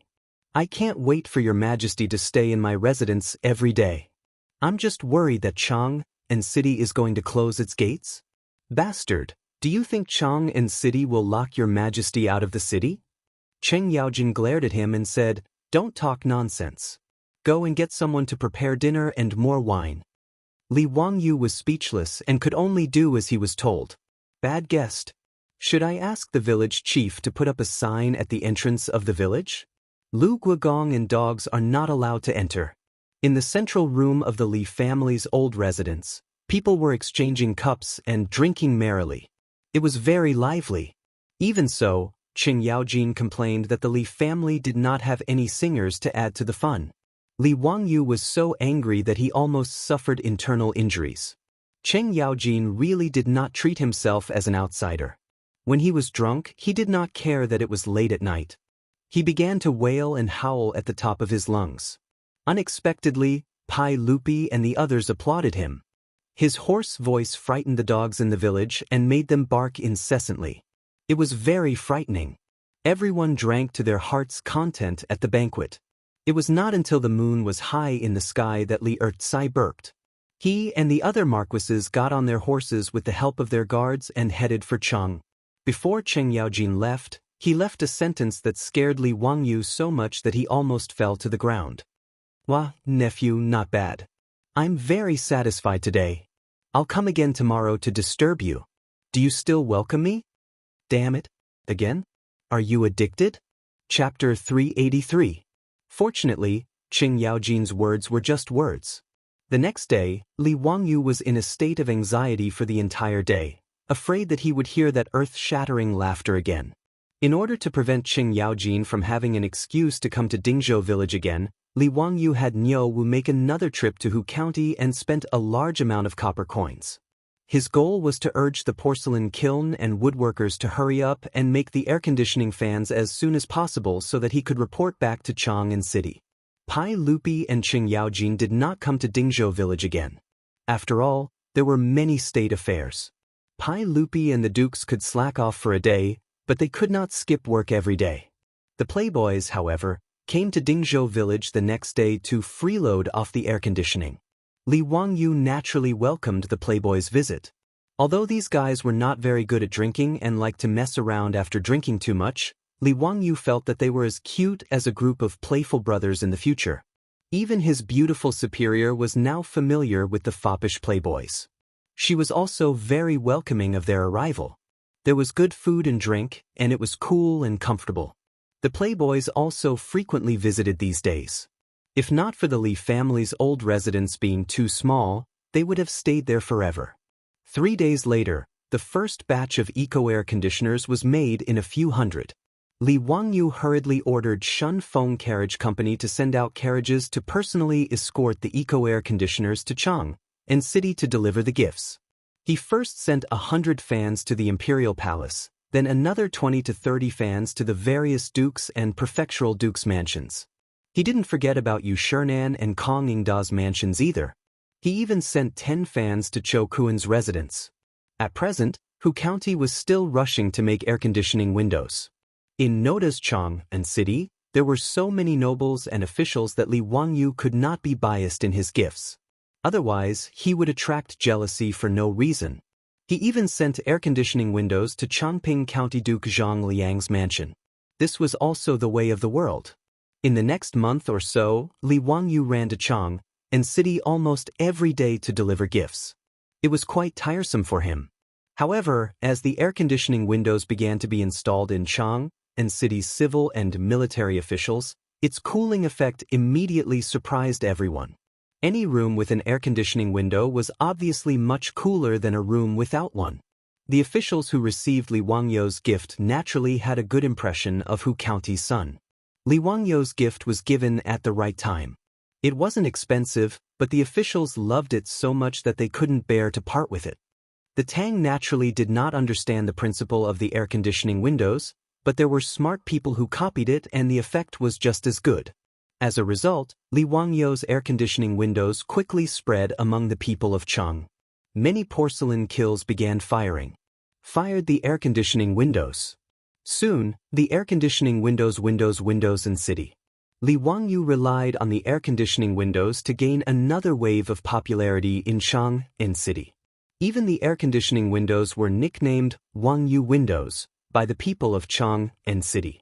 Not only did it refer to Hu County's son Li Wangyu's invention, but it also referred to the fact that after installing the air conditioning windows, there was no need to worry on a hot summer day. Wangyu, forget your worries. However, this was all for later, so let's not talk about it for now. Now, Li Wangyu was still braving the scorching sun to deliver gifts all over Chang'an City. He was already sweating profusely, and the clothes on his back were already soaked. He felt that delivering gifts was also a tough job. Brother Chumo, how many more families are going to deliver gifts today? Li Wangyu asked listlessly as he rode on horseback. In the four-wheeled carriage team that delivered the gifts, however, were the profligates who were also sweating profusely and listless under the scorching sun. Li Wangyu naturally did not spare this group of fellows who were eating and drinking in his residence. They were brothers, so of course, they should share weal and woe. How could he let these fellows eat and drink in his residence while he was running around alone? Moreover, in Chang'an City, there was no one more familiar than these fellows. He wanted to go to each residence to deliver gifts, so naturally he needed these fellows to guide him. Therefore, even if Chengchumo, Fang Yai, and the others were unwilling, they were dragged out by Li Wangyu to accompany him in the sun. Chengchumo wiped the sweat off his face. There are still 2 more. They are all in the Shioda workshop. Then let's go quickly. After delivering the gifts, I'll treat my brothers to a drink. Drink on a hot day like this? I have no appetite. I just want to drink your cold drinks and ice cream. Brother Chumo is right. ZU residence has a lot of good things. It would be so refreshing to have a cold drink on such a hot day. Li Wangyu was riding on horseback and was dizzy from the sun. Hearing this, he casually said, "Isn't it just cold drinks? When we see a vending machine later, I'll treat you guys to a drink." ZU, what nonsense are you talking about? What vending machine? What is that? Country bumpkin, don't you know about vending machines? It's a machine that's placed in the streets and alleys. It doesn't need anyone to watch over it. You just have to put in some money, and it will automatically sell you cold drinks. Li Wangyu was still dizzy, so he replied without thinking. Halfway through, he realized that something was wrong. Damn, this was not the future. This was the Tang dynasty. Where did this vending machine come from? He was really dizzy from the sun. How could he talk nonsense? His words caused the fellows to burst into laughter. Ziyu, are you dizzy? Where would there be such a magical machine? Ziyu is talking nonsense again. If there really is such a machine, I'm afraid only gods can do it, right? Li Wangyu, who felt that he had said something wrong, was not happy after being laughed at by the fellows. He straightened his neck and argued, "Didn't Zhuge Wuhou create the wooden ox? It doesn't rely on feng shui. It operates on its own and doesn't require manpower. What's so difficult about a vending machine?" His words made the fellows laugh even louder. Ziyu, your silver tongue really knows how to talk. The wooden ox is just a rumor. Do you really think it's true? I also don't believe what Ziyu said. That vending machine, Ziyu, you probably thought of it on your bed, right? Ziyu, if you can create a vending machine that doesn't require manpower to sell cold drinks, I will give you the calligraphy of Wang Yu's army. Chai Lingwu laughed and joked. The Wang Yu's army he was talking about was Wang Shiji. It was unknown where Chai Lingwu obtained Wang Shiji's calligraphy. He treated it like a treasure and did not normally show it to others. It was only when Chai Lingwu drank too much and let it slip that everyone found out. After forcing Chai Lingwu to take out the calligraphy, Li Wangyu liked it very much. This was Wang Shiji's authentic calligraphy. In the future, there was not a single authentic Wang Shiji left in the world. There were only copies. Li Wangyu had long coveted Wang Shiji's calligraphy, but he could not obtain it. Wei Shuyu's words immediately made Li Wangyu's spirit rise. He couldn't help but sit up straight on the horse. Brother Shuyu, are you serious? If I really create a vending machine, you can't go back on your words. A gentleman's words cannot be taken back. Why would I lie to you? However, if you can't create it, then your residences Zhao Yebai and Jade Flower Horse will lose to me. Chai Lingwu also laughed mischievously. He had long coveted the 2 treasured horses that Zhang Liang lost to Li Wangyu. Clap your hands as an oath. Brothers, be witnesses. Chapter 384. Li Wangyu's straightforward agreement made Chai Lingwu hesitate. Could it be that this kid could really make a machine that could automatically sell drinks without manual labor? Although Chai Lingwu didn't believe it, thinking about it carefully, it seemed that this kid had never lost a bet with anyone. Thinking of this, Chai Lingwu immediately cowered. Ziyo, what are you talking about? I was just joking with you. Don't take it seriously, don't take it seriously. Brother Lingwu, you just said that a gentleman's words cannot be taken back. How can you go back on your words? No, we have to make this bet today. Li Wangyu saw that the cooked duck was about to fly away and hurriedly stopped Chai Lingwu. However, the more he acted like this, the more suspicious Chai Lingwu became. That copy of Wang Shiji's calligraphy was his treasure. How could he bear to lose it to Li Wangyu? Did I? Ziyo, Perhaps because the sun was too bright, you heard wrong. I definitely didn't say that. Huh, today's weather is really good. Everyone, let's go drink with Zio after he delivers the gift. Chai Lingwu wanted to whip his horse to leave, but Cheng Chumo and the others grabbed the reins. Wait, Brother Lingwu, we can testify that you did say that you wanted to make a bet with Zio. As a man, how can you go back on your words? This group of debauches just wanted to watch a show. Moreover, the vending machine that Li Wangyu mentioned sounded quite interesting. Since that was the case, how could they let Chai Lingwu run away? Chai Lingwu only just realized that he had caused trouble because of his loose tongue. He had a vague feeling that his beloved copy of Wang Yu's calligraphy would be lost. With a long face, he said, "Brothers, can you pretend that I didn't say anything just now? I was wrong. I apologize to Zio and everyone. Today, little brother Ping Kong Square will be treating. Brothers, please feel free to order any of the ladies in the painting house, okay?" Fang Yai, Cheng Chumo and the others looked at each other and replied in unison, "No. Today's bet must be made. We will be witnesses." Chai Lingwu wished he could give himself a slap. Why did he have to provoke Li Wangyu? When Li Wangyu saw the debauches forcing Chai Lingwu to accept the bet, he smiled brilliantly. "Wah, Brother Lingwu, give little brother 3 days to prepare the calligraphy of Wang Yu's army. Little brother will make you admit defeat wholeheartedly." In a moment of excitement, he even imitated Qing Yaojin's laughter. Cheng Chumo and his 2 brothers could not help but cast him a sidelong glance, wanting to see what was wrong with this fellow, to actually copy their Darren's frightening laughter. Li Wangyu's words made Chai Lingwu feel as if his parents had died. He felt that his life was simply gloomy. "Zio, it wasn't easy for me to get the calligraphy of Wang Yu's army. It's my favorite." Chai Lingwu still wanted to struggle. "Yes, I understand. I will cherish it well. Thank you, Brother Lingwu." Li Wangyu replied matter-of-factly. His appearance of victory made Chai Lingwu have the urge to spit out blood. He had met the wrong person. Chai Lingwu looked up to the sky and sighed. He did not look at the almanac when he left the house today. Li Wangyu, who had been dazed by the sun's rays, regained his energy and quickly went to the last 2 noble residences to deliver his gifts. He didn't even have time to take a sip of tea before he took his leave. As for Cheng Chumo and the others' invitation to drink at Peace Square, Li Wangyu was naturally too lazy to go. He was in a hurry to find a craftsman to make a vending machine so that he could win Chai Lingwu's calligraphy. Regarding this, Chai Lingwu could only helplessly raise his 2 middle fingers at Li Wangyu to express his excitement. At the same time, he secretly prayed that Li Wangyu was just bragging. The reason why Li Wangyu was so confident in making a bet with Chai Lingwu was naturally because it was not difficult to make a machine that could automatically sell drinks. When he was studying e-commerce, the professor in class was talking about the influence of vending machines on modern commerce. He once said that as early as the 1st century AD, the ancient Greeks had made a device that automatically sold holy water. It was the world's first vending machine. Li Wangyu was very interested in this matter at that time. He even went to the library to look for information and saw the restoration of the vending machine.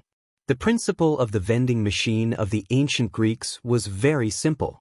Coins were inserted from the slot, and the coins fell into a small plate in the instrument.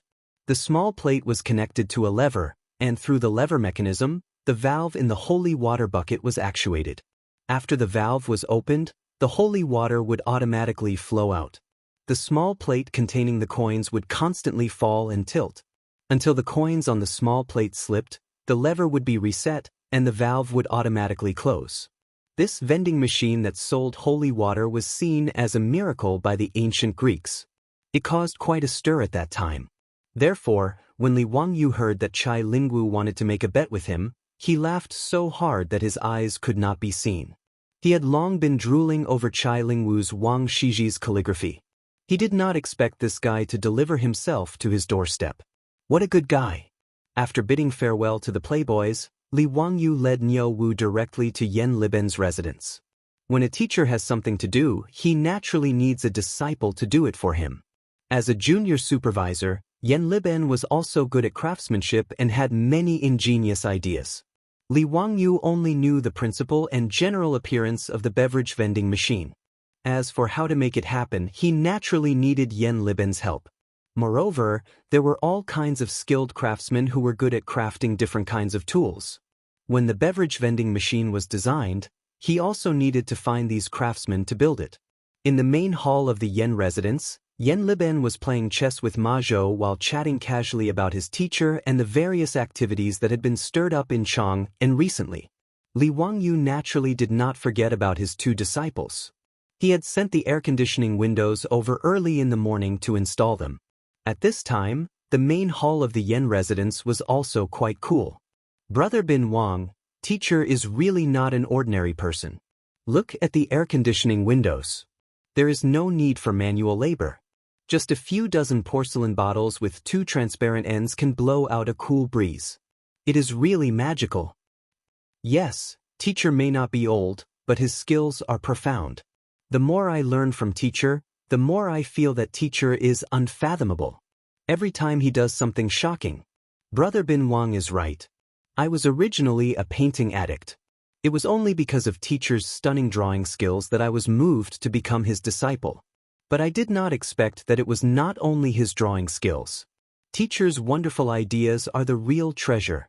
I am deeply grateful to be able to become his disciple. Just as the two were sighing, they heard a servant come to report that their teacher had come to visit. This surprised the two. They did not even have time to wear shoes and hurriedly ran out barefoot. Teacher, why are you so free to come to my residence today? Quickly come in, quickly come in. Yan Liben was overjoyed. He and Ma Zhou quickly went forward to greet him. Li Wangyu did not expect Ma Zhou to be here as well. He could not help but laugh. It is good that you are here. I have something that I need the two of you to help me with today. Chapter 385. Yan Liben and Ma Zhou invited Li Wangyu to take a seat in the central room. Teacher, what do you need us to do for you? Please tell us. Liben, bring me a brush and ink. I'll draw a drawing for you two to see. A servant of the Yan family brought them paper, ink, brush, and inkstone, including a few feather brushes. Yan Liben and Ma Zhou had seen this feather brush in Li Wangyu's mansion.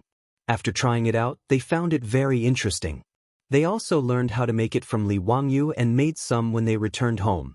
However, this feather brush, as a hard brush, had not spread in Chang'an, and for the time being. The main reason was that the Tangs were not used to it. The way of holding a brush was completely different from the way of holding a hard brush. The scholars of the Tang dynasty had never touched a hard brush, so they naturally did not know where to start. Even if they forced themselves to change the writing posture, the words they wrote were not very beautiful. Naturally, no one was willing to use it. Later generations wrote beautifully with a hard brush, but writing with a brush would probably be a mess. Even if one knew how to write with a brush, writing with a hard brush might not be good. In the Great Tang, only a scant few people had tried to learn how to use the quill brush. On the other hand, Li Chengqian and Li Tai, these two little fellows, found it much easier to use the quill brush than the brush. They were abnormally earnest in their studies, and their handwriting was the best. This was normal. It was indeed easier to ask 8- or 9-year-old children to lift a brush and write with a hard brush than to write with a hard brush. However, Li Wangyu did not care about this. Anyway, he made this feather brush for his own convenience. It had nothing to do with him whether other people liked to use it or not. Picking up a feather brush, Li Wangyu began to draw on the paper. Yan Liben and Ma Zhou quickly stood behind Li Wangyu and curiously looked at what their teacher was drawing. Teacher, what is this cabinet for? Why are there so many mechanisms inside? Yan Liben became more and more confused and asked in confusion. As Li Wangyu drew, he explained, "This is something I came up with. It's a mechanism that can automatically sell drinks. There is no need for manual labor. Just put in a copper coin, and the drinks will come out from it." It can be used like this? How can this be done? Ma Zhou's interest was piqued, and he quickly asked. Li Wangyu pointed at the blueprint and began to explain the key points to the two. Yan Liben and Ma Zhou both nodded and applauded. Wonderful. In this way, as long as I set the amount of copper coins I need to put in, I will be able to get a fixed amount of drinks. I understand. Teacher is indeed amazing. to be able to figure out such an intricate mechanism. Yen Liben clapped his hands and laughed. Li Wangyu blushed at Yen Liben's praise. He had only plagiarized the wisdom of the ancient Greeks. He was a little embarrassed to be praised by Yen Liben like this. Ma Zhou curiously pointed at a spot on the drawing and asked, "Division Commander, in your drawing, why is the can used to store drinks double-layered? What is that thing wrapped around the jar?"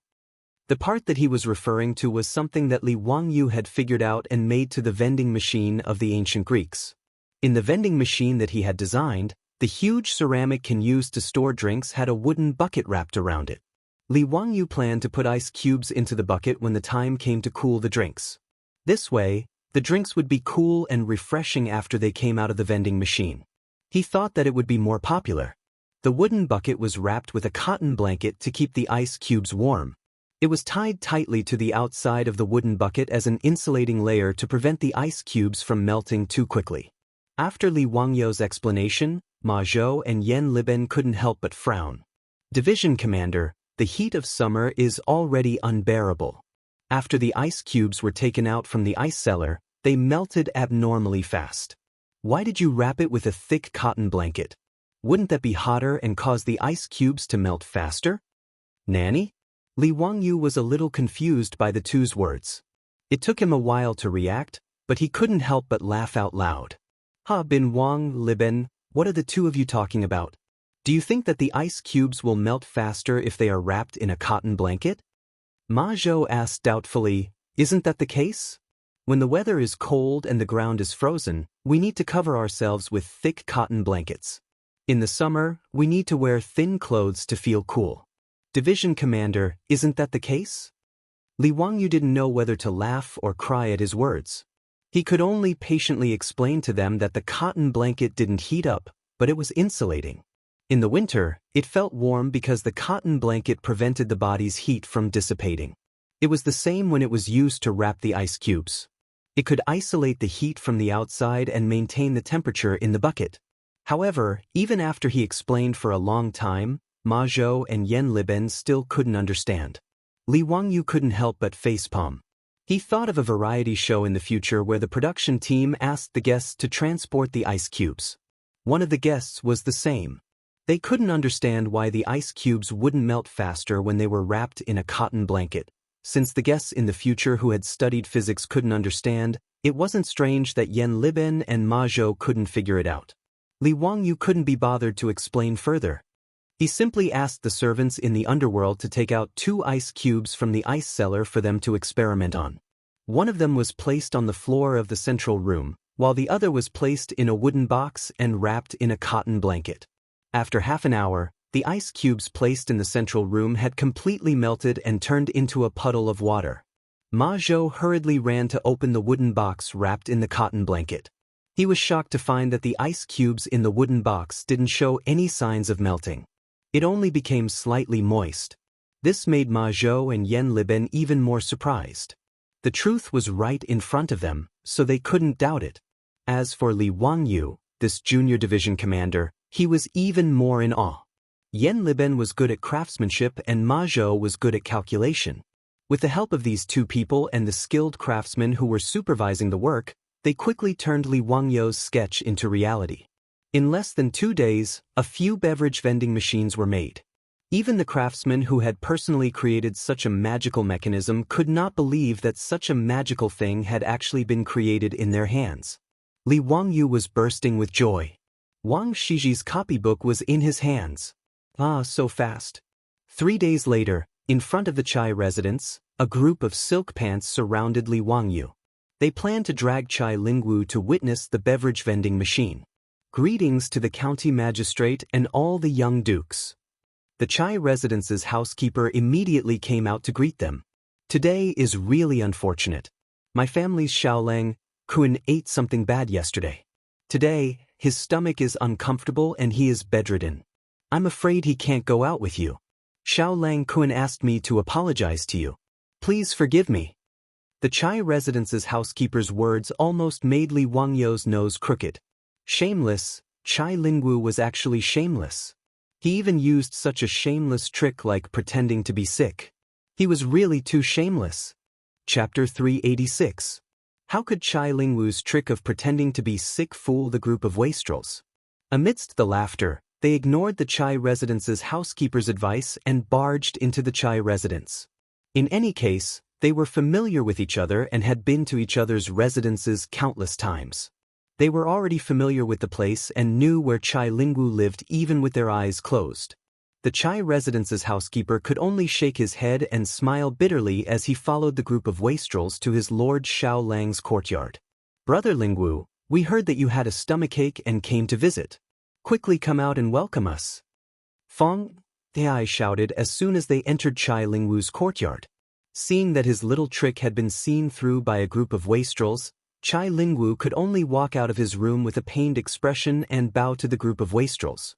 "Everyone, why do you have to do this? Can this little brother admit defeat? Ziyu, that Wang Yu army's copybook is really Big Brother's favorite. Can you change it to another one? How about this Big Brother give you 10 beautiful singers?" Chai Lingwu saw Li Wangyu and knew that he had lost for sure. He quickly admitted defeat and begged for mercy. As for the conditions he proposed, Li Wangyu snorted disdainfully. "Bah, am I that kind of person? Not to mention 10 singers, so what if there were 20 of them? Do you think I would dare to take them home? Damn it. You're really pissing me off by bringing up my sore spot. Brother Lingwu, a gentleman's words cannot be taken back. Don't act like a woman. Hee, where is the copybook of Wang Yu army? Ziyu, do you have to be like this? Do you really not care about our brotherhood?" Chai Lingwu's face stiffened as he stared fiercely at Li Wangyu. He looked as if he was about to fight to the death with Li Wangyu. Li Wangyu did not buy it at all. "There are no brothers in the casino. Cut the crap and hand over the copybook, and I'll spare your life." The wastrels also laughed and shouted for Chai Lingwu to hand over the copybook. Otherwise, they would personally search his room. Facing this group of wastrels, Chai Lingwu could no longer pretend and could only admit defeat. "You're ruthless. You bunch of bastards. Don't fall into my hands in the future. Let's go. I want to see what kind of ingenious idea Zio has to come up with to create a mechanism that automatically sells drinks without any human effort." Naturally, Chai Lingwu wasn't really angry. Although Wang Shiji's copybook was rare, it wasn't to the point where he would go back on his word. This was purely a joke between friends to relieve boredom. That's right. Let's go, let's go. Ziyu has already placed the mechanism in the East Market. We're just waiting for you to go there and reveal it yourself. Cheng Chumo laughed and pulled Chai Lingwu's sleeve as they walked out. Li Wangyu and the group of playboys laughed as they rode to the East Market. In the Tang dynasty, apart from drinking and eating tea, there was also a popular drink called Happy Drink. The Tangs naturally did not use the term drink. The foppish young masters had all learned from Li Wangyu, which was why they used the term drink. In the Tang dynasty, the drink was called cooked water. In the various markets of Chang'an, there were many shops that sold cooked water. Moreover, there were many types of drinks sold. There were juices from fruits and vegetables, such as watermelon juice, sugarcane juice, grape juice, and black plum juice that were commonly drunk in the future. The second was dairy products, which the Tangs called milk. The most common ones were feta cheese, horse cheese, or goat's milk and horse's milk. Finally, there was yinzi, which was Chinese medicine powder. It was the same as the herbal tea that the Cantonese liked to drink in the future. It was boiled with various Chinese medicine herbs and had health benefits. Li Wangyu led the group of playboys to a shop that sold cooked water in the East Market. There was a row of cabinets covered by red silk. When the crowd in the East Market passed by the shop, they all cast curious glances. They didn't know what these tall, square, and tightly covered cabinets were. Some of the regular customers asked the shopkeeper of the shop, but the shopkeeper just smiled and replied that it was a novelty that Hu Xianzi came up with and that they would know later. This made people even more curious, and they discussed and speculated with each other. Li Wangyu had made a bet with Chai Lingwu to make this drink vending machine. Originally, he just wanted to win Wang Shiji's calligraphy from Chai Lingwu. He didn't intend to popularize this drink vending machine in Chang'an. After all, he didn't think that it would make much money and was quite troublesome. However, Li Wangyu didn't want to make it industrialized because he wanted to constantly replenish the drinks in the machine. Did he want to open another shop, boil drinks every day, use saltpeter to make ice, and then replenish the vending machine? Li Wangyu, who was rich, didn't care about the profits that the drink vending machine could bring. However, this idea of his was laughed at by his beautiful boss. Li Wangyu was not convinced and planned to have a good debate with this top student from the University of Pennsylvania. Chang'an, am I wrong? Do you want to treat this drink vending machine as your family's business? Humph, let me ask you, how much does it cost to make this machine? I asked Yen Liben to invite the craftsman to make it. It should be around 10 times. Okay, let's say 10 times. How much do you want to sell a cup of drink for? How much does it cost? The beautiful boss asked again. It can still make money. This machine can adjust the price, from 10 to 50 coins, according to the different drinks sold. As for the profit, I asked the shopkeeper of the shop. He said that it should be around 80%. The drink vending machine designed by Li Wangyu could automatically dispense 500 milliliters of drink at a time, which was equivalent to a bottle of mineral water in the modern world. However, drinks were definitely not cheap consumer goods in the Tang dynasty. In this era, the cheapest drink was about 150 coins per bucket, which was about 2,000 milliliters. The price of cooked water was slightly cheaper than cheap drinks. According to the conversion rate, 1 coin was almost equivalent to 4 yuan in the modern world. A cup of 500 milliliters of inferior wine would cost 150 yuan. The same amount of cooked water was equivalent to 40 to 200 yuan, which was much more expensive than the milk tea in the modern world. As for the drink, it was even more expensive. There was such a record in the Taiping Guangji. When Chang'an was at its peak, there was a shop that sold drinks in Shi City. 100 coins per cup. 100 coins per cup was 400 yuan, which was a sky-high price. In response to Li Wangyu's answer, the beautiful boss nodded and continued, let's calculate it at 30 coins per cup and make 20 coins per cup. A vending machine can sell 100 cups a day. That's not much, right? Li Wangyu shook his head, not much. Then one machine can make a profit of 2 times per day, and you can recover your cost in 5 days, right? The summer is so long, are you afraid that you won't make money? What if there are 100 vending machines? That's 200 coins per day. The beautiful boss's words made Li Wangyu speechless. After a long time, he muttered, but we don't have so many people to make the drinks. How many more people do we have to hire? Isn't that also the cost? His words made the beautiful boss's eyes almost roll up to the sky. She disdainfully threw him a contemptuous look. You're so stupid that you can die. Chapter 387. You're so stupid. The beautiful boss glanced at Li Wangyu with disdain. Don't you know what a franchisee is? Her words made Li Wangyu stunned. After a while, he asked, Chang'an, do you mean that we should license the beverage vending machine to the wet water shops in Chang'an? Let them be our franchisees? Will that work? Why not? Don't tell me that the beverage vending machine can't attract customers. It should be able to attract people, right? Even if it's a taste, many people will buy it. But how do we control the sales of those wet water shops? And this vending machine is not complicated. Can't others find craftsmen to copy it? Li Wangyu scratched his head and asked a new question.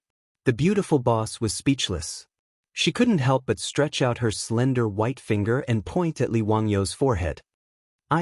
Why didn't I realize that you were so stupid before? Is it too late to return the goods? Li Wangyu replied with a cheeky smile. Sorry, the goods are sold. No refunds. The two laughed for a while before the beautiful boss explained to him, Did you forget that saltpeter can make ice? You didn't tell anyone about this, did you? No, I didn't even tell Li Shiming when he asked. Li Wangyu seemed to understand the beautiful boss's meaning. You mean that we control the supply of ice so that the franchisees will choose to cooperate with us? Bingo, that's it. The beautiful boss snapped her fingers.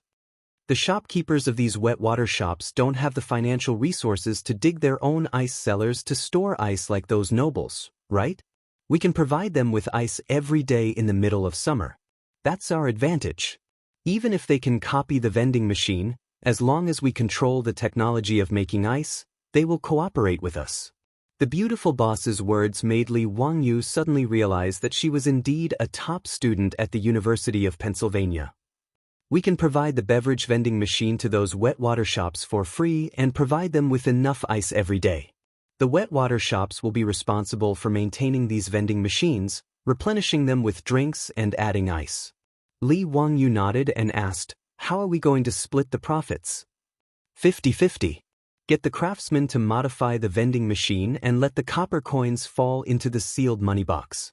Every day we send someone to open the lock, take out the money box, and count the money on the spot. The sales revenue from these vending machines will be split in half with the Shui shop. Li Wangyu naturally did not have the slightest objection to his beautiful superior's words. He raised both of his hands in agreement. After the two of them discussed the details of the operation, the matter was settled. Li Wangyu didn't plan to partner with Pai Lupi for this kind of small business, but he and his beautiful boss didn't plan to monopolize it either.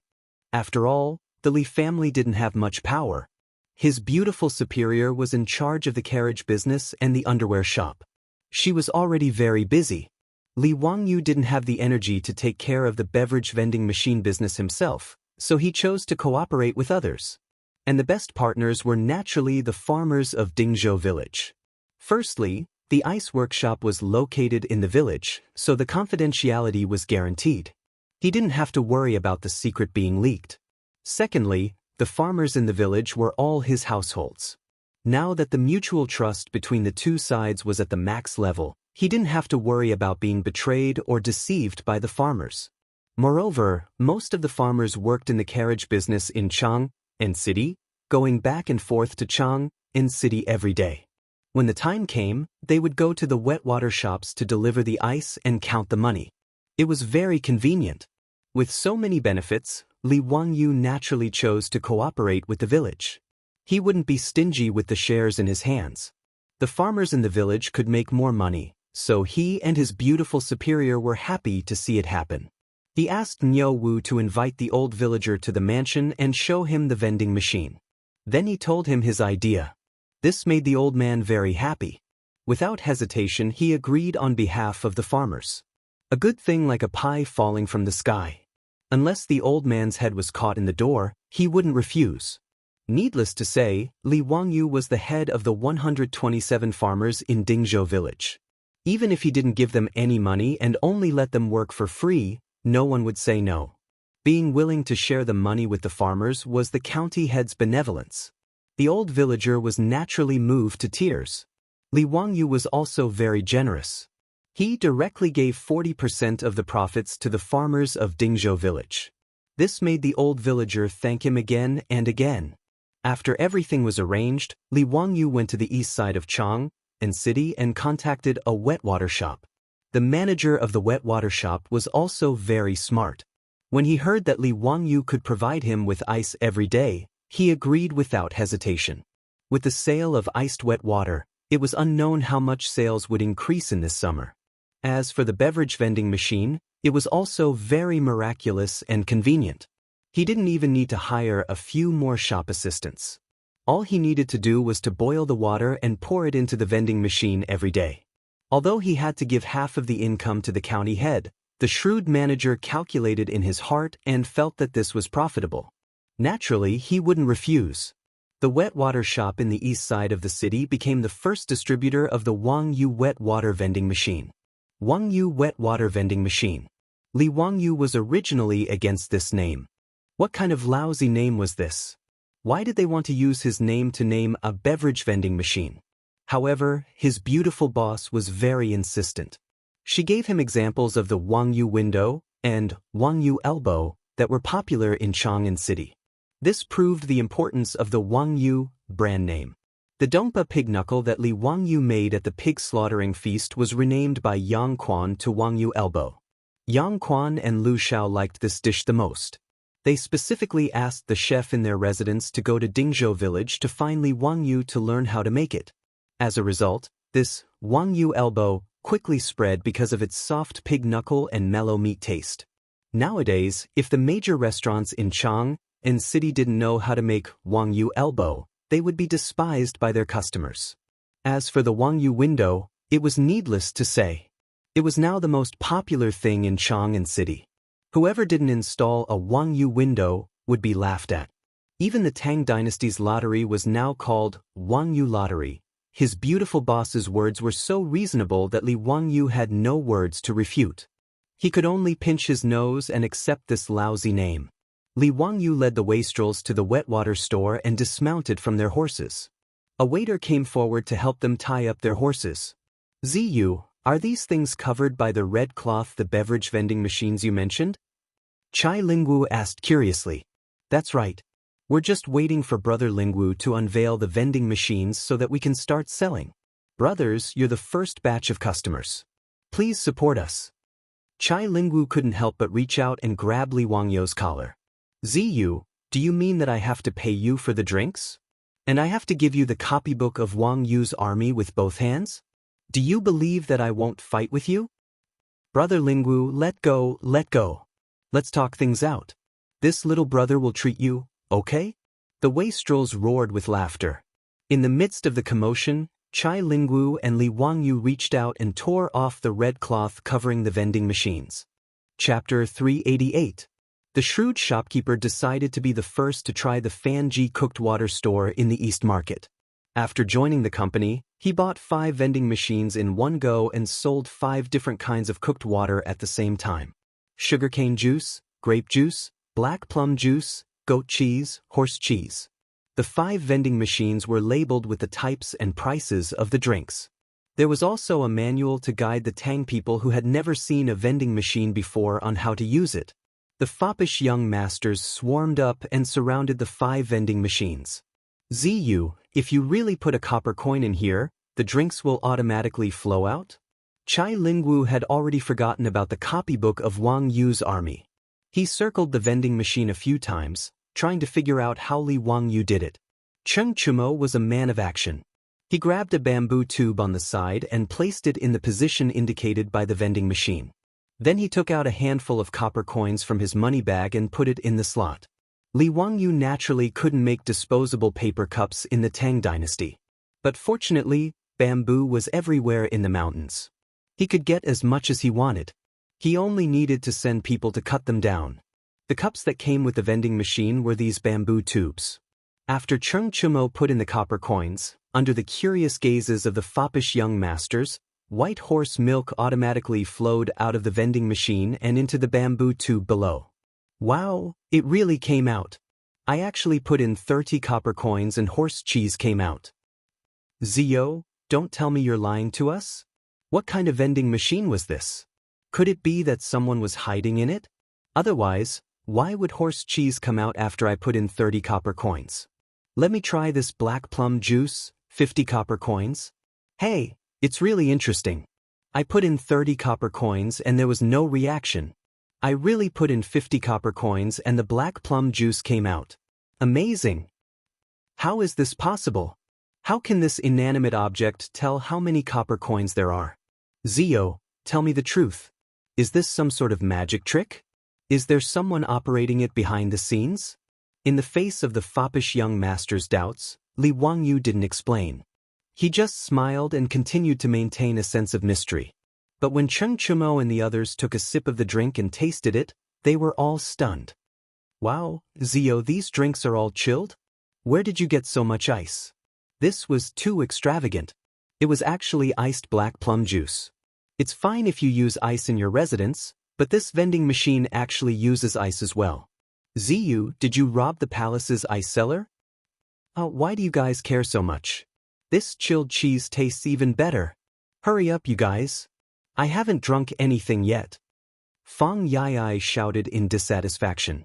There were a total of 5 vending machines. He was one step slower and didn't get the chance to buy it. He was anxious now. The few debauches who were having fun did not care about Fang Yai's shouts. The few of them occupied the 5 vending machines and kept throwing in copper coins. They were having so much fun that Fang Yai almost wanted to beat them up. The debauches shouting had already attracted the attention of the passers-by. But because of their status, no one dared to come forward. They could only watch the debauches occupy, the 5 vending machines. Li Wangyu found a problem at this time. That was, the Tang dynasty only used copper coins. It was really troublesome. When the Tang people went out, they had to carry a money pouch with them to hold the copper coins. But the copper coins were too heavy. A single copper coin weighed 5 kilograms. And counting the copper coins was also very troublesome. For example, if the debauches wanted to throw in 50 copper coins, it would take them a long time to count. It was quite a waste of time. Li Wangyu suddenly felt that he should suggest to Pai Lupi to make silver and gold coins to supplement the copper coins. The Tang dynasty itself was also lacking in copper coins. So, most of the time, they bartered. Even silk was legal currency. Li Wangyu never accepted silk. He always felt that it was quite strange to use silk as currency. So, in the treasury of the Li family's old mansion, there were only copper coins and gold coins. Although silver was not a currency in the Tang dynasty and could not be circulated in the market, its value was about the same as a copper coin. Li Wangyu felt that he could definitely advise Pai Lupi to make silver and gold coins to supplement the copper coins. 1 silver coin was equal to 100 copper coins, and 1 gold coin was equal to 1 copper coin. This way, it would be convenient for merchants to trade. When they went out, they would not need to carry so many copper coins. It was much more convenient. The more he thought about it, the more he felt that it was feasible. He kept the matter of making silver and gold coins in his mind. He planned to go back and discuss it with his beautiful boss and find an opportunity to advise Pai Lupi. While Li Wangyu was daydreaming and thinking about the gold and silver coins, the debauches finally had fun. Each of them had a cup of bamboo drink in their mouths and were happily drinking from the reed tube. Many people thought that there were no straws in China since ancient times. But in fact, this was not true. In the Tang dynasty, there were already ceramic tea sets with straws. Li Wangyu had people prepare bamboo cups with reed tubes to replace straws. Naturally, the debauches knew how to use them at a glance. After waiting for the debauches to leave the 5 vending machines with great difficulty, the crowd, who had been itching for a long time, instantly swarmed over and surrounded the vending machines in front of the Fanji cooked water store. Manager Fan hurriedly called out to the shop staff to guard the vending machines in case they were damaged. The crowd had already seen the debauches using the vending machines to buy the cooked water. At this time, a man at the front of the crowd grabbed a handful of copper coins with difficulty and stuffed them into the coin slot. The crowd beside him was counting loudly, 5, 6, 20, 30. It's flowing out. It's flowing out. It's really flowing out. Tao ancestor above, is there really no one hiding in this cabinet? Hey, if you're done buying, get out of the way. Don't waste time. We also want to buy the cooked water. God, the cooked water is actually iced. I've lived for so long, but this is the first time I've drunk iced cooked water in the middle of summer. Seeing that there were too many people crowding in front of the vending machines, the shop's staff hurriedly shouted at the top of his voice, "Line up, don't push. Why are you pushing? Line up at the back. Haven't you bought a lottery ticket before? Tonshling, line up at the back." Fortunately, after the baptism of the lottery ticket, the people of Chang'an city now had the consciousness of lining up. Under the shop staff's hoarse shouting, 5 long lines quickly formed in front of the Fanji cooked water store. Because there were too many people in the line, even the main street in front of the store was blocked. The caravans and cattle carriages heading to the East City were completely unable to pass through and could only take a detour. The commotion in front of the store was naturally spread everywhere. It didn't take long for most people in the East City to hear that there were 5 magical cabinets in the Fanji cooked water store that could automatically identify copper coins and sell the cooked water without manual labor. What was even more amazing was that the cooked water sold was actually iced. Therefore, as word of mouth spread, the line in front of the Fanji cooked water store became longer and longer. Chapter 389. The Wangyu boiled water vending machine became the hottest topic in the East Market that day. There were also commoners in the streets around the East Market who heard the news and came to see the machine that could automatically sell boiled water. Lang Jun, I heard that this boiled water vending machine was made by Hu Xianzi? Of course. Look at the machine. It's written very clearly. Wangyu boiled water vending machine. You know Wangyu, right? That's the name of Huxianzi. Today, the Wangyu elbow and Wangyu window in Chang'an city are both masterpieces of Huxianzi. This Huxianzi is really a deity. I heard that he's only 16 years old and hasn't even turned 20 yet? Otherwise, why would everyone in Chang'an city praise this Huxianzi as the reincarnation of an ancient person who had achieved Tao since birth? I think it's true. Look at the vending machine. Put in enough copper coins and it automatically flows out boiled water without manual labor. It's even chilled. Have you ever heard of such a divine object? Of course not. I'm afraid that only the gods in heaven have such ability. These commoners of Chang'an city were talking about Li Wangyu as they lined up, their faces full of admiration. At this time, a few people dressed as merchants passed by and overheard their conversation. They couldn't help but ask curiously, "Excuse me, may I ask who this Wangyu you're talking about is? What's the meaning of this boiled water vending machine?" The Chang'an commoners couldn't help but look at each other. "I'm afraid you're not from Chang'an, are you?" The merchants cupped their hands and said, "We're merchants who came to Chang'an city from Yi province to sell silk. We're not from Chang'an." Yi province was Jiannan Dao, where the Sichuan Basin was located in the future. Chengdu was the administrative center of Yi province. Yi province's shoe embroidery was very famous. These were merchants who came to Chang'an city from Yi province to sell shoe embroidery. Seeing that these merchants didn't know who Huxian was, the Chang'an commoners who were lining up immediately became interested and began to introduce Li Wangyu to these merchants. "Ladies and gentlemen, Wangyu is Li Wangyu, the founding county magistrate of the dynasty. He is only 16 years old, but he is knowledgeable and multi-talented. He is the great Confucian scholar of the age, the emperor's tutor of the crown prince." The Izhou merchants were dumbfounded by the incessant introduction of popular science. They wondered if the Chang'an citizens in front of them were telling a fairy tale and making fun of them. How could anyone be so powerful? In just a few short months, he had earned tens of thousands of gold coins, and even spent tens of thousands of gold coins to repair some baseball field. These merchants worked tirelessly to transport goods from thousands of miles away, but they only had a net worth of a few thousand strings of coins. In comparison, did they spend all their years living in the belly of a dog? They looked at each other, not knowing what to say. Suddenly, a merchant asked, "May I ask, is the Huxianzi you are talking about the one who wrote the Romance of the Three Kingdoms?" "Yes, it is the Romance of the Three Kingdoms written by Huxianzi. Have you read it before, Langjun?" "Ha, I love this Romance of the Three Kingdoms. I study it every day." "So that's how it is. Then it's not strange. Someone who can write such a wonderful book like the Romance of the Three Kingdoms must be extremely talented. Ladies and gentlemen, let's also line up and try the vending machines made by the famous Huxianzi. Of course, we must give it a try. When we return to Izhou and tell others about it, I'm afraid their eyes will fall out of their sockets."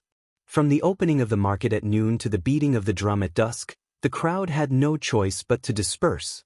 The 5 vending machines of Fanji cooked water shop were full of customers. Shopkeeper Fan called out to the shop assistants. Just by continuously adding all kinds of cooked water and ice into the vending machines, he was already half dead from exhaustion.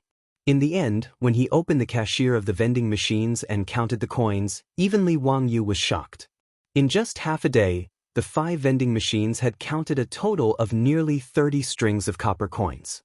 Shopkeeper Fan was smiling so widely that he couldn't close his mouth. Although his shop was doing well, he usually sold 8 or 9 strings of cooked water at most. After all, a bowl of cooked water that cost dozens of copper coins was not considered cheap even in the Tang dynasty.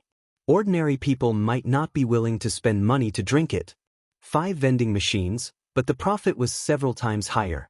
How could shopkeeper Fan not be happy? Even if he had to share half of the profits with Huxianzi, it was still not a loss.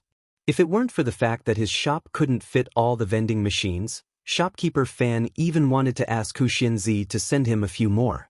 However, even if he had this idea, Li Wangyu couldn't agree for the time being. After all, it would take time to build the vending machines. More importantly, the workshop used to make ice in the village hadn't been built yet. They couldn't provide ice to Chang'an on a large scale. Li Wangyu hummed a little tune as he returned to Dingzhou village with Wang Shiji's calligraphy that Chai Lingwu had given him. Changqing, take a look at this. What is this? Ha, you didn't see how ugly Chai Lingwu's face was when he gave this to me. Li Wangyu showed off Wang Shiji's calligraphy to his beautiful boss as if he was showing off a treasure. Although Su Changqing didn't understand calligraphy, he knew how precious Wang Shiji's calligraphy was. He opened the scroll and carefully read it before carefully putting it away.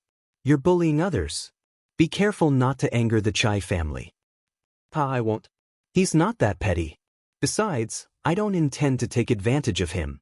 Isn't the perfume at home a lot better? Tomorrow, I'll send some to him so that he can give them to his mother and his concubines. You don't know this, but this guy is still young, but he already has 3 or 4 concubines. His beautiful boss couldn't help but stare at him. What, are you envious of him? Su Changqing's words made a drop of cold sweat involuntarily fall down Li Wangyu's forehead. What a strong murderous aura. Li Wangyu's strong desire to live made him immediately shake his head. How is that possible? I despise people like him. Bah, shameless. I'm ashamed to be associated with him. Humph, I don't believe it. All men are big pig trotters. Damn it, what does it have to do with me? It's not like I have concubines. Isn't this a little too broad? But thinking about Aphrodite whom he had brought back from the mansion, Li Wangyu suddenly felt a little guilty. He didn't dare to continue this topic and hurriedly changed the topic to talk about the vending machine's profit today. Changqing, you're still the best. Today, those people in the East Market are like crazy, crowding in front of the cooked water store to buy drinks. It's simply crazy. When the ice factory in the village is built and can provide ice to Chang'an on a large scale, we can fully open the vending machine. Humph, of course. Otherwise, why would I be your boss? Su Changqing raised his neck proudly. I'm also the founding viscount of the Tang dynasty. What's there to be proud of? Li Wangyu muttered softly. What are you talking about? The beautiful boss glared at him. No, nothing. I'm just saying that you're smart and beautiful. Humph, I don't need you to say it. Chapter 390. Brother Ling Wu, this is the floral water and perfume that I personally made. It's a small token of my appreciation for your mother. Please accept it. In the central room of the Chai residence, Li Wangyu presented 2 exquisite wooden boxes with both hands. After opening them, there were 12 exquisite porcelain bottles neatly arranged inside. There were also various flower designs on the porcelain bottles. It was obvious that they were expensive. Li Wangyu had specially gone to the most famous porcelain kiln in Chang'an city to make these bottles. He had spent a lot of money on them. However, the money was not spent in vain. These exquisite porcelain bottles made people unable to put them down. In the words of the later generations, they were of high class. Ziyo, what are this floral water and perfume? Chai Lingwu asked curiously as he reached out to pick up a green porcelain bottle. Brother Lingwu, floral water is good stuff. If you get bitten by mosquitoes in the summer, you can apply it to stop the itching. Li Wangyu gestured for Chai Lingwu to open the bottle cork. Once the cork was opened, a strong mint smell immediately wafted out. Chai Lingwu's spirits were lifted after smelling it. Oh, there's such a good thing. Ziyo. Thank you for your consideration. It would be impolite to refuse. I'll shamelessly accept your generous gift. Is this perfume also used to repel mosquitoes? Li Wangyu hurriedly explained, that's not the case. The perfume is for your mother and your concubines. Apply a little on their necks and wrists, and it will have the same effect as a perfume bag. The fragrance will last for half a day. The flowers on the bottle represent the fragrance of the perfume. What? There's such a good thing? Chai Lingwu couldn't wait to pick up a bottle with a peony design and open the cork. This guy actually smeared it on his wrist a few times. Li Wangyu didn't even have time to stop him. Damn, does Chai Lingwu have this kind of hobby? Should I stay away from him in the future? This guy doesn't have a special hobby, does he? Oh, it really is the fragrance of peonies. Ziyo, how did you do it? It's really amazing. The so-called national beauty referred to peonies, and peonies of different colors had different fragrances. The bottle that Chai Lingwu took was the perfume that Li Wangyu soaked in white peony petals. It had a very pleasant floral fragrance and was very elegant. Zio, you really are my good brother. You didn't forget about me when you found something good. Do you have any more of this perfume? Give me some more. Are these 12 bottles not enough for you? Brother Lingwu, you only have 3 or 4 concubines in your mansion, right? Heh, don't I still have some close female friends in P-Square? Chai Lingwu replied shamelessly. Li Wangyu could only raise his middle finger at him to show his respect. It's not easy to make this perfume. We still have to send it to others. Brother Lingwu, why don't you go and discuss with Brother Chumo and ask them to share some with you? Li Wangyu was too lazy to continue talking nonsense with scum like Chai Lingwu. In any case, there was only so much perfume. If he wanted more, he could go and talk to the other debauches. It wasn't that he didn't want to part with the perfume, but it wasn't easy to collect the petals. Just the petals used in the perfume had cost him a lot of effort and copper coins to get people to collect them. How could he bear to give them to Chai Lingwu and let him use them to curry favor with the prostitutes in Peace Square? After leaving the Chai mansion, he went to each debauchee mansion to deliver the floral water and perfume. This was the proper exchange of favors. Since he and his beautiful boss didn't plan to make the floral water and perfume into a business, it was perfect to use them as gifts. However, when he went to Duke Lu's mansion to deliver the gifts, Li Wangyu unfortunately bumped into the old hoodlum, Qing Yaojin. Thus, not only was the remaining floral water and perfume robbed by this old man, he also forced him to promise to deliver some more tomorrow. What was even more excessive was that after receiving the gifts, Qing Yaojin didn't let them go and insisted on dragging Li Wangyu to eat and drink in the mansion. If it was someone else's mansion, eating and drinking like this would be fine. However, in Qing Yaojin's mansion, Li Wangyu felt that it was a kind of cruel torture. In particular, when he saw the Qing mansion's chef bring in the mutton that was still bleeding and obviously not cooked, Li Wangyu lost his appetite. Qing Yaojin even pulled out a small knife and cut a large piece of the bloody mutton, dipped it in spices, and sent it into his bloody mouth to chew. This made Li Wangyu feel nauseous. Was the Qing mansion's food all like this? Li Wangyu looked at Cheng Chumo, Cheng Chuliang, and Cheng Chubi sympathetically. The meaning in his eyes was, did you guys grow up eating these things? The 3 Cheng brothers firmly nodded silently. At this moment, Li Wangyu clearly saw the tears in the 3 Qing brothers' eyes. Poor children. Li family's child, why aren't you eating? Is the cooking of this old man's mansion not to your liking? Seeing Li Wangyu not moving his chopsticks, Qing Yaojin couldn't help but glare. Eat your sister.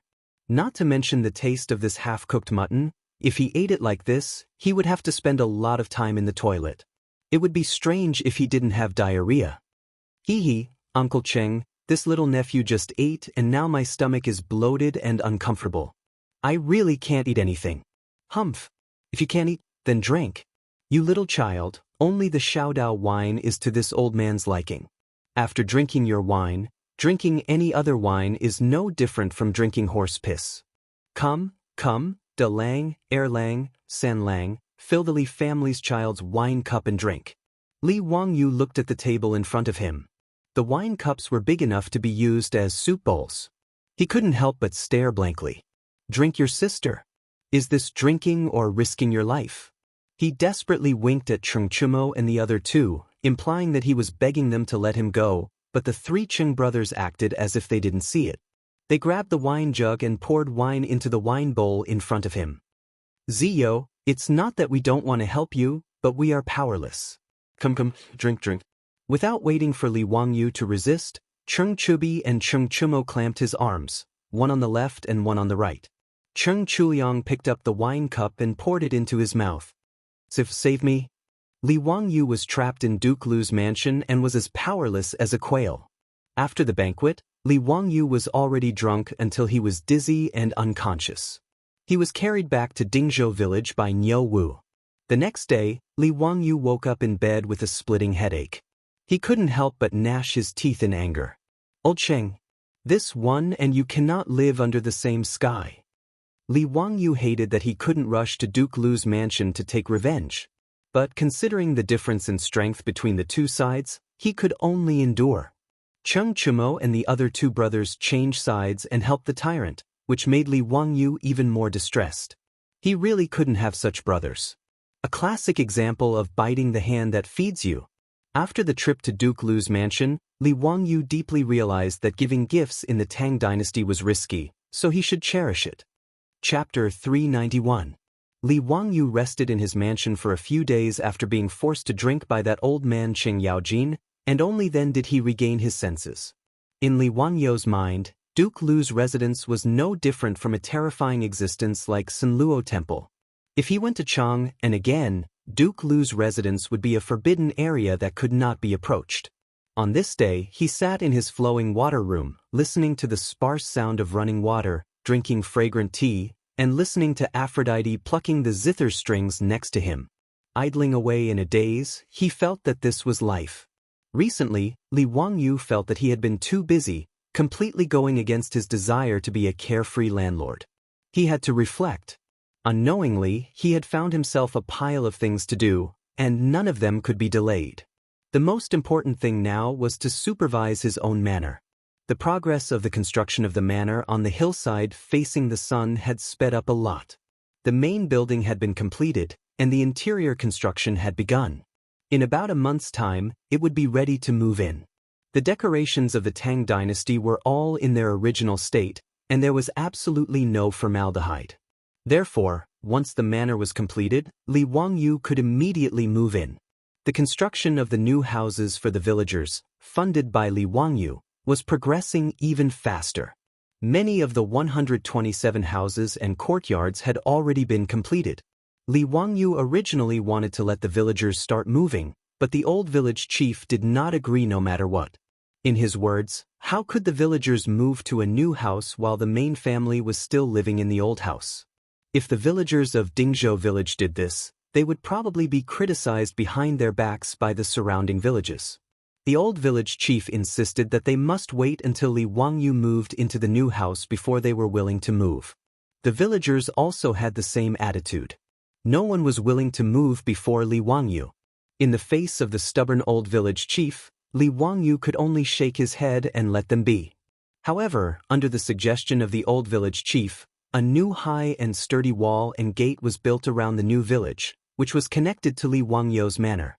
In this way, in order to enter Li Wangyu's manor, one had to pass through the gate of the new Zhou village and the village.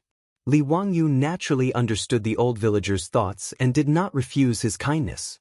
This was treating Dingzhou village as the outer defensive perimeter of Li Wangyu's mansion. If there were any thieves who wanted to harm him, they would have to pass through Dingzhou village first. Li Wangyu was very concerned about the safety of his residents. Not only did he request the Ministry of Works to build a sturdy and tall courtyard wall for him, but he also requested for the Ministry of Works to build a sturdy and tall courtyard wall for him. He even invested his own money and hired many craftsmen to dig a circular ditch along the outer wall of the mansion.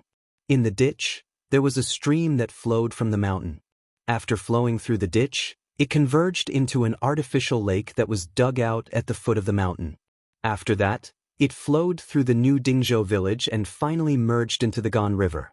In this way, not only did the manor have a moat, but the manor and Dingzhou village's water supply were also guaranteed.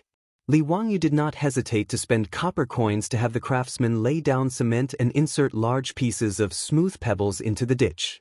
These ditches were made exceptionally beautiful, and the stream that flowed through them was so clear that one could see the bottom. Passing through the ditches in Dingzhou village, Li Wangyu also had carpenter Lu build many water wheels and place them in the ditches. They continuously raised the stream water in the ditches and poured it into the bamboo pipes. These bamboo pipes were connected to 127 courtyards. Not only could it be used for daily use, but it could also be used like the currently family's old residence. The stream water was connected to the roof and created a rain house, making the house unusually cool in midsummer. Li Wangyu racked his brains when designing the new Dingzhou village in order to realize the peach blossom spring in his beautiful superior's heart and also for the villagers of Dingzhou village. Every household in the village had a sewage pipe that could directly flush the sewage into a huge methane pool. Not only were every household equipped with methane lamps, But even the roads in the village were equipped with methane lamps for illumination at night. These methane lamps that could burn without the need for oil were no different from the sci-fi movies that people of the Tang era watched. They were both difficult to understand existences. Li Wangyu even helped the village build 2 public bathrooms, which made the villagers feel that it was too extravagant. These villagers liked to take a stroll around the new village when they had nothing to do. Not to mention how happy the original villagers were. Even Niu Wu and Niu Yong's wives and the dozen or so palace maids who were married to the soldiers of the old residence were so excited that they could not control themselves after seeing these residences. In their eyes, even the Taiji palace that they had lived in for more than a decade might not be as comfortable as these residences. This made these palace maids feel even more fortunate, and they became even more gentle and virtuous when serving their husbands. In addition to his own manor and the new Zhou village that Li Wangyu had to worry about, he also had to visit the polo field that was already under construction from time to time and discuss some matters with the officials of the Ministry of Works. As for the brewery in the call of the Qinling Mountains, it was now on the right track. Li Wangyu was too lazy to worry about it, and directly threw it to the internal servant sent by Pai Lupi to supervise. He only needed to look at the account books every month. In any case, the Pai Lupi was the one who took most of the money, and he could not afford to worry about it. Now, he first had to build the ice-making workshop in the village. It was simple to make ice, and it only needed a large amount of saltpeter. In order to keep it a secret, Li Wangyu had the villagers split up and run around Chang'an city and the surrounding counties to buy saltpeter from medicine shops of all sizes. Fortunately, saltpeter could be used repeatedly to make ice. If they bought enough saltpeter at one time, they would not have to worry about it in the future.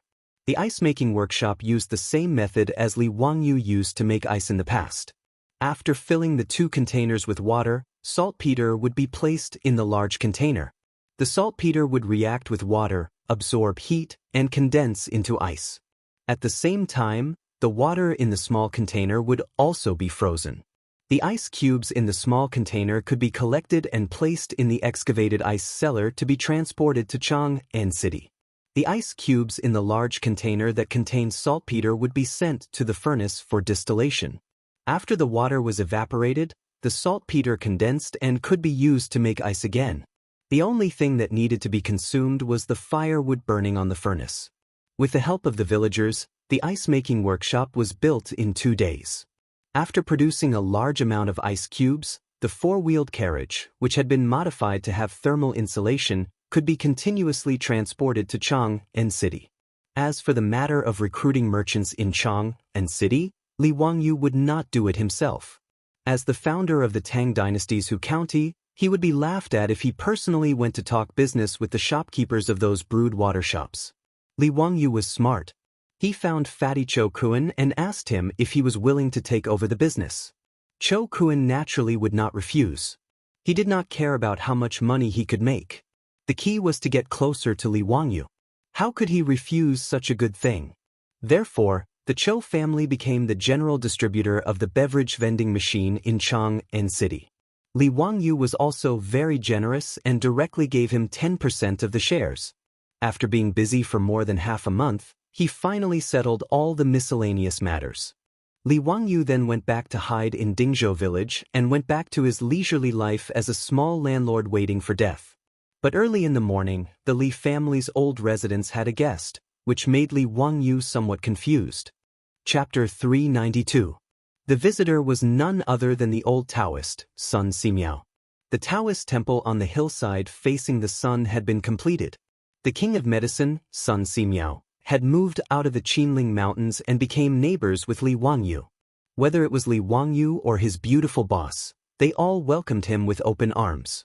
On the day of the completion of the temple, Li Wangyu naturally sent many gifts to congratulate him. Originally, the villagers of Dingzhou village did not think that the temple on the hillside facing the sun was special. They thought it was just a small temple. However, to the surprise of the old village chief and the villagers, when the temple was completed, not only did their own families send many gifts, but even many officials in Chang'an came to congratulate them. The Tang dynasty naturally had its own religious administration. During the reign of Chang'an, Religious affairs were managed by the Minister of Ceremonies of Honglu Temple.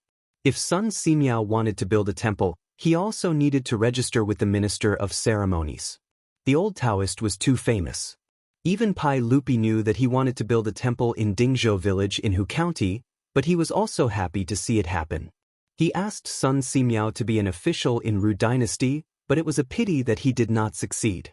However, now that Sun Simiao, who usually lived in seclusion in the mountains, had settled down in Dingzhou village, it was naturally a good thing for Pai Lupi. On the day of the completion of the temple, even Pai Lupi sent servants to the palace to send all kinds of gifts to congratulate him. Therefore, as soon as Sun Simiao's temple was completed, the incense burned brightly.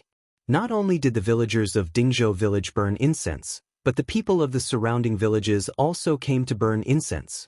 Even people from the county town of Hu County came to burn incense. Sun Simiao did not care about the incense burning in the temple. He left the temple to his disciples to take care of. The old Taoist did not receive any guests. He only immersed himself in his study of medicine.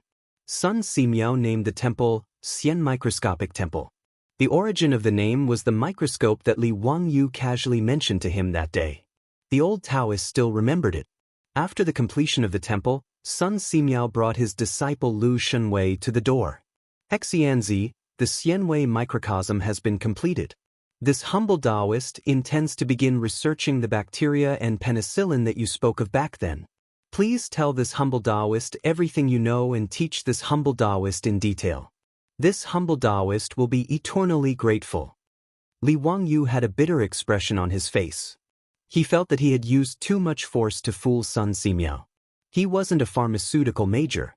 The so-called method of making penicillin was just something he learned from TV dramas. He wasn't sure if he could really produce penicillin using that method. However, now that Sun Simiao's Taoist temple had been repaired, he wanted to tell the old Taoist that he was just casually saying that. If he angered the old Taoist, he was afraid that he would have a hard time in the future. Li Wangyu had no other choice. He could only brace himself and repeat the method he learned from the TV series again. On the other hand, Lu Shunwei, who was at the side, was completely focused. He used his pen to continuously record down Li Wangyu's words, fearing that he would miss a single word. Hu Xianzi, what kind of water is distilled water? This time, the old Taoist priest listened very carefully and interrupted.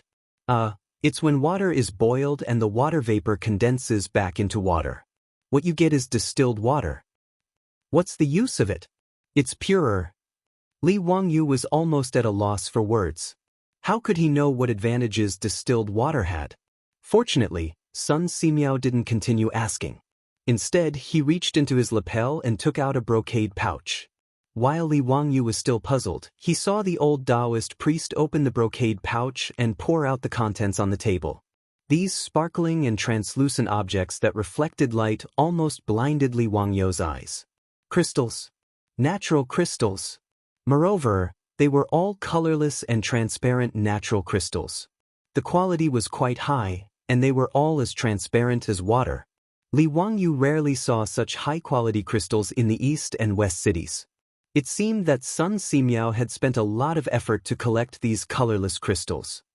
Hu Xianzi, that day you said that you needed crystals to make a microscope. A few days ago, this humble Taoist collected these colorless crystals through the Tao sect. Do you think you can help this humble Taoist make a microscope? Sun Simiao looked at Li Wangyu very seriously with a face full of anticipation. Li Wangyu directly went into Sparta. What was going on? Did he really say that day about a microscope? Well, even if he said that, it didn't mean that he could make it. As for a microscope, he had only used it in biology experiments when he was in school. The only thing he knew was that the convex lenses were combined and magnified to form an image. However, he didn't know the specific structure of a microscope. Not to mention that he didn't understand, even most people in the future only knew the general principle of a microscope. If you asked them to draw a structural diagram, most people probably wouldn't be able to draw it. Li Wangyu really wanted to ask the old Taoist priest, "Can I make a magnifying glass for you to make do with?" He now deeply understood what it meant to lift a rock and smash it on his own feet. Originally, he just wanted to trick the medicine king Sun Simiao into staying in Dingzhou village so that he and his beautiful boss would have a reliable medical insurance. However, now that he had bragged too much, he really didn't know how to answer the medicine king Sun Simiao's expectant gaze. Li Wangyu opened his mouth and wanted to say that he didn't know how to, but when the words were about to come out of his mouth, he swallowed them back. He patted his chest and promised, "Old immortal, don't worry. I will do my best to help you make a microscope." With Li Wangyu's promise, Sun Simiao was full of joy and smiled while twirling his beard. "Immeasurable deity, since that's the case, then I'll have to trouble Hu Xianzi. This humble Taoist will now stay in the Xianwei temple to study the penicillin that Hu Xianzi mentioned. Hu Xianzi can come to the Xianwei temple to find this humble Taoist at any time." "Old immortal, don't worry." After sending Sun Simiao and Lu Shunwei away, Li Wangyu sat down on the floor. It was a premature death, and the words had been said. How was the microscope going to be made? Looking at the few pieces of crystal left by Sun Simiao on the table, Li Wangyu felt a headache coming on. Just polishing the crystal into a lens was a big trouble. It was doubtful that he could find a craftsman in Chang'an and who knew how to polish crystal. Li Wangyu now knew the consequences of bragging, but there was nothing he could do. He could only stare blankly at the crystals on the table. When the beautiful boss came back from Chang'an and saw him frowning, she curiously asked what had happened. After Li Wangyu told her about Sun Simiao's visit and his request to make a microscope, the beautiful boss couldn't help but cover her mouth and laugh. Hey, Changqing, what are you laughing at? Is it very funny? Hurry up and help me think of a way. If you can't make the microscope later, Sun Simiao will be angry and run away." The beautiful boss laughed even more happily. "Wangyu, don't tell me you didn't take science classes when you were in school? I remember that there was a science class in elementary school where we were asked to make a simple microscope. It was very simple. As long as there was a convex lens, it could be made." "You mean, you know how to make a microscope?" Li Wangyu got up from the floor and grabbed the beautiful boss's soft hand. The beautiful boss nodded proudly. "Yes, I know, but..." Chapter 393. But what? Seeing the beautiful boss keeping him in suspense, Li Wangyu hurriedly asked. "But you have to help me make something in exchange." The beautiful boss playfully winked at Li Wangyu. "Make what?" Speaking of this, the beautiful boss couldn't help but be a little annoyed. "That soap pod soup is too difficult to use. I have endured it for a long time. If you hadn't made the perfume, I wouldn't have thought of it. You should know how to make soap, right?" Li Wangyu nodded foolishly. He knew how to make soap, so soap should be about the same, right? Add some petal perfume to the soap, and you can make soap. He had never thought of making soap. He was used to using the soap pod soup. Now hearing the beautiful boss's reminder, Li Wangyu suddenly woke up. He was also a pig's brain at that time. If he had known that he could make soap, he wouldn't have drawn erotic sketches to sell. However, he just thought about it. When he and the beautiful boss arrived at Dingzhou village, there was no distilled alcohol, and alcohol was also one of the necessary materials to make soap. Su Changqing saw Li Wangyu nodding and took a long breath. Hee, then it's settled. I'll draw the diagram of the microscope for you. You go to Chang'an City and find a craftsman to polish the crystal into a lens. Ah? Didn't you help me make it? How can I have the time? Besides, I only remember the general structure. You can experiment slowly whether it works or not." After she finished speaking, she walked briskly to the backyard while humming a song, leaving Li Wangyu alone in the wind. Was he fooled again? Forget it. Since the beautiful boss had a demand, he naturally had to do his best.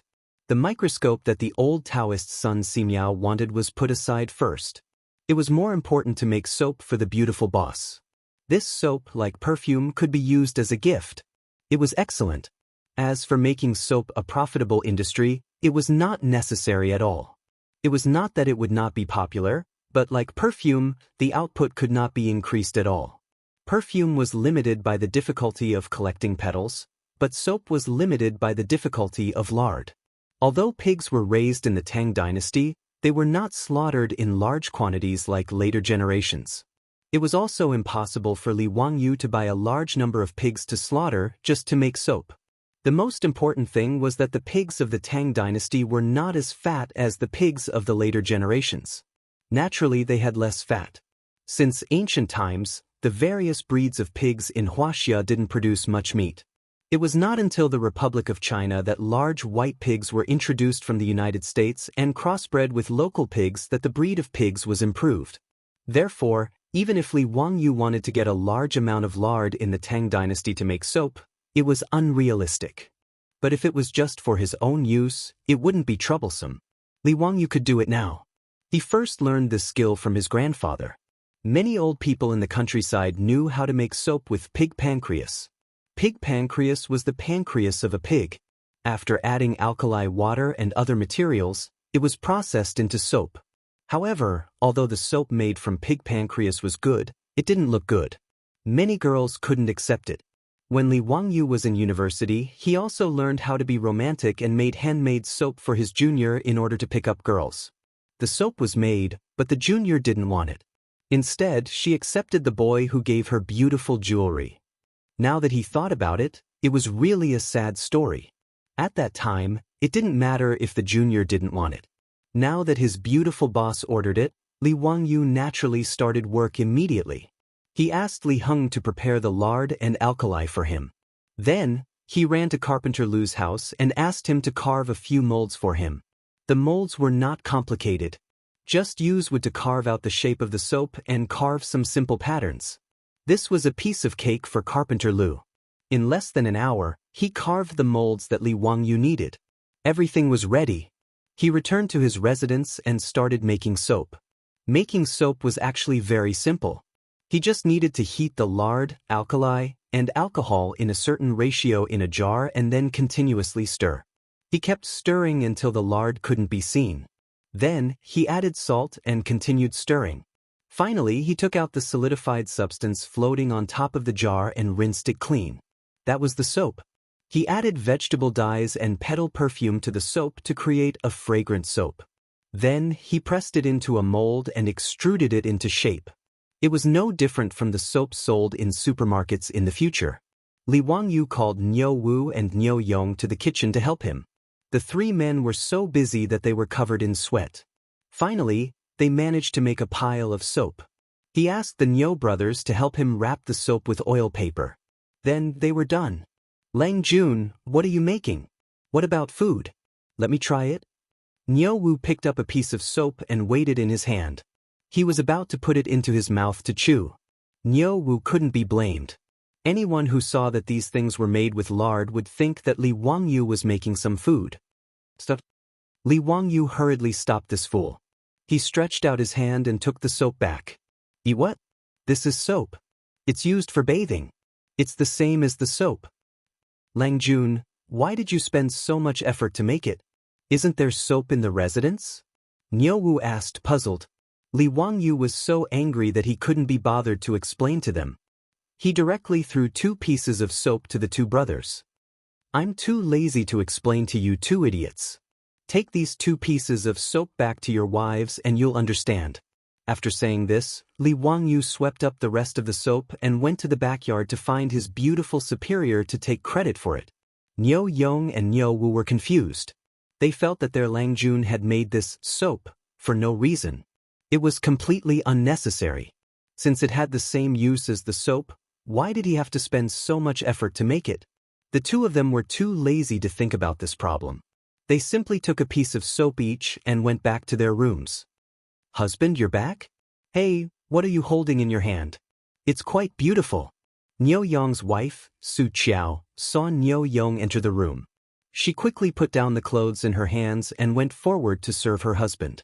Seeing the soap in Niu Yong's hand, she couldn't help but ask. The soap that Li Wangyu made was emerald green because of the addition of vegetable dyes. It also had a pattern that was extruded from a mold. It looked quite good. Oh, this is the soap that we made for you. Lang Jun said that it's the same as the soap. It's used for bathing. Wife, you can try it. Niu Yong explained. Seeing that his wife was interested, he quickly passed the soap to her. Su Qiao curiously reached out to take the soap. She found that it was very fragrant. A fresh fragrance came to her nose. It smells so good. This soap smells so good. Take it if you like it. It's getting late. Go take a bath and rest.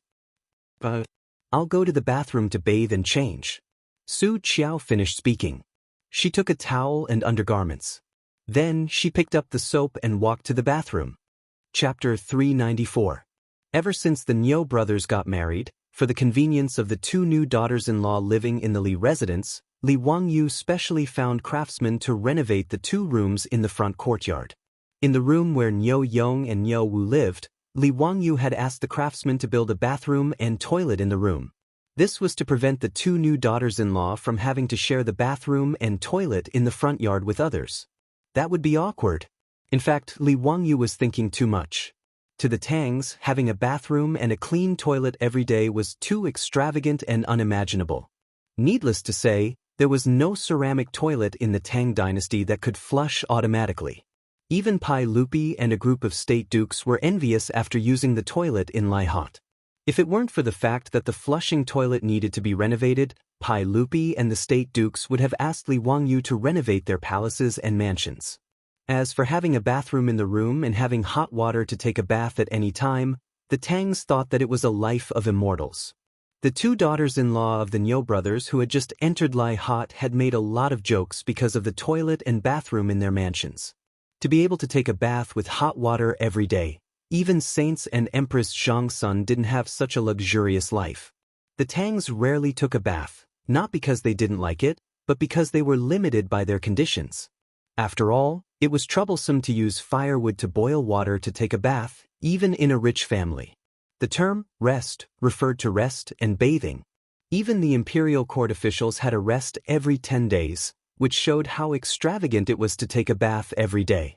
Not only in the Tang dynasty, but even in the Republic of China, taking a bath in the countryside was troublesome. Jiangnan farmers even had a bathing custom, which was said to have been passed down from the spring and autumn period. It was called pot bathing. It was to set up a big pot on the stove to boil water and take a bath in the iron pot. Usually, when a family in the village wanted to boil a pot bath, they would inform the whole village and each family would bring their own firewood to boil water to take a bath. It was not easy to take a bath according to one's status, gender, old and young. Therefore, in the Tang dynasty, being able to bathe every day was a luxury in the eyes of Su Qiao and the others, but they liked it very much. Being able to take a comfortable hot bath every day made Su Qiao feel that she had made the best choice in her life when she took the initiative to ask to marry her Lang Jun. She admired Li Wangyu even more than before.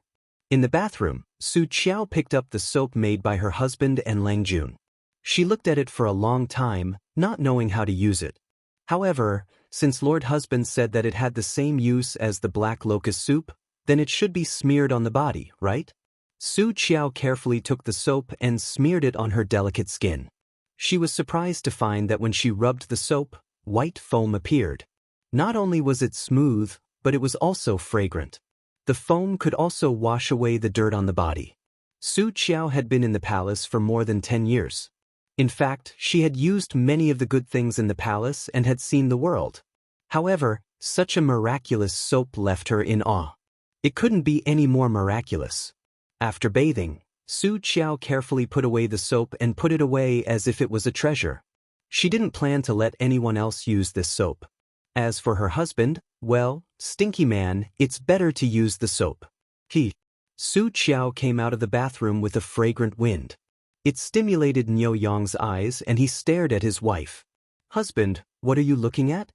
Su Qiao was a little embarrassed by his stare. She blushed and gently pushed him. I'm looking at my wife. Wife, why do you smell so good today? What's this smell? You're so annoying. I just used the soap that my husband brought back to bathe. There's this fragrance on my body. It smells so good. Wife, come, let me smell it again.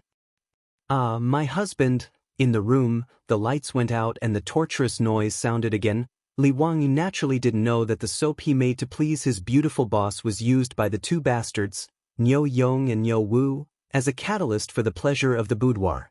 He also didn't know that the perfume and toilet water he sent a few days ago had now made a big wave in Chang'an City. In the Fang mansion of Chang'an City, Fang Xianling, who was almost 50 years old, returned to the backyard of the mansion and saw his wife coming out of the bedroom. Seeing his wife's expression, Comrade Old Fong's heart couldn't help but sink. Fong Xianling and Madame Fong had a good relationship and now had 3 sons. Because the world was in chaos at the end of the Sui dynasty, Fong Xianling married late. Although he was almost 50 years old, Sen Lang had just been born and was still in his infancy. Fong Xianling, who was 49 years old, was old enough to call himself an old man in the Tang dynasty. Although he and his wife had a good relationship, they had long lost the passion they had when they were young. For Comrade Old Fong, making love with his wife was a task that he was a little tired of dealing with. Seeing his wife like this today, how could Comrade Old Fong not understand what his wife was thinking? He couldn't help but smile bitterly. "Madam, I'm not feeling well today, why don't?" Before he finished speaking, he unexpectedly smelled the fragrance on his wife's body. It was very pleasant. Old Fong couldn't help but gulp and look at his wife again. "Madam, what's this smell on your body? Why does it smell so good?" Madame Fong covered her mouth and chuckled. "Erlang gave it to me. He said that the county magistrate made it and it's called perfume." The fragrance on his wife's body constantly stimulated Comrade Old Fong's sense of smell. At this moment, he suddenly felt that his wife's jade-like skin was overflowing with fragrance. It was very seductive, like a delicate blooming flower. "Madam, it's getting late. Why don't we go to the room and rest?" Comrade Old Fong took the initiative to take his wife and walk towards the bedroom. "Husband." That night, the red curtains fluttered and the scene was enchanting. 10 months later, the will of the 4th master of the Fong estate was finally revealed. Li Wangyo's perfume had played an important role in this. In Chang'an city, Li Wangyu only gave toilet water and perfume to the rich. But in Noda's Chang'an city, how could there be any secrets? As the rich's old wives lit up the fragrant perfume and went everywhere to attend the noble ladies' gatherings, the perfume made by Huxianzi became a delicious cake in the eyes of these noble ladies. Even Empress Zhangsun, who was in the imperial palace, couldn't help but send an eunuch to Dingzhou village to pass a message and summon Li Wangyu to Li Main Hall after hearing about the perfume. "This nephew greets aunt. And is in good health. This nephew hasn't seen aunt for a long time and misses you." I don't think so, right? Does Huxianzi really miss me?" Empress Zhangsun's tone was unfriendly. Even the way she addressed him changed from Zio to Huxianzi, which made Li Wangyu startled. His mind turned like lightning as he thought about how he had offended the empress of the Tang dynasty. However, after thinking for a long time, he felt that he hadn't done anything recently, so why was Empress Zhangsun so dissatisfied? This nephew is wrongly accused. This nephew doesn't know what aunt is referring to?" Li Wangyu carefully asked. This empress is asking you, why did you give perfume to others and not to me?" Empress Zhangsun's words made Li Wangyu feel as if he was struck by lightning and stood there in a daze. Damn, it was actually the perfume that caused the trouble? Chapter 395. Faced with Empress Zhangsun's censure, Li Wangyu reacted rather quickly. His eyes spun as he hurriedly defended himself. "Aunt, you really have wronged me. It's not that I don't want to give you this perfume. It's just that you can't use it now, so how could I dare to give it to you?" "Why is that?" Empress Zhangsun couldn't help but frown in confusion. "Auntie, you're pregnant now. It's fine to use this perfume normally, but it's not appropriate to use it when you are pregnant. I'm thinking of uncle's 3rd prince. How could I dare to give this perfume to you?" Li Wangyu's sincere words left Empress Zhangsun speechless. If it wasn't appropriate for pregnant women to use it, then he naturally couldn't be blamed. In reality, Li Wangyu's words were purely to fool Empress Zhangsun. If it was a perfume from the future, pregnant women naturally couldn't use it. Because most perfume contained musk, and musk could cause pregnant women to miscarry, it was naturally not appropriate to use it. However, the petal perfume he made was only made from alcohol and didn't contain any chemicals. If pregnant women wanted to use it, it wouldn't be much of a problem. This fellow had purely forgotten to send toilet water and perfume to the palace. Hearing that she couldn't use the perfume, Empress Zhangsun couldn't help but feel regret. Even though she was the empress above everyone else, she was still a woman. Perfume naturally had enough allure for her. Fortunately, Li Wangyu still had a way to make up for his mistake. He hurriedly took out an item from his sleeve and presented it with both hands, asking a palace maid to present it to Empress Chang'an. "Aunt, this is soap that I personally made for you. It can be used for bathing and is several times better than soap soup. After bathing, your body will have a natural fragrance. Please accept it as a token of my sincerity." Li Wangyu was very shameless. Without blushing or skipping a beat, he said that the soap was specially made for Empress Chang'an. Now, his skin was getting thicker and thicker, and this kind of nonsense came out of his mouth. Even the soap that he took out was a sample that he had on him. He had originally planned to go to the eastern and western cities after leaving the palace and find a shop that specialized in making boxes. He wanted to buy some boxes to store soap so that he could use them as gifts. How could Empress Chang'an know about these twists and turns? She really thought that Li Wangyu was thinking about her. She hurriedly had a palace maid present the soap. The emerald green soap, together with the pattern printed by the mold, looked very pleasing. "Ziyo, thank you for your thoughtfulness. This consort really likes this soap." Empress Chang'an smelled the light and elegant fragrance of the soap and was very satisfied. Her face that was as cold as ice immediately became as warm as spring flowers blooming. The speed at which Empress Chang'an changed her face made Li Wangyu almost want to ask her if this was the unique skill of face changing in Sichuan opera. She was Hu Xianzi when she didn't give him perfume and Ziyo when she gave him soap. What happened to being the mother of the world? What happened to being gentle, kind, and virtuous? Li Wangyu secretly wiped the cold sweat off his forehead. Damn, this woman is too crazy. Even Empress Chang'an could change her face like this for a bottle of perfume. Her image was really collapsing.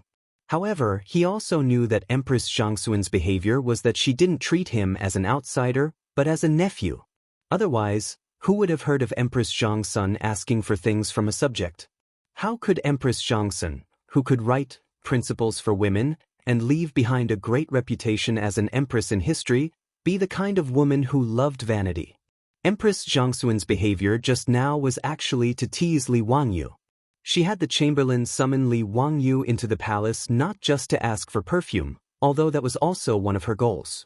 "Ziyo, you are now 16 years old, and that Taiyuan Wang clan has broken off the engagement with you. Do you have any thoughts about your marriage? Do you have a young lady that you like? Although your family's adults have all passed away, your aunt will make the decision for you." Empress Chang'an suddenly changed the topic and talked about Li Wangyu's marriage, which made him very surprised. Why did she talk about his marriage out of the blue? What young lady could he fancy?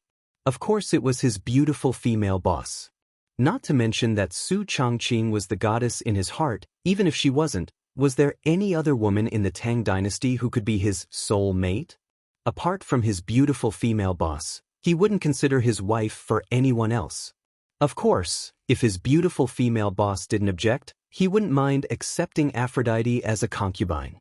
"Ahem, aunt, my family's adults have only passed away a year ago, and I still need 2 more years to recover, so this matter isn't urgent. Your nephew is still young and isn't in a hurry to get engaged," Li Wangyu casually said. He was well aware that his beautiful female boss was already 24 years old, while his current body was only 16 years old. The age difference between the two was too great, not to mention that his beautiful female boss's current status was unclear. If he directly told Empress Chang'an that he wouldn't marry anyone other than his beautiful female boss, he was afraid that it would cause a storm. Since ancient times, marriage in China had been about matching in social status. In the eyes of others, he and his beautiful female boss naturally couldn't be said to be a match. Not to mention the age gap between the two of them, even their status was a huge gap. In particular, the higher Li Wangyu's noble rank, the more difficult it would be for him to marry his beautiful female boss. This matter would probably have to be slowly planned and plotted. Empress Chang'an smiled. "No matter, you can set the engagement first. Men and women should get married when they're of age. You can get married when your recovery period is over. Ziyo, do you know how many dukes and noble madams in Chang'an city have asked me about you, intending to take you as their son-in-law?" These words made Li Wangyu feel a little proud. "Even I have such a day?" Even the dukes are rushing to marry their daughters to me? Wah, sure enough, the charm of a handsome guy is irresistible. How could he know that Empress Chang'an actually brought up this matter because of his own sins, and the source was the perfume? These noble madams had many gatherings on weekdays. After Li Wangyu gave them the perfume, they naturally took it to show filial piety to their mothers. And the dukes and noble madams who received such divine objects naturally flaunted it at their gatherings, causing the other noble madams to burn with jealousy. They couldn't wait to snatch the bottles of perfume from the hands of the dukes and noble madams. And Li Wangyu, the son of Huxin, became the topic of discussion at the noble madams' gatherings. Many of the noble madams even mocked the Taiyuan Wang clan for having eyes but failing to see.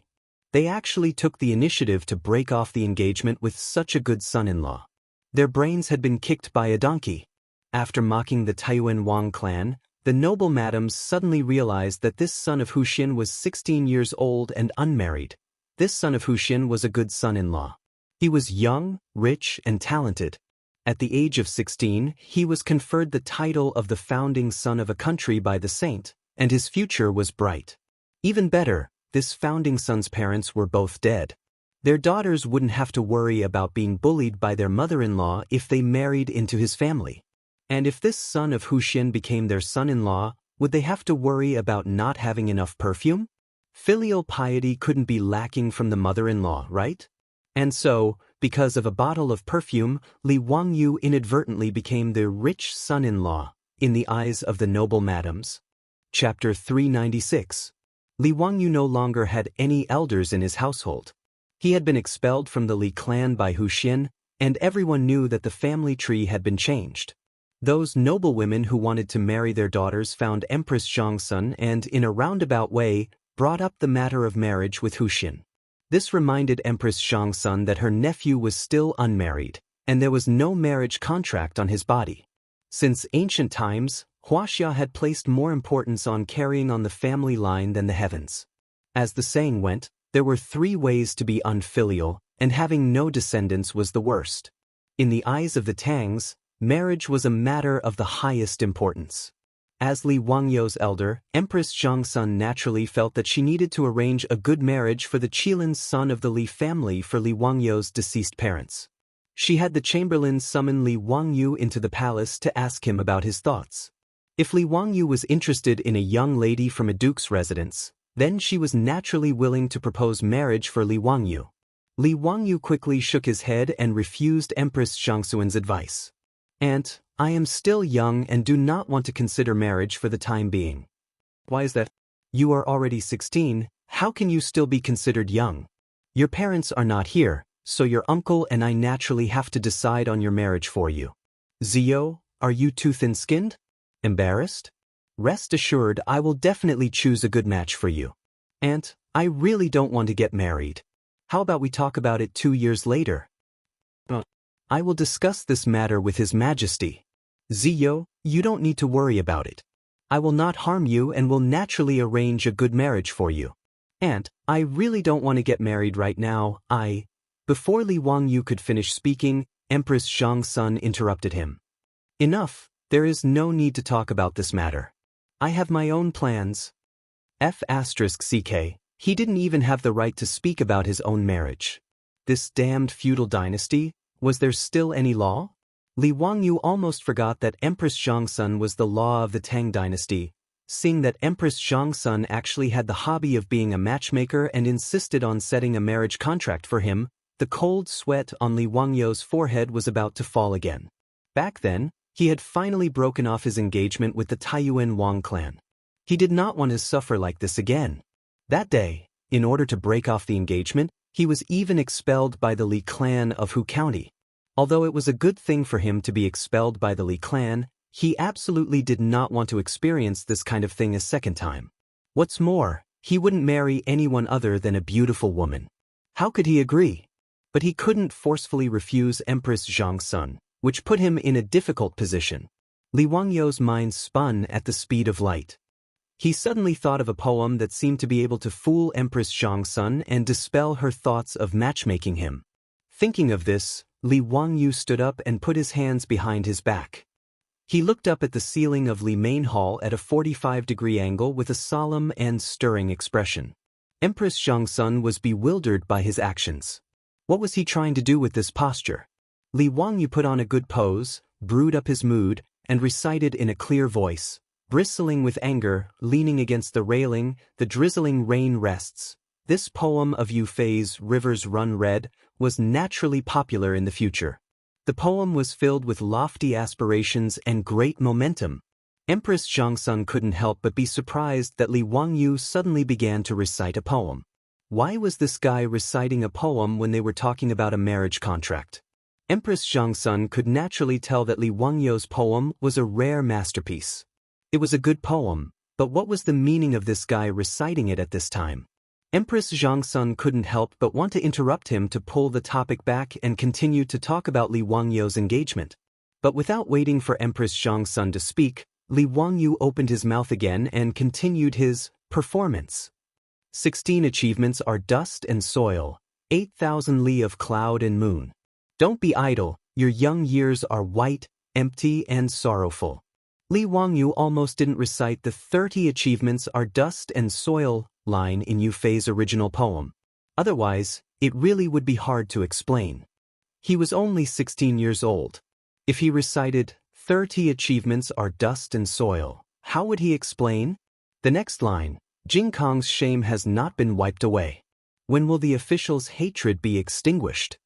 Li Wangyu was quick-witted and changed it to Wei River's shame has not been wiped away. After all, the change of Jing Kong was a matter of 500 years later. It was impossible not to change it. However, his change moved Empress Chang'an. Although she was a woman, she felt the same way about the Wei River Alliance and felt the same way. Although the Wei River Alliance gave the Tang dynasty a chance to breathe, to be forced to sign the alliance at their doorstep was a disgrace, whether it was Pai Lupi or the officials in the court. When Li Wangyu was reciting the poem, he was also secretly looking at Empress Chang'an's reaction. Seeing her serious face, he knew that he should be able to smoothly get away and not let Empress Chang'an continue to pester him about the engagement.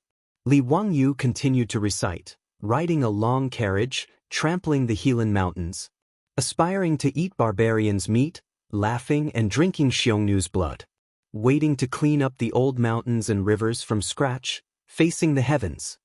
After the Rivers Run Red was recited, Li Main Hall was silent. Empress Chang'an did not know what to say. As for the palace maids and servants, their faces were filled with emotions as they looked at Li Wangyu. Li Wangyu looked at Empress Chang'an seriously and bowed. He suddenly raised his voice. Your Highness, the Turks have not been wiped out, so how can we have a family? This was a famous line by Hua Tsubing. The Xiongnu have not been wiped out, so how can we have a family? However, Li Wangyu directly changed it to Turks, which was quite appropriate. As soon as he said, the Turks have not been exterminated, how can we establish our home? Someone outside the hall applauded. Good. What a good. The Turks have not been wiped out, so how can we have a family? Ziyo, if the men of our Tang dynasty were all like you, why would we worry about the Turks being treated unfairly? The one who spoke was Li Er. After he had left court, he had heard the eunuch report that Empress Chang'an had summoned Hu Xianzi for an audience. He knew that it was his wife who had said that she was going to talk about marriage for Li Wangyu. Pai Lupi had nothing to do, so he wanted to join in the fun. He wanted to discuss with Empress Chang'an to see which duke's wife was suitable for Li Wangyu. When he arrived at Li Main Hall, without waiting for the eunuch to announce his arrival, he heard Li Wangyu reciting poetry in the hall. Pai Lupi quickly stopped the servant from speaking while he stood outside the hall to eavesdrop. When he heard Li Wangyu say, the shame of the Wei River has not been washed away, Pai Lupi could not help but clench his fists and frown. After Li Wangyu finished reciting Rivers Run Red, Pai Lupi was stunned. He was so shocked by the solemn and stirring of the poem that goosebumps appeared all over his body. He was speechless for a long time. It was only when Li Wangyu said, the Turks have not been destroyed, how to build a family, that Pai Lupi could no longer hold back and repeatedly clapped and cheered. Only then did everyone in the hall notice. Seeing that Pai Lupi had arrived, Li Wangyu quickly bowed. Nephew greets uncle. Ziyo, Copy down the short sentences you recited just now. I want to hang it in the legislative hall and study it every day. Pai Lupi laughed heartily and patted Li Wangyu's shoulder. He was very pleased. He then turned to Empress Chang'an. Guanyin maid, this brat has already said these words. Don't force him anymore. Let's talk about the marriage later. Since Pai Lupi had already said this, Empress Chang'an could only nod helplessly. Chapter 397. Li Wangyu heaved a sigh of relief when he saw that his performance had finally used the feelings of family and country to fool Empress Chang'an. As long as she didn't force him to get married, however, Li Wangyu began to worry in his heart again. His marriage was always a hidden danger. Even if it didn't explode now, what excuse could he use to fool Empress Chang'an in 2 years? In history, in the 4th year of Chang'an, the Tang dynasty had conquered the Turks, and Pai Lupi was respectfully called Heaven Khan by the chiefs of various tribes in the northwest. At that time, could he still talk nonsense about the shame of the Wei River has not been washed away? Moreover, he still had to give an explanation to his beautiful boss. He couldn't keep delaying it like this. Li Wangyu was also well aware that this was the reason why his beautiful boss was neither close nor distant to him. The two of them had never had an intimate relationship. Pai Lupi and Empress Chang'an would certainly not agree to him marrying his beautiful boss. Now, both Li Wangyu and his beautiful boss were very clear about this point. It was just that Li Wangyu had been pretending not to see before, thinking that this matter was still very far away. Until today, when Empress Chang'an mentioned marriage, he finally had a glimmer of understanding. It turned out that he had been pretending to be an ostrich, burying his head in the sand. He thought that there would always be a solution to the matter between him and his beautiful boss, and they would cross the bridge naturally. But now it seemed that he was just deceiving himself. For a moment, Li Wangyu couldn't help but ask himself, if one day Pai Lupi and Empress Chang'an really forced him to marry another woman, what would he do? Would he compromise for the sake of glory and wealth, or give up everything and simply leave Chang'an city, Dingzhou village, and elope with his beautiful boss? It seemed that the only answer was, as long as Li Wangyu thought about marrying another woman and causing his beautiful boss to leave him heartbroken, he faintly felt a tearing pain in his heart. Would he be willing to let go of Su Chongqing? Absolutely not. Since that was the case, what else did he have to worry about? In the worst-case scenario, he would be roaming the world with his beautiful boss. Li Wangyu suddenly felt that he was really a pig. It was such a simple matter, yet he was confused by it. He was really stupid to the extreme. What bullsh asterisk T founding county? What bullsh asterisk T noble title? Did he care for that? Having thought this through, Li Wangyu almost laughed out loud in the Li main hall. He couldn't wait to rush back to Dingzhou village and loudly tell his beautiful boss that he loved her. F***CK the founding county. If he had to make a choice, there was only one choice in his heart. Understanding this, the stone that had been pressing down on Li Wangyu's heart because of Empress Chang'an's words fell to the ground.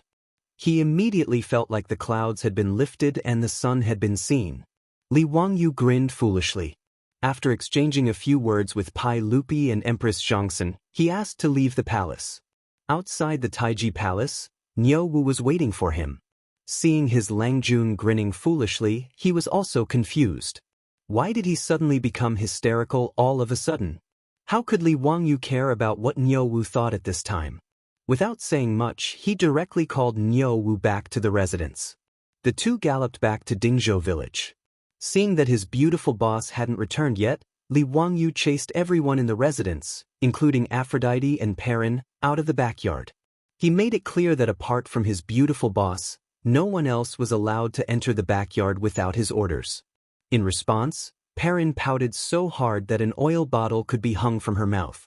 She looked at her Langjun with an aggrieved expression. But Li Wangyu didn't care about this little lass's thoughts at this time. After chasing everyone out of the backyard, he started to get busy. At sunset, his beautiful boss, who had been busy all day in Chang'an city, returned to the residence.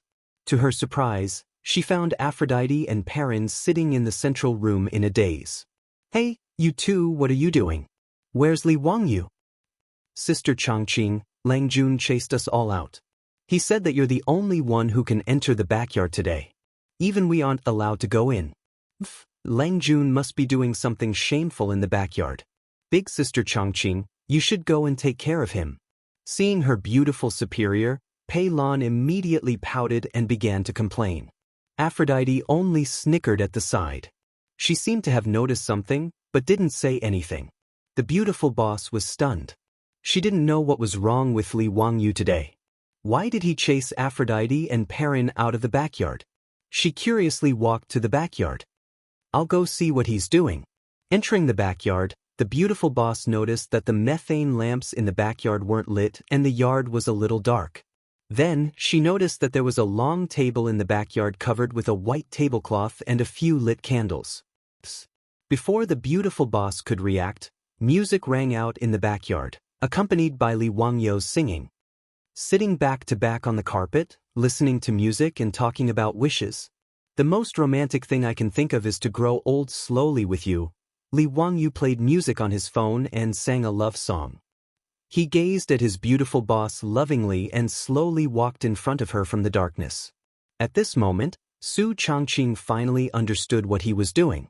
She couldn't help but cover her mouth with her hand as tears vaguely flickered in her eyes. After singing a love song, Li Wangyu looked at the beautiful woman in front of him very seriously and said word by word, I'm sorry, Changqing. I've always been a fool. I've never told the person I love the most that I love her, and I've never promised her anything. Are you willing to forgive me for being a fool? Su Changqing was speechless at this point. She couldn't stop the tears in her eyes from flowing down. She bit her tender red lips and kept nodding her head. Changqing, from now on, I'll only love you and spoil you. I won't lie to you and I'll do everything I promise you. Every word I say to you is from the bottom of my heart. I won't bully you, scold you, and believe in you. If someone bullies you, I'll be the first to help you. If you're happy, I'll be happy with you. If you're unhappy, I'll make you happy. I'll always think that you're the most beautiful. I want to see you even in my dreams because you're the only one in my heart. After Li Wangyu finished his mushy words of love, the beautiful boss who was moved to tears just now couldn't help but laugh through her tears.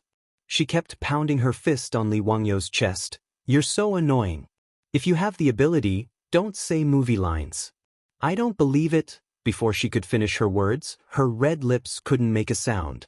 Li Wangyu directly covered her red lips with his lips.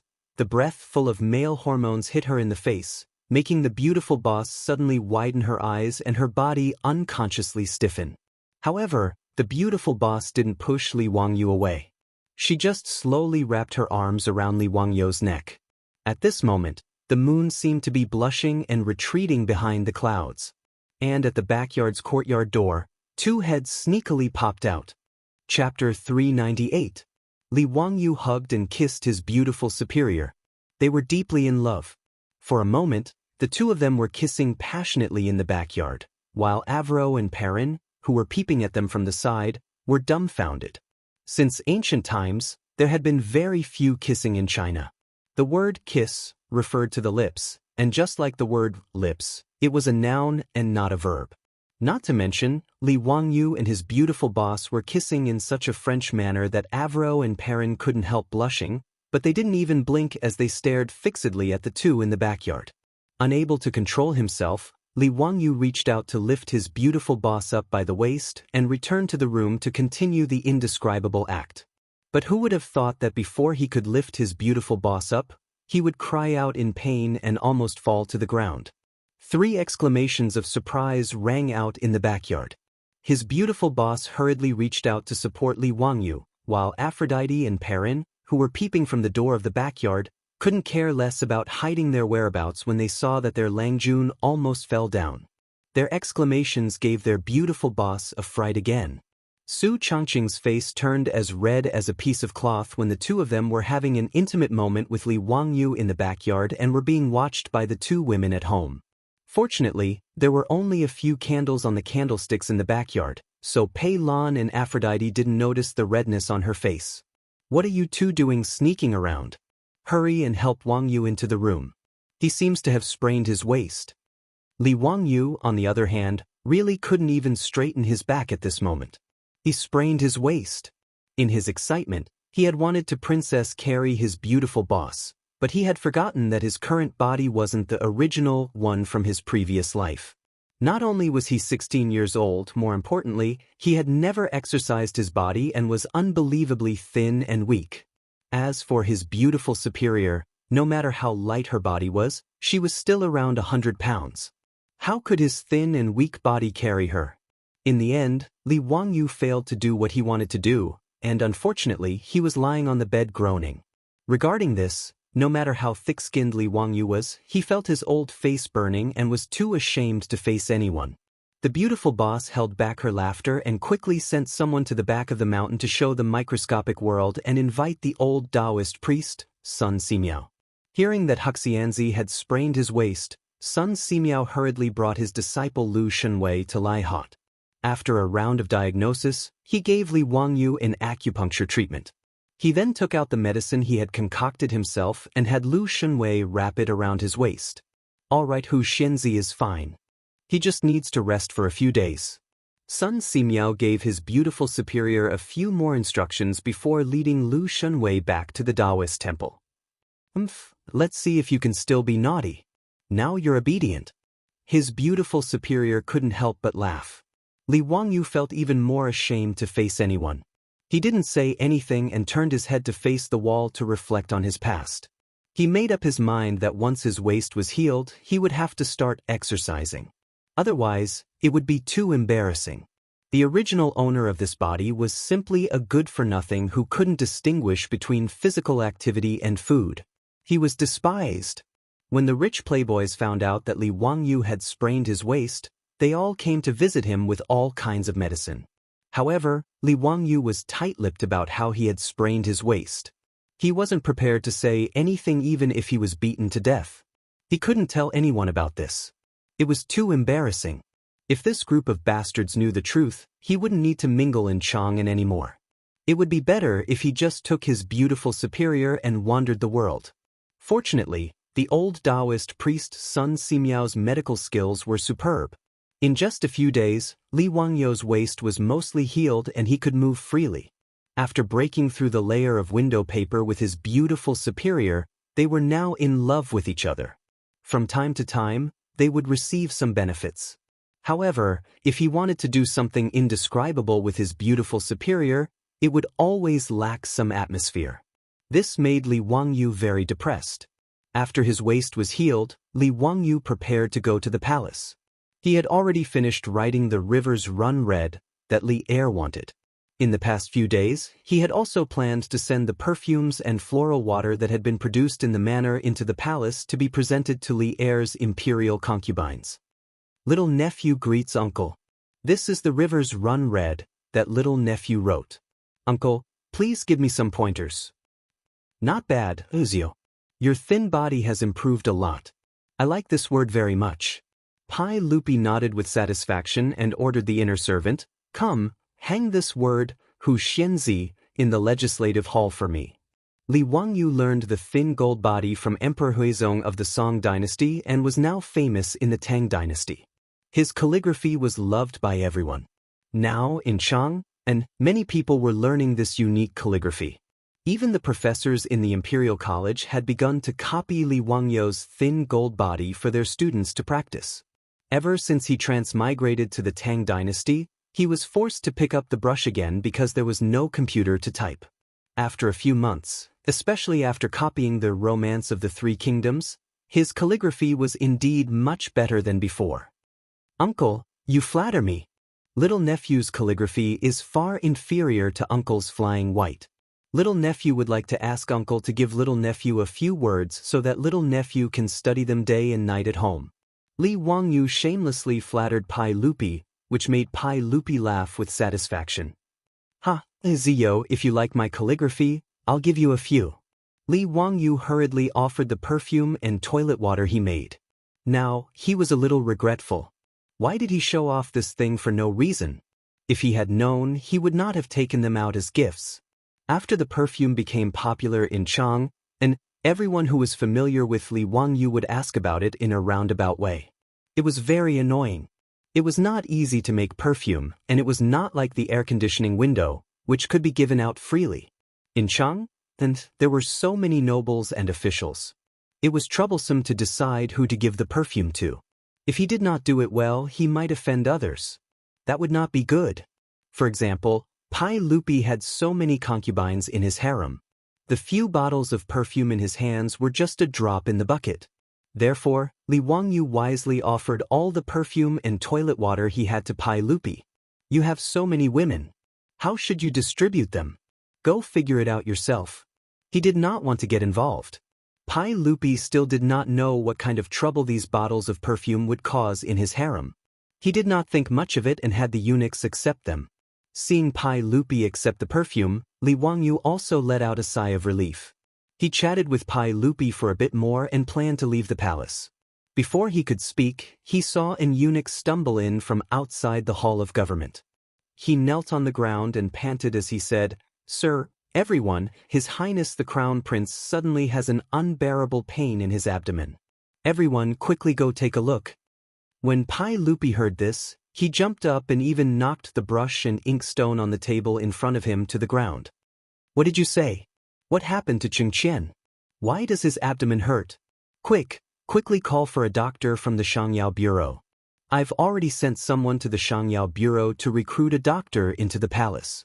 Her Highness the Empress has already gone to the Eastern Palace." The eunuch did not dare to raise his head as he replied with his head on the floor. Pai Lupi did not have time to pay attention to him and prepared to go to the Eastern Palace to see his son. Hearing that Li Wangyu was sick, Li Wangyu hurriedly said, "Uncle, I will also go see Chang'an." Pai Lupi nodded and turned his head to hurry to the Eastern Palace. Li Wangyu hurriedly jogged after him. Chapter 399. In the Xianda Hall of the Eastern Palace, it was a complete mess. Under the command of the doctors of the Shangyao Bureau, the eunuchs and palace maids were running around in a panic. When Pai Lupi led Li Wangyu and a group of eunuchs to the Xianda Hall, the pregnant Empress Zhang's son had already arrived. The group of eunuchs and palace maids hurriedly bowed to Pai Lupi. At this time, Pai Lupi was not in the mood to care about this. He impatiently waved his hand at the crowd and then looked at Empress Zhang's son. "Guanyin servant, how is Chang'an? Why does his stomach hurt all of a sudden?" Chang'an also does not know. Just now, the eunuchs of the Eastern Palace came to report that Chang'an's stomach was in unbearable pain. Chang'an hurriedly sent people to summon the imperial physician and doctors of the Shangyao Bureau. Right now, they are still treating him. Empress Zhang's son also appeared very panicked. She had been 7 or 8 months pregnant and her body was not well. Now that she suddenly heard the news of her son's illness, her face paled and she appeared very haggard. Pai Lupi felt sorry for his wife. Seeing Empress Zhang's son like this, he hurriedly called for palace maids to help Empress Zhang's son sit down. "Guanyin servant, it is very inconvenient for you to be pregnant. Why don't you return to Li Main Hall to rest? With me here, you do not need to worry." "No, Chang'an will not leave. Chang'an's illness is unknown. How can Chang'an leave?" Empress Zhang's son naturally did not want to leave. Even though she had already given birth to 2 sons and a daughter, and was pregnant herself, Li Chang'an, the eldest son, was still her favorite. Seeing Empress Zhang's son say this, Pai Lupi could only compromise. All right, Guanyin servant, do not panic. Chang'an will be fine. Maybe he just ate something bad. It is not a big problem." Li Wangyu also comforted her. "Aunt, do not worry. Chang'an is blessed by the heavens. Also, I know a bit about physiognomy. Chang'an does not have the physiognomy of an unlucky life. Nothing will happen." He dared to say this because in history, Li Chang'an had lived well. Although Li Wangyu didn't live for long, only 26 years old, Li Chang'an was only 9 years old now. Li Wangyu naturally didn't think that his life was in any danger. There were many reasons for a child's abdominal pain, but Li Wangyu thought that it was probably the same as Pai Lupi's guess. It was probably just a stomachache.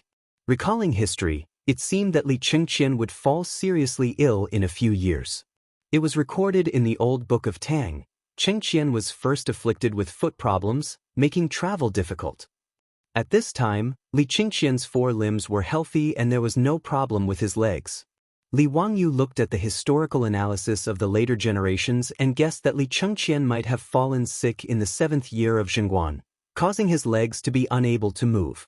In any case, Li Chengqian lived until Chang'an's 18th year before he died of depression in Guizhou. Now that it was the 2nd year of Kai Chang'an, Li Wangyu naturally dared to say such words. However, something that surprised Li Wangyu happened. The Shangyao Fengyu of the Shangyao Bureau had a bitter expression as he walked out of the hall and knelt down in front of Pai Lupi and Empress Zhangsun. Reporting to Your Majesty, Your Highness, this subject has investigated the Crown Prince's illness. It is intestinal obstruction. This subject is incompetent. This illness is incurable. This Shangyao Fengyu's name was Gung Hong, and he was in his 50s. He was the highest official in the Shangyao Bureau, a lower 5th-rank official. The Shangyao Fengyu was normally appointed by the imperial family to be in charge of the imperial family's medical treatment. Gung Hong was also a famous doctor in the Tang dynasty. Although he couldn't compare to Sun Simiao, he was still quite famous. Hearing Gung Fengyu say that her son had intestinal obstruction, Empress Zhangsuan's face instantly lost all color, becoming as white as paper. Her body swayed a few times, and just as she was about to fall, Pai Lupi hurriedly reached out to support her. At this time, Pai Lupi's eyes were also filled with anger, as if he wanted to devour someone. What did you say? Our crown prince even came to greet us today, so how did he get this intestinal abscess? We order you to quickly treat the crown prince. If there is even the slightest mistake, we will skin you alive. Your Majesty, this intestinal obstruction, this subject obeys the decree. Gung Fengyu still wanted to explain what intestinal obstruction was. However, seeing Pai Lupi's frightening appearance, he didn't dare to say anything else. He scrambled back into the hall to discuss with the other doctors of the Shangyao Bureau how to treat the crown prince. Empress Zhangsun cried out in pain. She broke free from Pai Lupi's arm and stumbled back into the hall. Pai Lupi was afraid that something would happen to her body, so he hurriedly chased after her. The group of eunuchs and palace maids behind him also followed like a swarm of bees. When Li Wangyu heard the Shangyao Fengyu's words, it was as if he was struck by lightning, and he stood there dumbfounded. What the hell? What happened? How could Li Chengqian have intestinal obstruction? There was no record of it in the history books. Intestinal obstruction was appendicitis, and in ancient times, it was an incurable disease. Although there were many vague records in the ancient texts that said that intestinal obstruction could be treated, Chinese medicine did not have this ability. In the modern era, appendicitis was just a minor operation that even 4th-year medical students could easily perform. However, in an era without Western surgery, intestinal carbuncle was definitely an incurable disease. But how could Li Chengqian have appendicitis? If Li Chengqian had contracted appendicitis in history, how could he have lived until the 18th year of Zhenguan, and how could he have colluded with Hou Junji to rebel? Li Wangyu's mind was blank, and it took him a long while to come back to his senses and run into Xianda Palace. In the bedchambers of Xianda Palace, Empress Zhangsun was sobbing next to the spacious bed. Doctors, eunuchs, and palace maids were kneeling next to the bed, and the atmosphere was extremely oppressive. Li Wangyu rushed over to check on Li Chengqian's condition. The crown prince of the Tang dynasty had his eyes closed and was motionless. His forehead was covered in sweat from the pain, and he had already lost consciousness. Grabbing Gung Fengyu's collar, he asked, "Did you really diagnose that His Highness the Crown Prince has intestinal obstruction? You didn't misdiagnose, did you?" Even now, Li Wangyu still did not believe that Li Chengqian had appendicitis. This simply did not make sense in history. There can't be a mistake. His Highness the Crown Prince has abdominal pain, muscle tension, and rebound pain in his lower right leg, accompanied by nausea, fever, vomiting, bloating, red skin, yellow skin, and a flood of pulses. This is definitely intestinal obstruction. This old man has practiced medicine for 30-some years, and I can't make a mistake. Moreover, many of the doctors in the Shangyao Hospital have made the same diagnosis. The doctors in the Shangyao Hospital who were kneeling on the side also nodded repeatedly, indicating that Han Fengyu was right. Li Wangyu let go of Gung Fengyu's hand, and Gung Fengyu knelt before Pai Lupi and said, "Your Majesty, we have already treated His Highness the Crown Prince with acupuncture and ordered people to boil the medicine. But there is nothing we can do about this intestinal obstruction. We can only rely on His Highness the Crown Prince's fate." Before he could finish speaking, he saw the furious Pai Lupi rush over with gritted teeth and kick him to the ground. "If anything happens to my Deng, I want all of you to be buried with him." Pai Lupi's words were naturally spoken out of anger. With the medical standards of the Tang dynasty, if they could not cure the patient, they would be buried with him. No matter how many heads there were in the Shangyao hospital, it would not be enough to cut off. But in the face of the furious Pai Lupi, no one dared to make a sound. All the doctors, eunuchs, and palace maids were silent like cicadas in winter. Chapter 400. Li Wangyu looked at the unconscious Li Chengqian on the bed and couldn't help but feel his heart ache. He couldn't understand what was wrong with history for such a thing to happen. Towards Li Chengqian and Li Tai, the two little fellows, Li Wangyu originally held prejudice in his heart. After all, these two fellows weren't anything good in the history books. There was no need to talk about Li Chengqian. He was licentious and even colluded with Hou Junji and the others to rebel.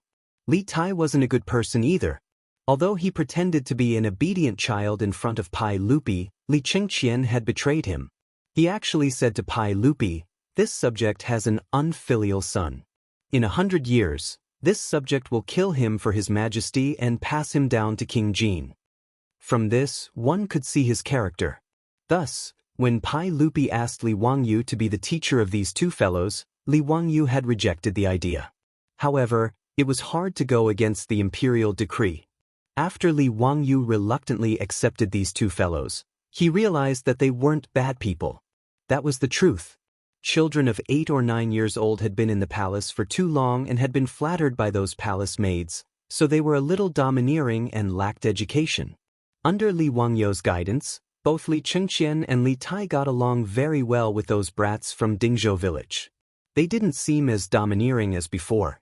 And these two sons of Pai Lupi were rather smart. They were also very respectful to their teacher, Li Wangyu, so how could he not like them? 2 days ago, he had sprained his waist and was bedridden, so he didn't have the nerve to send Li Chengqian and Li Tai to Dingzhou village for lessons. He had originally planned to visit the two fellows in the Eastern Palace after speaking with Pai Lupi, but who could have imagined that such a situation would occur? Why would Li Chengqian suddenly get appendicitis? Li Wangyu couldn't figure it out. Then, he heard the conversation between Pai Lupi and Feng Yu from the Shangyao Bureau. "Gung Fengyu, let me ask you, why did the Crown Prince suddenly get this intestinal abscess?" "Your Majesty, intestinal abscesses are usually caused by a lack of food and drink, as well as dampness and heat. This depends on what the Crown Prince has been eating recently." Gung Fengyu hurriedly replied. "What did the Crown Prince eat today?" Pai Lupi glared at the eunuch in the Eastern Palace. Replying to everyone, I didn't eat anything. It was all food sent by the Shangshi Bureau." The eunuch's words were somewhat evasive. Pai Lupi angrily shouted, "Tell me the truth. What the Crown Prince ate was recorded by the Food Bureau. Do you think you can fool me?" The eunuch repeatedly kowtowed to the ground with so much force that blood seeped out of his forehead. Replying to everyone, "The weather has been hot recently, and His Highness the Crown Prince said that he wants to eat ice cream. This servant will have the Shangshi Bureau prepare it for the Crown Prince. This servant deserves 10,000 deaths. This servant deserves 10,000 deaths." Ice cream? Li Wangyu was stunned. Eating ice cream wasn't enough to cause appendicitis. Li Chengqian and Li Tai, the two little guys, liked to eat ice cream. This was no secret. The two little ones had already asked him for the ice cream recipe and gave it to the Shangshi Bureau. It was said that even Pai Lupi and Empress Zhangsun liked it very much. He suddenly thought of something and interrupted to ask, "How much ice cream did the Crown Prince eat today?" Eight bowls. The eunuch in the Eastern Palace replied in a low voice. His words angered Pai Lupi so much that he kicked the Eastern Palace eunuch a few times. The eunuch fell to the ground and didn't even dare to scream. Although Pai Lupi didn't know much about medicine, he knew that overeating was not a good thing. Moreover, Gung Fengyu had already said that the crown prince's intestinal abscess was caused by a lack of food. Someone come, drag this dog away. Flog him to death. Pai Lupi's voice was cold and made people tremble. The Eastern Palace eunuch didn't even dare to cry for mercy. He was so scared that his eyes rolled back and he fainted. Immediately, eunuchs came forward and dragged the Eastern Palace eunuch away. The outcome was self-evident. Li Wangyu was stunned speechless. Eating 8 bowls of ice cream in a row, it would be strange if he didn't get sick. This group of damned Eastern Palace eunuchs clearly flattered Li Chengqian. They actually allowed a 9-year-old child to eat so many cold drinks. Being beaten to death was not an injustice at all. He had a trace of understanding in his heart. Li Chengqian's sudden illness was different from history and seemed to have something to do with him. The ice cream he made was like the wings of a butterfly. With a light flap, it changed the original trajectory of history. There was no such delicious cold drink in history, so Li Chengqian naturally wouldn't overeat. Naturally, there was no sudden appendicitis. With all these twists and turns of karma, it seemed that the responsibility for Li Chengqian's appendicitis was on Li Wangyu. When Li Wangyu understood this point, his expression became rather ugly. Empress Zhangsun looked at the unconscious Li Chengqian beside the bed and cried bitterly. This made Pai Lupi even more anxious. Empress Zhangsun was currently pregnant. If something happened to her due to excessive grief, that would be even more unfortunate. Guanyin maid, return to Li Main Hall first. I can stay here with Chengqian. No, I won't leave. How could Empress Zhangsun listen to Pai Lupi at this time? Pai Lupi didn't dare let her stay in Xianda Hall any longer. If it was as Fengyu of the Shangyao Bureau had said, there was no cure for this intestinal blockage. If he let Empress Zhangsun watch Li Chengqian die prematurely, who knew what would happen? Come, escort the Empress back to Li Main Hall. Serve her carefully, but if there are any mistakes, we will skin you alive. Gung Fengyu, have some doctors from the Shangyao Bureau go to Li Main Hall to examine the Empress' body. Empress Zhangsun was helpless. She was carefully supported by a group of palace maids and eunuchs back to Li Main Hall in tears. At this time, Li Wangyu was extremely conflicted. Looking at Li Chengqian's current situation, it was clear that Fengyu and the doctor's diagnosis was correct. It should be because he suddenly ate too many cold drinks that caused acute appendicitis. He vaguely remembered that he had once seen a report saying that a certain hospital had treated more than 20 patients with acute appendicitis in a short 2 months. Most of them were youths between 5 and 15 years old. The reason was because they ate too many cold drinks during the summer, so the public was reminded not to give children too many cold drinks during the summer. In the modern world, acute appendicitis required surgery, but this was the Tang dynasty. Who could operate on Li Chengqian? Li Wangyu admitted that he didn't have this ability. He had seen some time-traveling TV dramas where the main character didn't care about the consequences and would cut open someone's stomach and use a knife. He felt that it was incomparably absurd. If it was so easy to save someone, would there be a need to study clinical medicine for 5 years? If Li Wangyu was given a scalpel and had him go to the operating table, then it would be better to directly inform the patient's family and arrange a funeral. However, if he didn't do the surgery, Li Chengqian's chances of survival were extremely slim. If he didn't do anything and just watched Li Chengqian die, Li Wangyu was afraid that his conscience wouldn't be at ease for the rest of his life. This was neither right nor left. Li Wangyu was so aggrieved that he almost wanted to bang his head against a pillar. Just as he was feeling conflicted, his hand suddenly inadvertently touched the dagger at his waist. The item inside reminded him. Li Wangyu's eyes couldn't help but light up. Chapter 401. Li Wangyu felt that there were a few pieces of crystals in the box. The medicine king, Sun Simiao, had entrusted these crystals to him to help make microscopes. Today, Li Wangyu had brought them with him to Chang'an. He planned to go to the eastern and western cities after leaving the palace to see if there were any shops that specialized in grinding crystals. When he felt the crystals, he thought of Sun Simiao. Although Sun Simiao didn't know how to perform appendicitis surgery, he knew that Sun Simiao had some surgical skills based on the fact that he had removed the rotten flesh from Niu Yong's wound and stitched it up.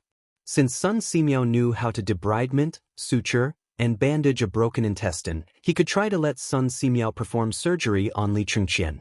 At least it was better than watching Li Chengqian die in pain in front of him. However, the risk of doing so was extremely high. If Sun Simiao's surgery failed, Pai Lupi would blame him. He couldn't afford to take the blame. Furthermore, cutting open someone's stomach to perform surgery was unheard of. Would Pai Lupi be willing? Would Sun Simiao agree? Li Wangyu hesitated and opened his mouth for a long time, but he didn't know how to tell Pai Lupi his thoughts. Just as he was hesitating, he heard Feng Yu from the medicine bureau whisper to Pai Lupi, "Your Majesty, we have already performed acupuncture on His Highness and given him medicine. However, His Highness's pulse is getting weaker and weaker. I'm afraid it will be difficult to save him. We are willing to die 10,000 times. Your Majesty, please be prepared." Hearing this, Pai Lupi's body couldn't help but shake. A line of tears rolled down his face. When he heard Feng Yu and the doctors say that his eldest son had an intestinal abscess, he had already guessed the result. Pai Lupi sadly sat beside Li Chengqian's bed and reached out to hold Li Chengqian's burning hand. After a long time, he ordered in a hoarse voice, "If His Highness dies, don't tell the Empress for now. The Empress is pregnant and shouldn't be agitated. Do you understand?"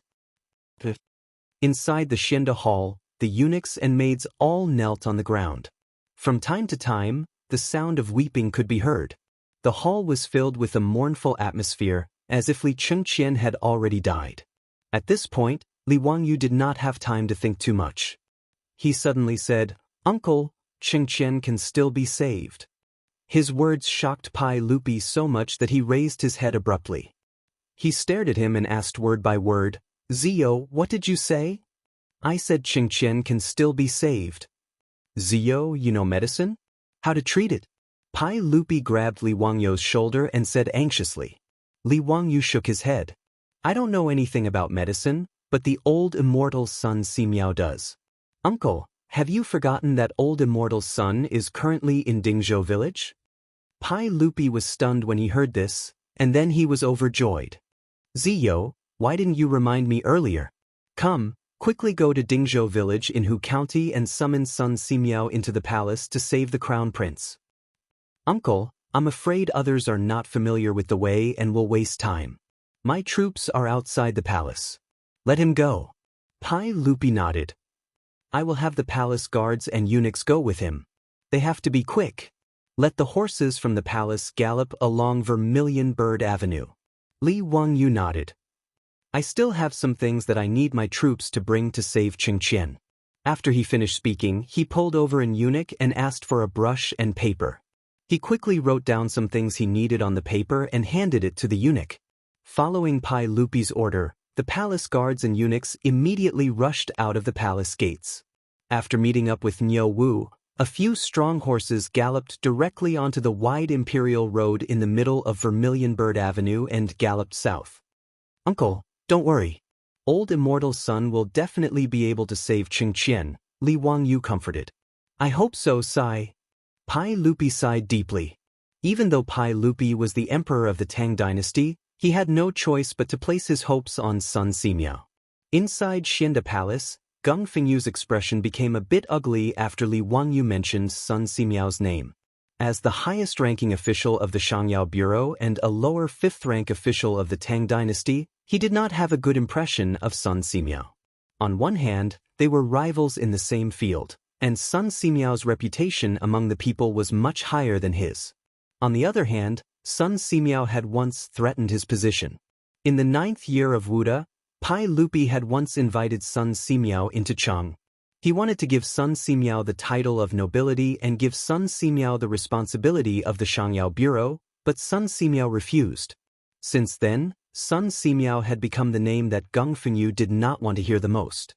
Now that the crown prince was critically ill and the Shangyao Bureau was helpless, Hu Xianzi had actually recommended Sun Simiao to Pai Lupi at this time. Geng Fengyu could not help but feel even more stifled. He could not help but say, "Your Majesty, forgive me for speaking so boldly, but even Sun Simiao might not be able to save His Highness the Crown Prince. This intestinal blockage is an incurable disease.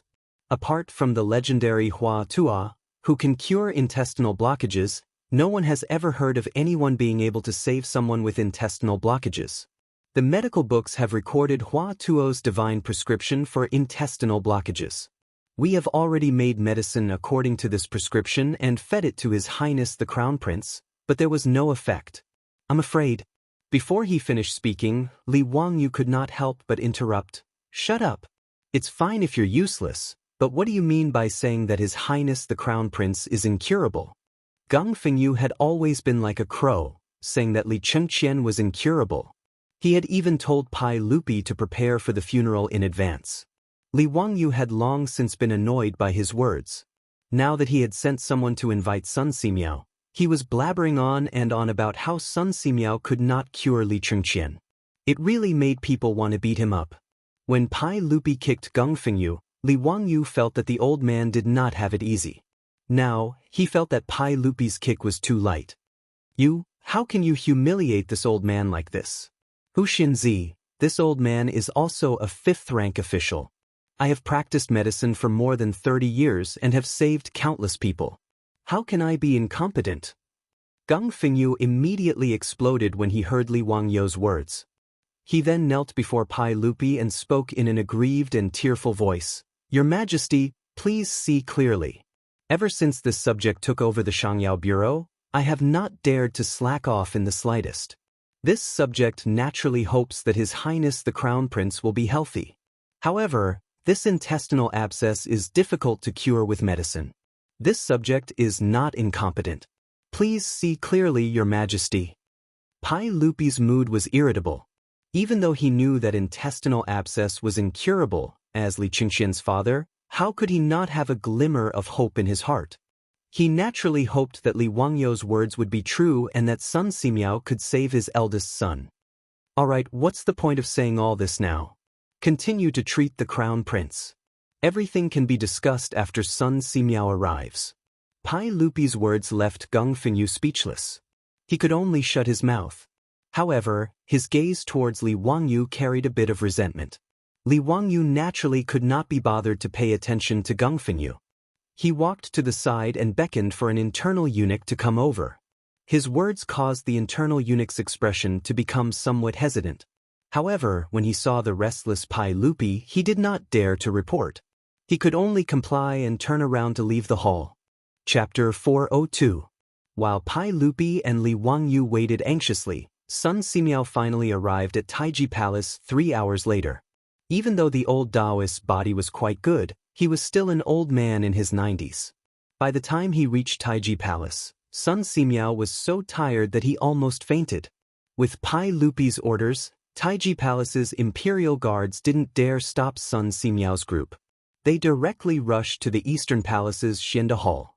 Hearing that Sun Simiao had arrived, Pai Lupi and Li Wangyu immediately came out to welcome him.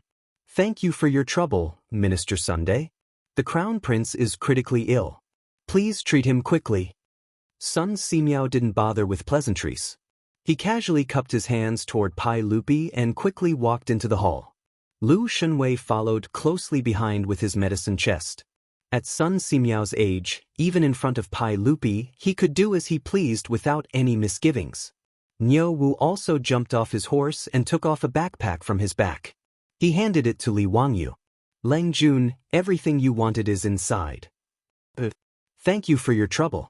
You can return to the residence first. Tell Changqing that I will be staying in the palace for a few days. Li Wangyu checked the things Niu Wu brought. After confirming that there were no mistakes, he patted Niu Wu's shoulder. Li Wangyu didn't delay and turned to walk into the hall. The trouble hadn't started yet.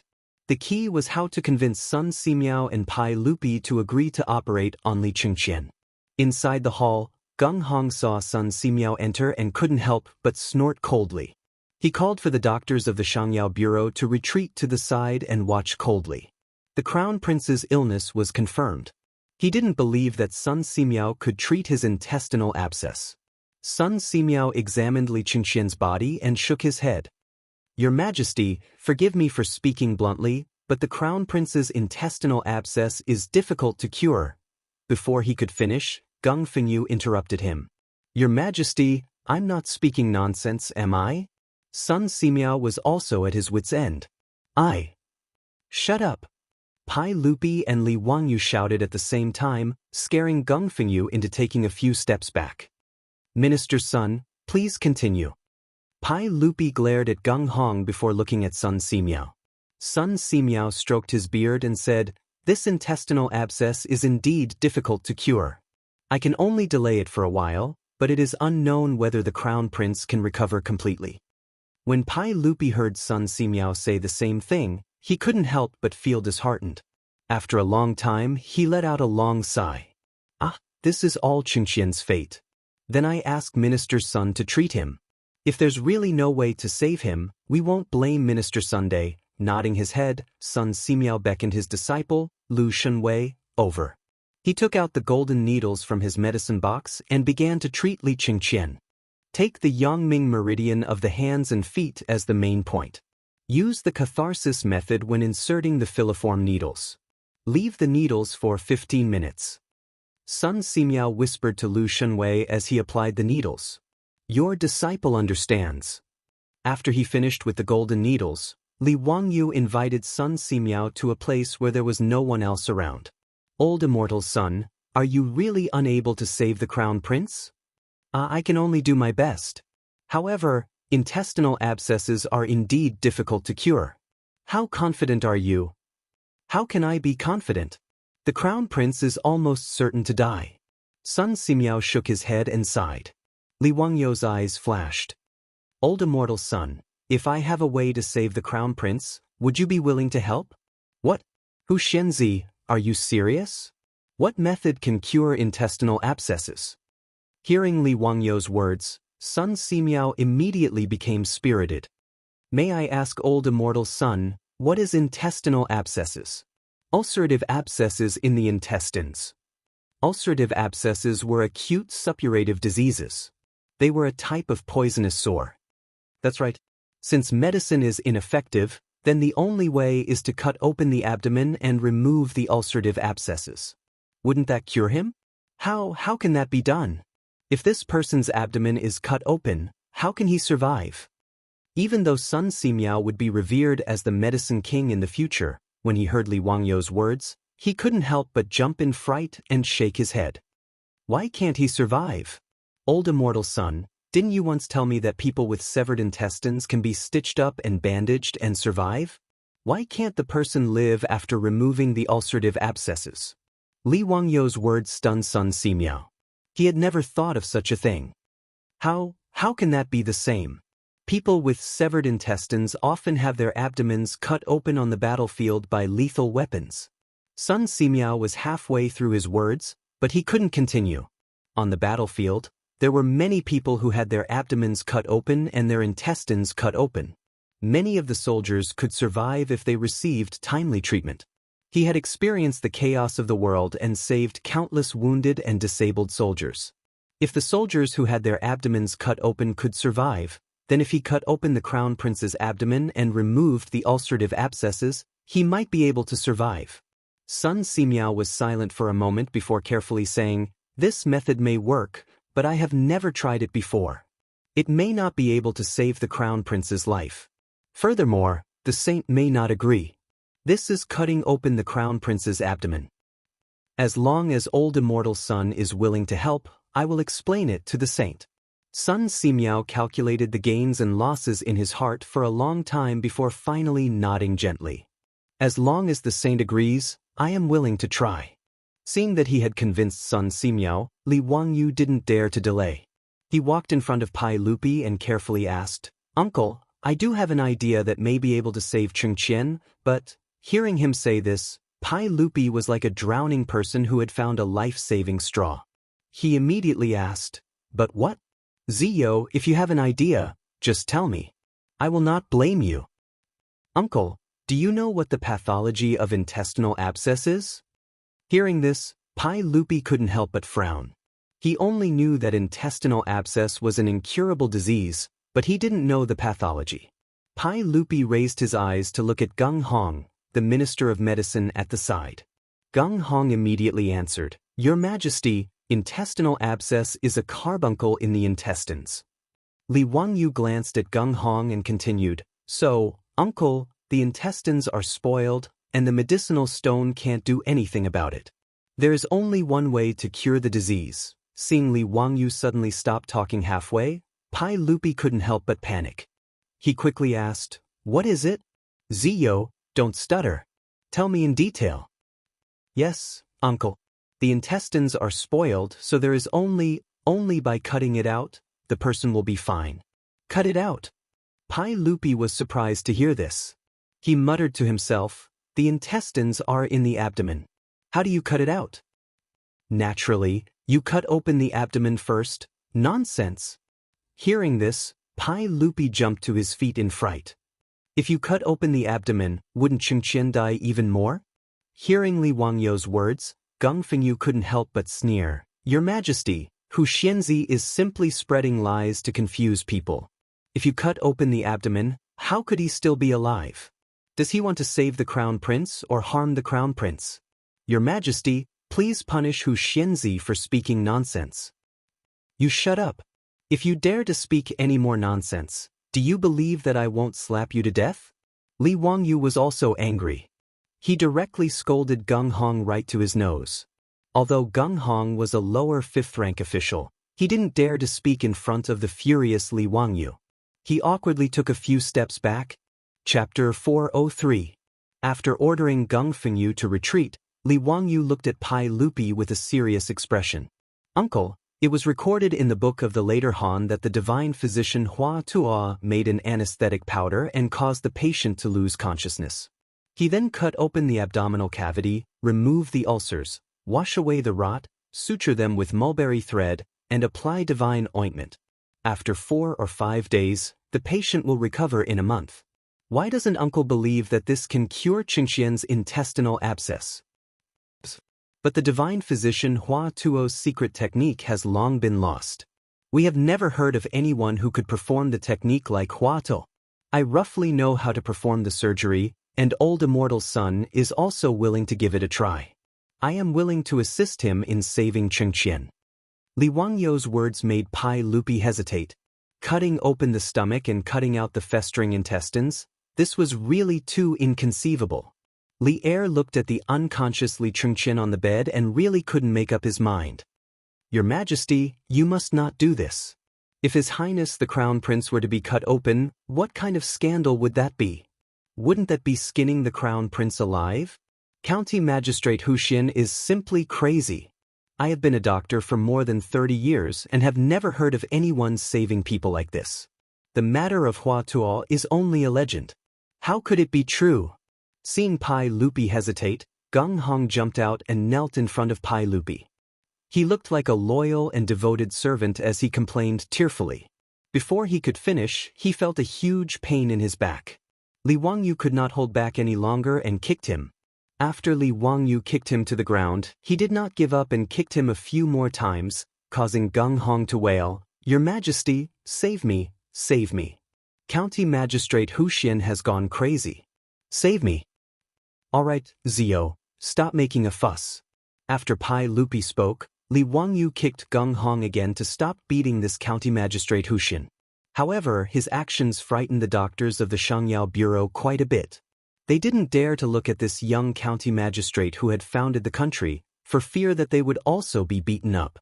Their own superior, a lower fifth-rank official of the Medicine Bureau, had been humiliated by Hu Xianzi, but His Majesty had only reprimanded him. This allowed them to clearly see Hu Xianzi's position in the saint's heart.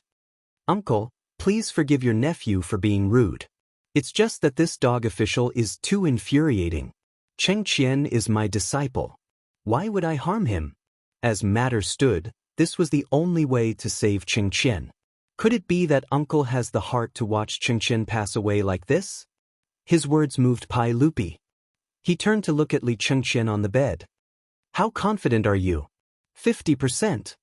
Li Wangyu was very determined.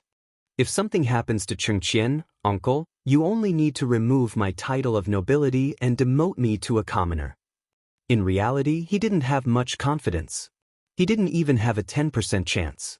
He didn't even know where the appendix was or what it looked like. He didn't know how to operate or how to close the wound. All of this depended on Sun Simiao. However, if he didn't say this, why would Pai Lupi agree to operate on Li Chengqian? Li Wangyou's only weapons were alcohol and cephalosporin. Alcohol could disinfect, and cephalosporin could reduce inflammation. With these two things, his survival rate would increase by a lot. Otherwise, if he rashly operated on him, he really didn't know whether he was saving or hurting people. This was also what he had Niu Wu bring back from Dingzhou village. Li Wangyou's words made Pai Lupi silent for a long time. His heart was in a mess. Originally, the Medicine Bureau and Sun Simiao's diagnosis had both sentenced Li Chengqian to death. This had already made Pai Lupi heartbroken. When Li Wangyu said that he had a way to cure the crown prince, Pai Lupi was like a ray of light in the darkness. However, he didn't think that Li Wangyou's method would be to cut open his own son's stomach. How could he believe such a thing? Although Li Wangyu said that the history books recorded the matter of Hua Tuo, that was only a legend. Who had actually seen it? Pai Lupi hesitated for a long time before shaking his head. He slowly said, "Ziyu, I can't take this risk. If the crown prince dies, that's his fate. I can't let Chengqian be buried with a broken body." Pai Lupi's words made Li Wangyu about to go crazy. This was the only way to save Li Chengqian, and Pai Lupi actually rejected it? Uncle. Li Wangyu still wanted to continue persuading him. However, Pai Lupi waved his hand and interrupted him. "Ziyu, don't mention this again. Your Majesty is wise." On the side, Gung Hong heard Pai Lupi's words and actually came over. Li Wangyu was so angry that he wanted to hit him again. Seeing that Pai Lupi didn't allow him to carry out the operation, Li Wangyu was so angry that he turned and left. This bastard was too stubborn. Hiding a disease for fear of treatment. This was the classic case of hiding a disease for fear of treatment. Li Wangyu somewhat understood why the divine doctor Hua Tuo had lost his life when he wanted to treat Cao Cao's head disease. Sad, it was too sad. Walking out of the Xianda Palace, Li Wangyu felt suffocated when he thought of the little brat who usually called him teacher and was about to be separated by life and death. Li Wangyu clenched his fists and let out a heart-wrenching scream. It startled the guards and eunuchs near the Xianda Palace. After venting, Li Wangyu slowly calmed down. In the eyes of the Tangs, disemboweling someone was indeed incomprehensible. It was no different from murder. Now that Pai Lupi didn't agree to carry out the operation, Li Chengqian would definitely die. This feeling of powerlessness when there was a chance to save someone was really terrible. Li Wangyu felt that he couldn't just let it go like this. He had to find a way to save Li Chengqian. Even if the chances were low, he had to try. Li Wangyu wanted to find Empress Zhangsun. If she agreed, perhaps the operation could be carried out. But now Empress Zhangsun was pregnant. According to the history books he knew, she would give birth in more than a month. At this time, he didn't dare to tell Empress Zhangsun that he could save her son, but he needed to disembowel him and cut something out. If something happened to Empress Zhangsun, he would really be finished. In a fit of rage, Pai Lupi would probably push him to Shi City and behead him. After thinking for a while, Li Wangyu made up his mind and thought of a method that wasn't really a method. Li Wangyu returned to the Xianda Palace again and found Sun Simiao. "Old immortal son, tell me the truth. How much longer can the crown prince last?" Sun Simiao hesitated, then replied, "I've performed acupuncture on the crown prince, but there was no improvement. The crown prince's pulse is weak. I'm afraid he won't make it through tonight." Li Wangyu looked up at the sky. It was about 3 o'clock in the afternoon. There should still be time to carry out his plan. He nodded and thanked Sun Simiao. Then he found Pai Lupi, who was sitting beside the bed. "Uncle, I have something to do and need to return to Hu County. Please allow me to ride a horse on Vermilion Bird Avenue so that I can get back to the palace before the curfew. I'm Chengqian's master and disciple, and I want to see him off." Pai Lupi nodded and didn't object. He waved his hand to summon a palace guard and had him hand over a token to Li Wangyu, allowing him to ride a horse in Chang'an. After receiving the token, Li Wangyu immediately left the palace, mounted his horse, and galloped away.